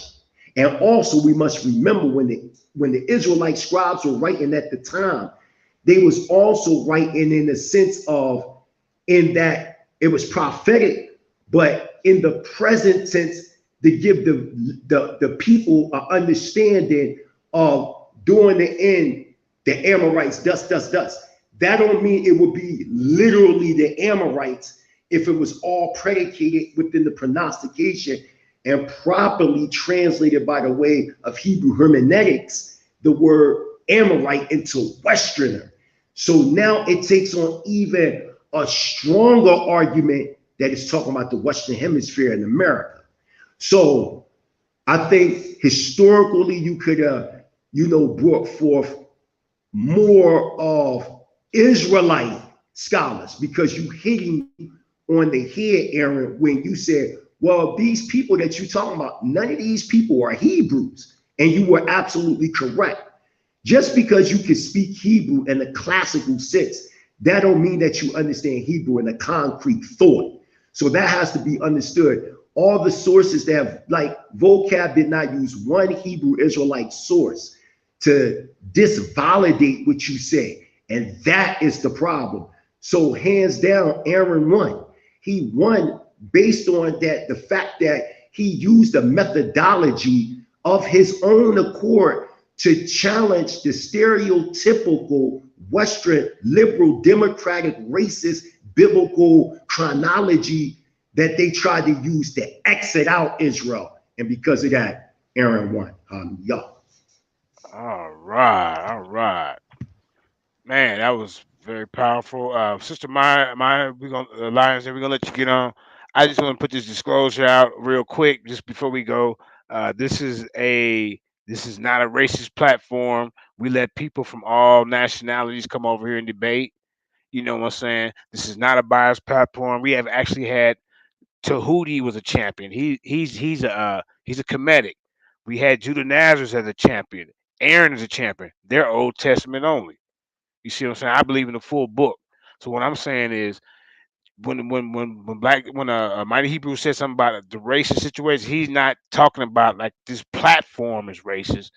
He's saying that like the system. You know what I'm saying? That's Some right. things That's the right. system. I just want to put that out there because people will run with that because they already trying to act like I'm some type of racist. But in all actuality, I ain't never said the white man was the devil. I said the devil come in all colors, and I'm gonna keep saying that because y'all not gonna put that off on me or the Lions Den. All right, sister. So with that being said, congratulations, Aaron. But we gonna, man, it was a great debate. Great debate, vocab. You know what I'm saying? That's why I host. I don't like to be the judge of none of this because to me, everybody winners, man. When you come over here and get the information out, because I seen some people in the audience going for vocab. I see some people in the audience going for Aaron. See what I'm saying? So it's all at the end of the day, it's about edifying the body. So congratulations, Aaron. We're gonna let you speak. Vocab, we're gonna set something up maybe where we can come over there and visit your platform. You see what I'm saying? That's how we doing. We Voltroning around here, man. Transforming. I see the transformer poster you had on your wall over there. So that's what we gonna do around here. But like I said, man, I appreciate everybody standing up. The judge is standing up, taking notes. One of them made a PowerPoint. Man, that was very impressive. I ain't never seen a judge do that in my life, ever. But that's what we do over here at the Den. You know what I'm saying? But go ahead, Sister Mariah Lyons there. Go ahead and speak on it. Go ahead. Shalom. Shalom, Queen. Congratulations, Aaron. Yes, congratulations, Aaron. But I want to say that the reason why I came on is because I've seen Malone continue to try to put great emphasis on the 400 years being about sojourning instead of the mistreatment of the Israelites. So he kept saying that, oh, they wasn't afflicted and enslaved for 400 years. This is what he's continued to state, and he put great emphasis on the fact that it was about the sojourning. But even if we don't use the Septuagint and we use another translation, it will still say that let's say for instance we use the New Living Translation. It says that they will be oppressed as slaves for 400 years. That's what the New Living Translation says. When we use the English standard version, it says that and they will be afflicted for 400 years. When we use the King James Bible, it says, and they shall afflict them 400 years. So either way you flip it, whatever translation you use, it's still going to have the mistreatment being part of the 400 years and not so much the sojourning, which he put great emphasis on. So what I'm trying to say is that I use the Septuagint because the Septuagint is the closest to the Hebrew Bible that we get because the Masoretic text was corrupt since the BCE era. So yeah, I use the Septuagint, and the Septuagint says that they shall be enslaved. They should be a slave, afflicted, and humbled for 400 years. That's what it says. So when we look at the situation in Egypt and stuff, and we kind of like examine the things that happened, we see that for one, that they was not enslaved and afflicted for 400 years in Egypt. One, two, they was not humbled in Egypt either, because when they came out of Egypt, what did they do? They created a golden calf, didn't they? When they came out of Egypt, what also did they do? They wanted to go back to their oppressor's land, didn't they? They cried and they whined about not having meat and this and that they ate good in their oppressor's land. They wanted to go back. So they was not humbled. What type of oppression was they going through for them to want to go back? I want someone to show me in the Torah or Tanakh where the Israelites went into, was enslaved, afflicted, and humbled, and they did not break the Torah. There's no instance in the Bible where they were enslaved, afflicted, and humbled and did not break the Torah. When we broke the Torah, we went into captivity and was afflicted, enslaved, afflicted, and humbled. And once we humbled ourselves, the Most High brought us back from our captivity and punished the people that enslaved us. So this is why I can see how a person will look at Egypt being about the 400 years that was prophesied in Genesis 15, when they was not enslaved and afflicted, which Genesis 15 say for 400 years they was not, and they was not humbled when they came out at all. They was not humbled. So it does not fit. It makes no sense. That's why I'm saying I deal with logic, and logically it makes no sense. It doesn't add up, because we know that Israel has never been enslaved, afflicted, and humbled, and they was keeping the Torah. We only end up in that position when we break the Torah. That's the only time. So no, like when you use logic and reasoning, and you actually reading it for what it is, you see that the things that Vocab Malone was trying to say is not there, because he done twisted, flipped everything, and claimed he interpolated something that does not exist, that's not even there. You know what I'm saying? So I'm not saying this because me and Aaron, we believe the same thing and stuff like that. No, I'm saying because I saw the bull crap from a mile away. So as soon as his screen went out, I knew it was bull crap. He came back and he pasted the scripture above this thing with all different type of, Bible codexes on it and stuff like that. Come on now. I know y'all saw that. Come on, I know y'all saw that. I know I'm making comments and stuff. Like, dang, like he just came out the back with all type of stuff. Like what are you doing? Like, cause that's how I told Aaron. I said, Aaron, I said, look, he did this what he did. You know what I'm talking about? When he was in that back, when they let him get that break, he went and put some shit together. It wasn't nothing wrong with his screen. And I'm standing on that. Wasn't nothing wrong with his screen. That was bull crap. He did not have a comeback for what Aaron said, and he went to make something to try to, you know what I'm talking about, put something together. All right. Now the word is expressed. Let me do the disclaimer. The word is expressed by not the views and expressions of Jeremiah Judah or anything of the Lions Den. I'm just saying, like that's my take. That's my take on it. That's my take on it, and it's very relevant because we don't see that happening in Hebrew history. What the Hebrews ended up being enslaved and oppressed, and they did not break the Torah. And notice that we was not even in the covenant with the Most High until we came out of Egypt. Okay. Well, no, I just want to put that out there. I don't think he went and did something slick. I do. Things happen now. All right, so we got to be special to the game. All right, because Mudawa got accused of doing that before when him and Black Jesus did their debate, and he fell off, and then, but it happens, man. But man, that was powerful, the great debate, man. Great viewpoints from all the judges, man. This was a great thing. Congratulations, brother Aaron. Hopefully you and Vocab can get back in the ring. The Old Testament, New Testament thing that y'all need to discuss. We talked about that. We talked about that in the back chat.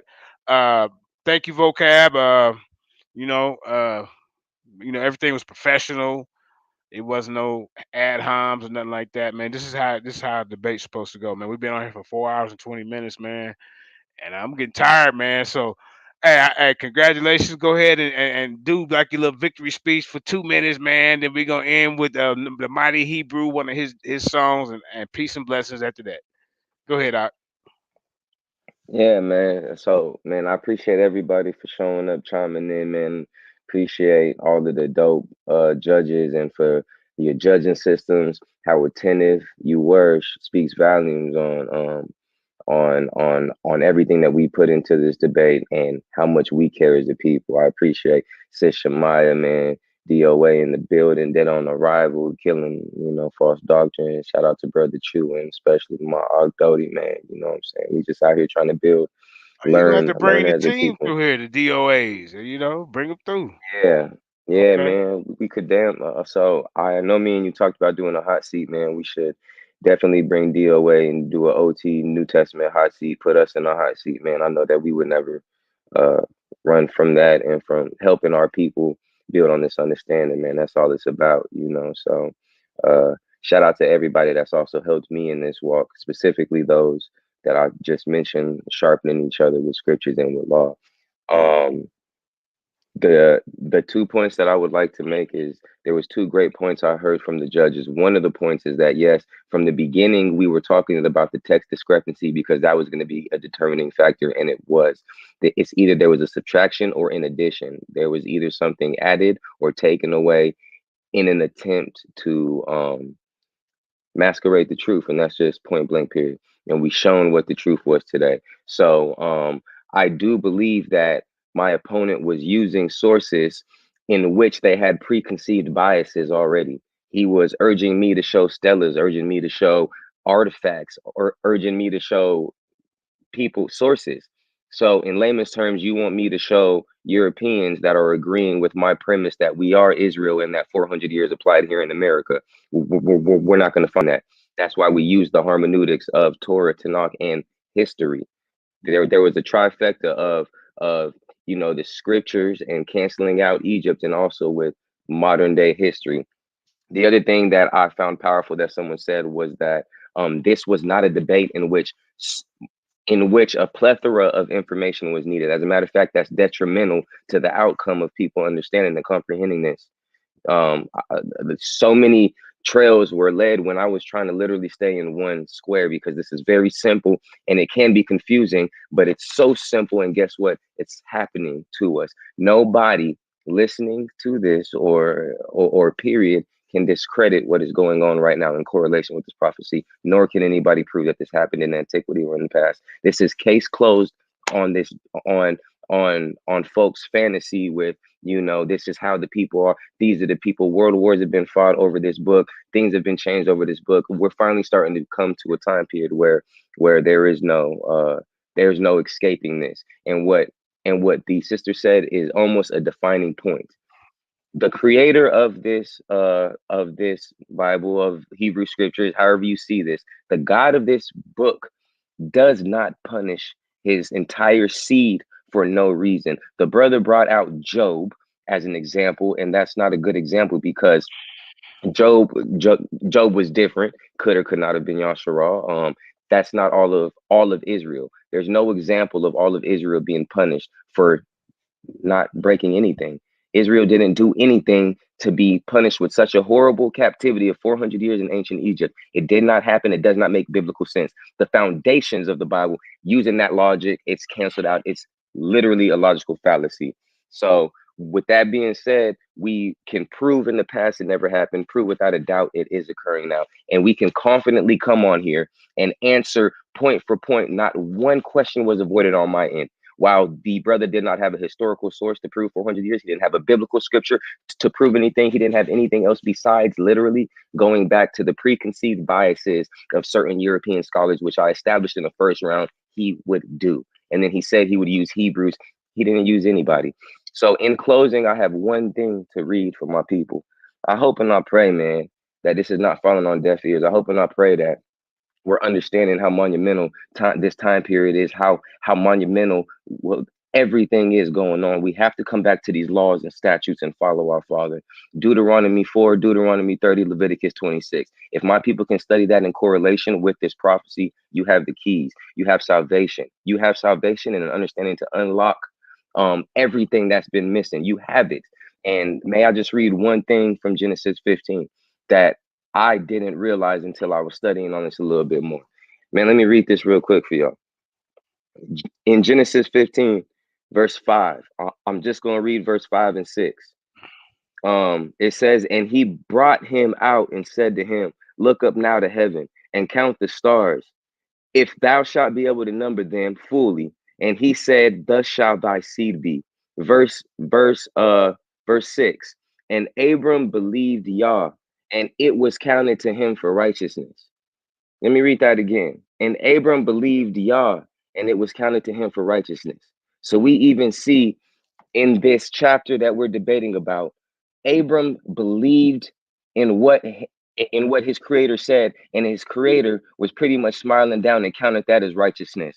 So for us to believe the truth, regardless what the truth is, if this 400-year prophecy without a doubt is unfolding now, and if this is the truth of Yah being established to all nations from sea to shining sea, coast to coast, it will be counted to us as righteousness to at least have a belief and the faith that our Father is doing this on our behalf, like he is showing it. I have done this. This is my 4th time going into a formal debate with a more than decent opponent to test this as assured truth time and time again. This is the 4th time, the 4th W, and against somebody like Vocab alone. We're in the cusp of world war, famine, and some more things. Nothing will go back to normal.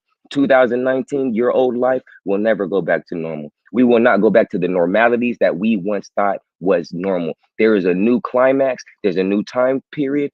There's a whole new thing going on. If you get the understanding and believe what's going on, That right there is a start of being counted as righteousness, as we see in Genesis 15, verse 6. I think that's very powerful because we should at least start there and have a foundation. But I pray that you guys, like all people alike, will read the precepts that were brought out, will read these chapters, will study, and will comprehend and accept what's going on, as opposed to fighting against this. If we fight against this, we'll be afraid, we'll be worried, we'll be beefing with our family, arguing with our kinfolk. We're going to be distressed. We're going to be anxious. Curses are supposed to flow off one people and go on the other. If you don't want these curses, start believing, start to count this as a fact. It will be righteousness, and start following the laws that y'all set forth to us. That is salvation. I appreciate everybody. I appreciate JJ, Sister Karima. I appreciate Vocab for showing up, man. Thanks, Vocab. You came into the Lions Den and knew without a doubt that you know it was you against a bunch of other people, family. So I appreciate you coming here and doing that. Okay, but with that being said, man, all right, congrats. I got to make the disclosure again. You know, I feel the words expressed by Aaron right there, not the views of the Lions Den or JJ 7000, because this was a unbiased debate. I mean, because see, Vocab is used to going on the road. I'm used to going on the road, so you can win on the road. But I understand what you're saying, Aaron. I understand what you're saying, my brother. Yeah, it's a road game, man. It's not really biased. It's just he came into uncharted territory. Is what I should have said. Yeah, there you not go. uncharted, but Yeah, man, it's not really friendly fire over this way, especially with his like we know of Vocab Malone, you know. So yeah. Yeah. Okay. Well, yeah, I guess, man. But like I say, man, the Lions Den is a melting pot. I want the people that's out there watching, just peeking and lurking, just trying to take notes. Do you see how this go over here? You see? That's all I want to say. But hold up, Aaron. Now, see, we got a situation going on over here. I think you should get you a tag team partner. And I got a powerful tag team. I'd like to see an Old Testament, New Testament debate, or the historicity of Yeshua HaMashiach. I seen a tag now. Me and Black Jesus Minister is one of the most electrifying tag teams in debate history. I mean, we saw electrifying. Divine Prospect didn't even show up for the debate. He said, I'm not doing that. That's what happened. And he said, JJ, I'd rather just for y'all to just take this victory by default. It's the damn truth.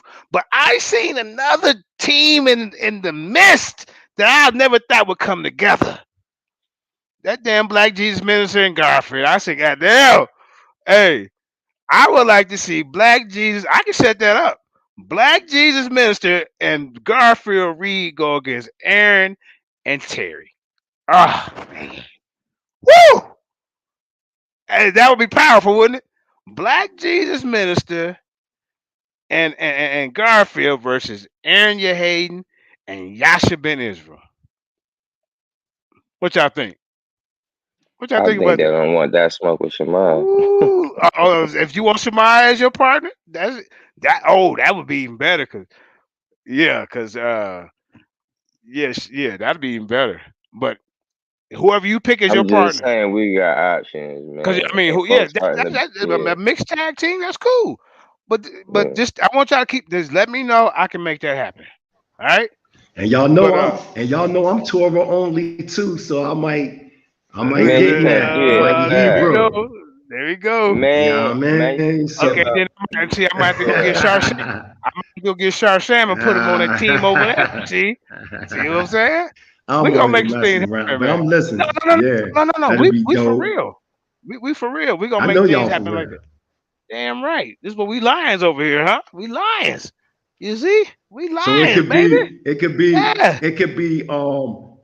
Aaron, Sister Shemaya, myself, and Terry. And probably I might sneak around and I might sneak around and bring somebody that y'all ain't seen in a long time. But don't bring him out. The Danite. Oh man, that's what you talking about. Yeah, and Kashu the Danite. I already knew it. I used to watch you and him when y'all was sitting on the park bench. And remember we used to be on Professor X and Magneto. Remember? Right. Yeah. Yeah. That'll be you gotta get that brother to come over here, man. You gotta get him to come over. I get him. Y'all come in. I have him come over to do a slideshow for you. Right. But I think Mighty but like I say, I think the team here the team. Y'all over there, and then it'd be like Garfield, Black Jesus Minister, Sham, and Yehuda. Oh man. That's gonna be powerful, man. We can get that together. And then also us New Testament guys, the Torah Knights, they over there, they trying to set some team action going on too. So like I say, man, it's about edifying the body, man. I hope everybody enjoyed this. Like I say, with me, there is no winners and losers in this. It's about the people who you connect with. You know, so everybody ain't gonna think alike. So if you connected with some people that's like-minded with you, then hey, you doing your job, brother and sisters. But with that being said, man, also one more thing, Sister Shemai Lions Den, we would like to get you and Sister Carla back in the ring. So y'all did that preliminary. I know we can't do intelligent design and evolution anymore because you came back home. Came back home to the Bible, girl. That's what I'm talking about, woman. Queen, my fault. That's what I'm talking about. But we can figure something else out. Cause I want to get more women into, in front of the camera and bringing out information. That's it. Cause my dream was at the Lions Den, I was trying to get a women's league going, and it came close, but some of the brothers was against it, man. It just didn't. Hey, I do got something to say though, real quick. Stars wasn't lined up at the time, but go ahead, champ. Hey, nah, but on the cool, man, I'm gonna keep it a bean. I also do feel and this is what Get the camera on everybody. Okay. Yeah, please. And if anyone goes back and rewinds the debate, and after my first round, when there was a long break, a kind of a strange break in everything, the next slides that my opponent presented was literally addressing what I just said point for point. And I find that very coincidental. And, I do feel like there should be levels of integrity when it comes to this. And if that was the case, and we can examine it, because I mean, it's on recording, it kind of does seem like it's a coincidence. My first round was addressed with slideshows, point for point, verbatim. I just find that a little suspect. And I don't think that that's integrity in a debate. And I'm just going to say it how it is. Okay. Well, see, everybody have to go back and look at it. So you know what the thing is in debates. I seen that. I seen that though, Jeremiah Judah. It was no. You can look at right. But what I'm saying, me as a host. Okay, but I'm saying with me as a host, I be missing a lot of things, man, because I'm sharing the debate and all that. So, but a lot of times you got to go back and watch the debate, just like how Tahuti just lies. I mean, the Tahuti, I love you as a brother, man. But yeah, we'll talk about that behind the scenes. But right now, it's time to go to bed. All right, Sister Creamy, shut it down. Nah, that's facts, man. I'm tired, man. I appreciate y'all holding up for me too. Yeah, we finna end the show. Man. Yo, Aaron. Which one, Mighty Hebrew? Yeah, I'm about to do it. Yo, Aaron, this right here. This right here is going to be in correlation to you proving about the 400-year of affliction. We're going to hit this joint called Pop Pop. This is about police brutality. It's about police brutality, how they gunning down the children of Israel all over the Western Hemisphere. Check it out. We're going to end it with this in correlation to what you brought forth. Hallelujah. From the mighty praises, shalom. Exodus never destroyed. Yes, sir. Shalom, yeah.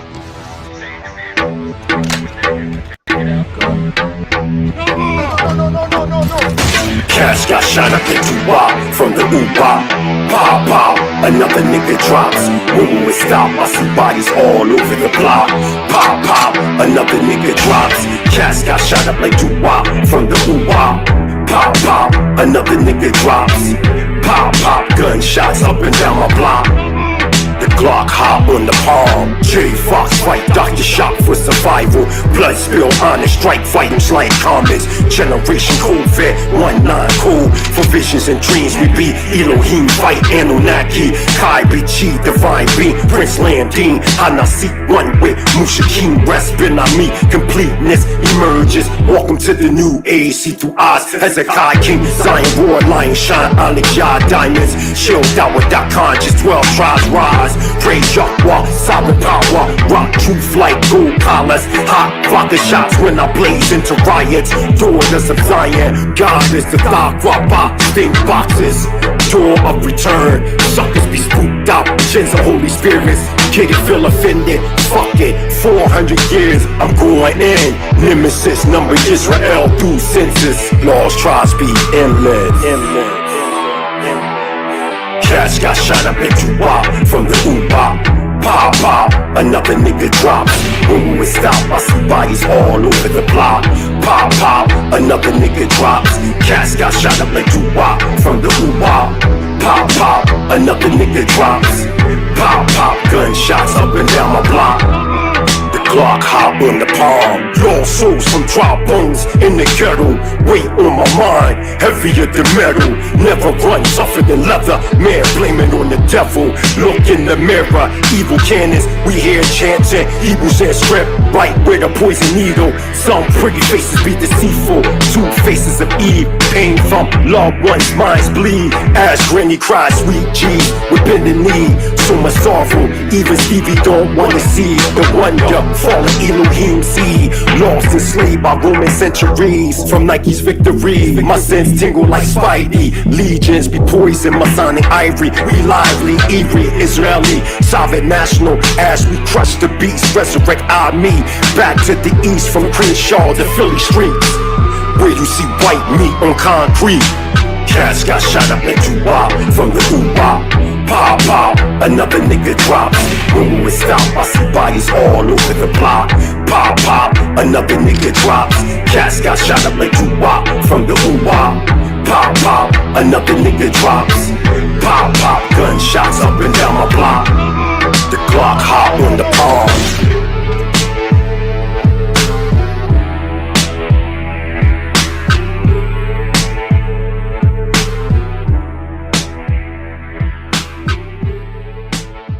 Peace and blessings, family. How about Shimmy? How about we out? We out. Peace.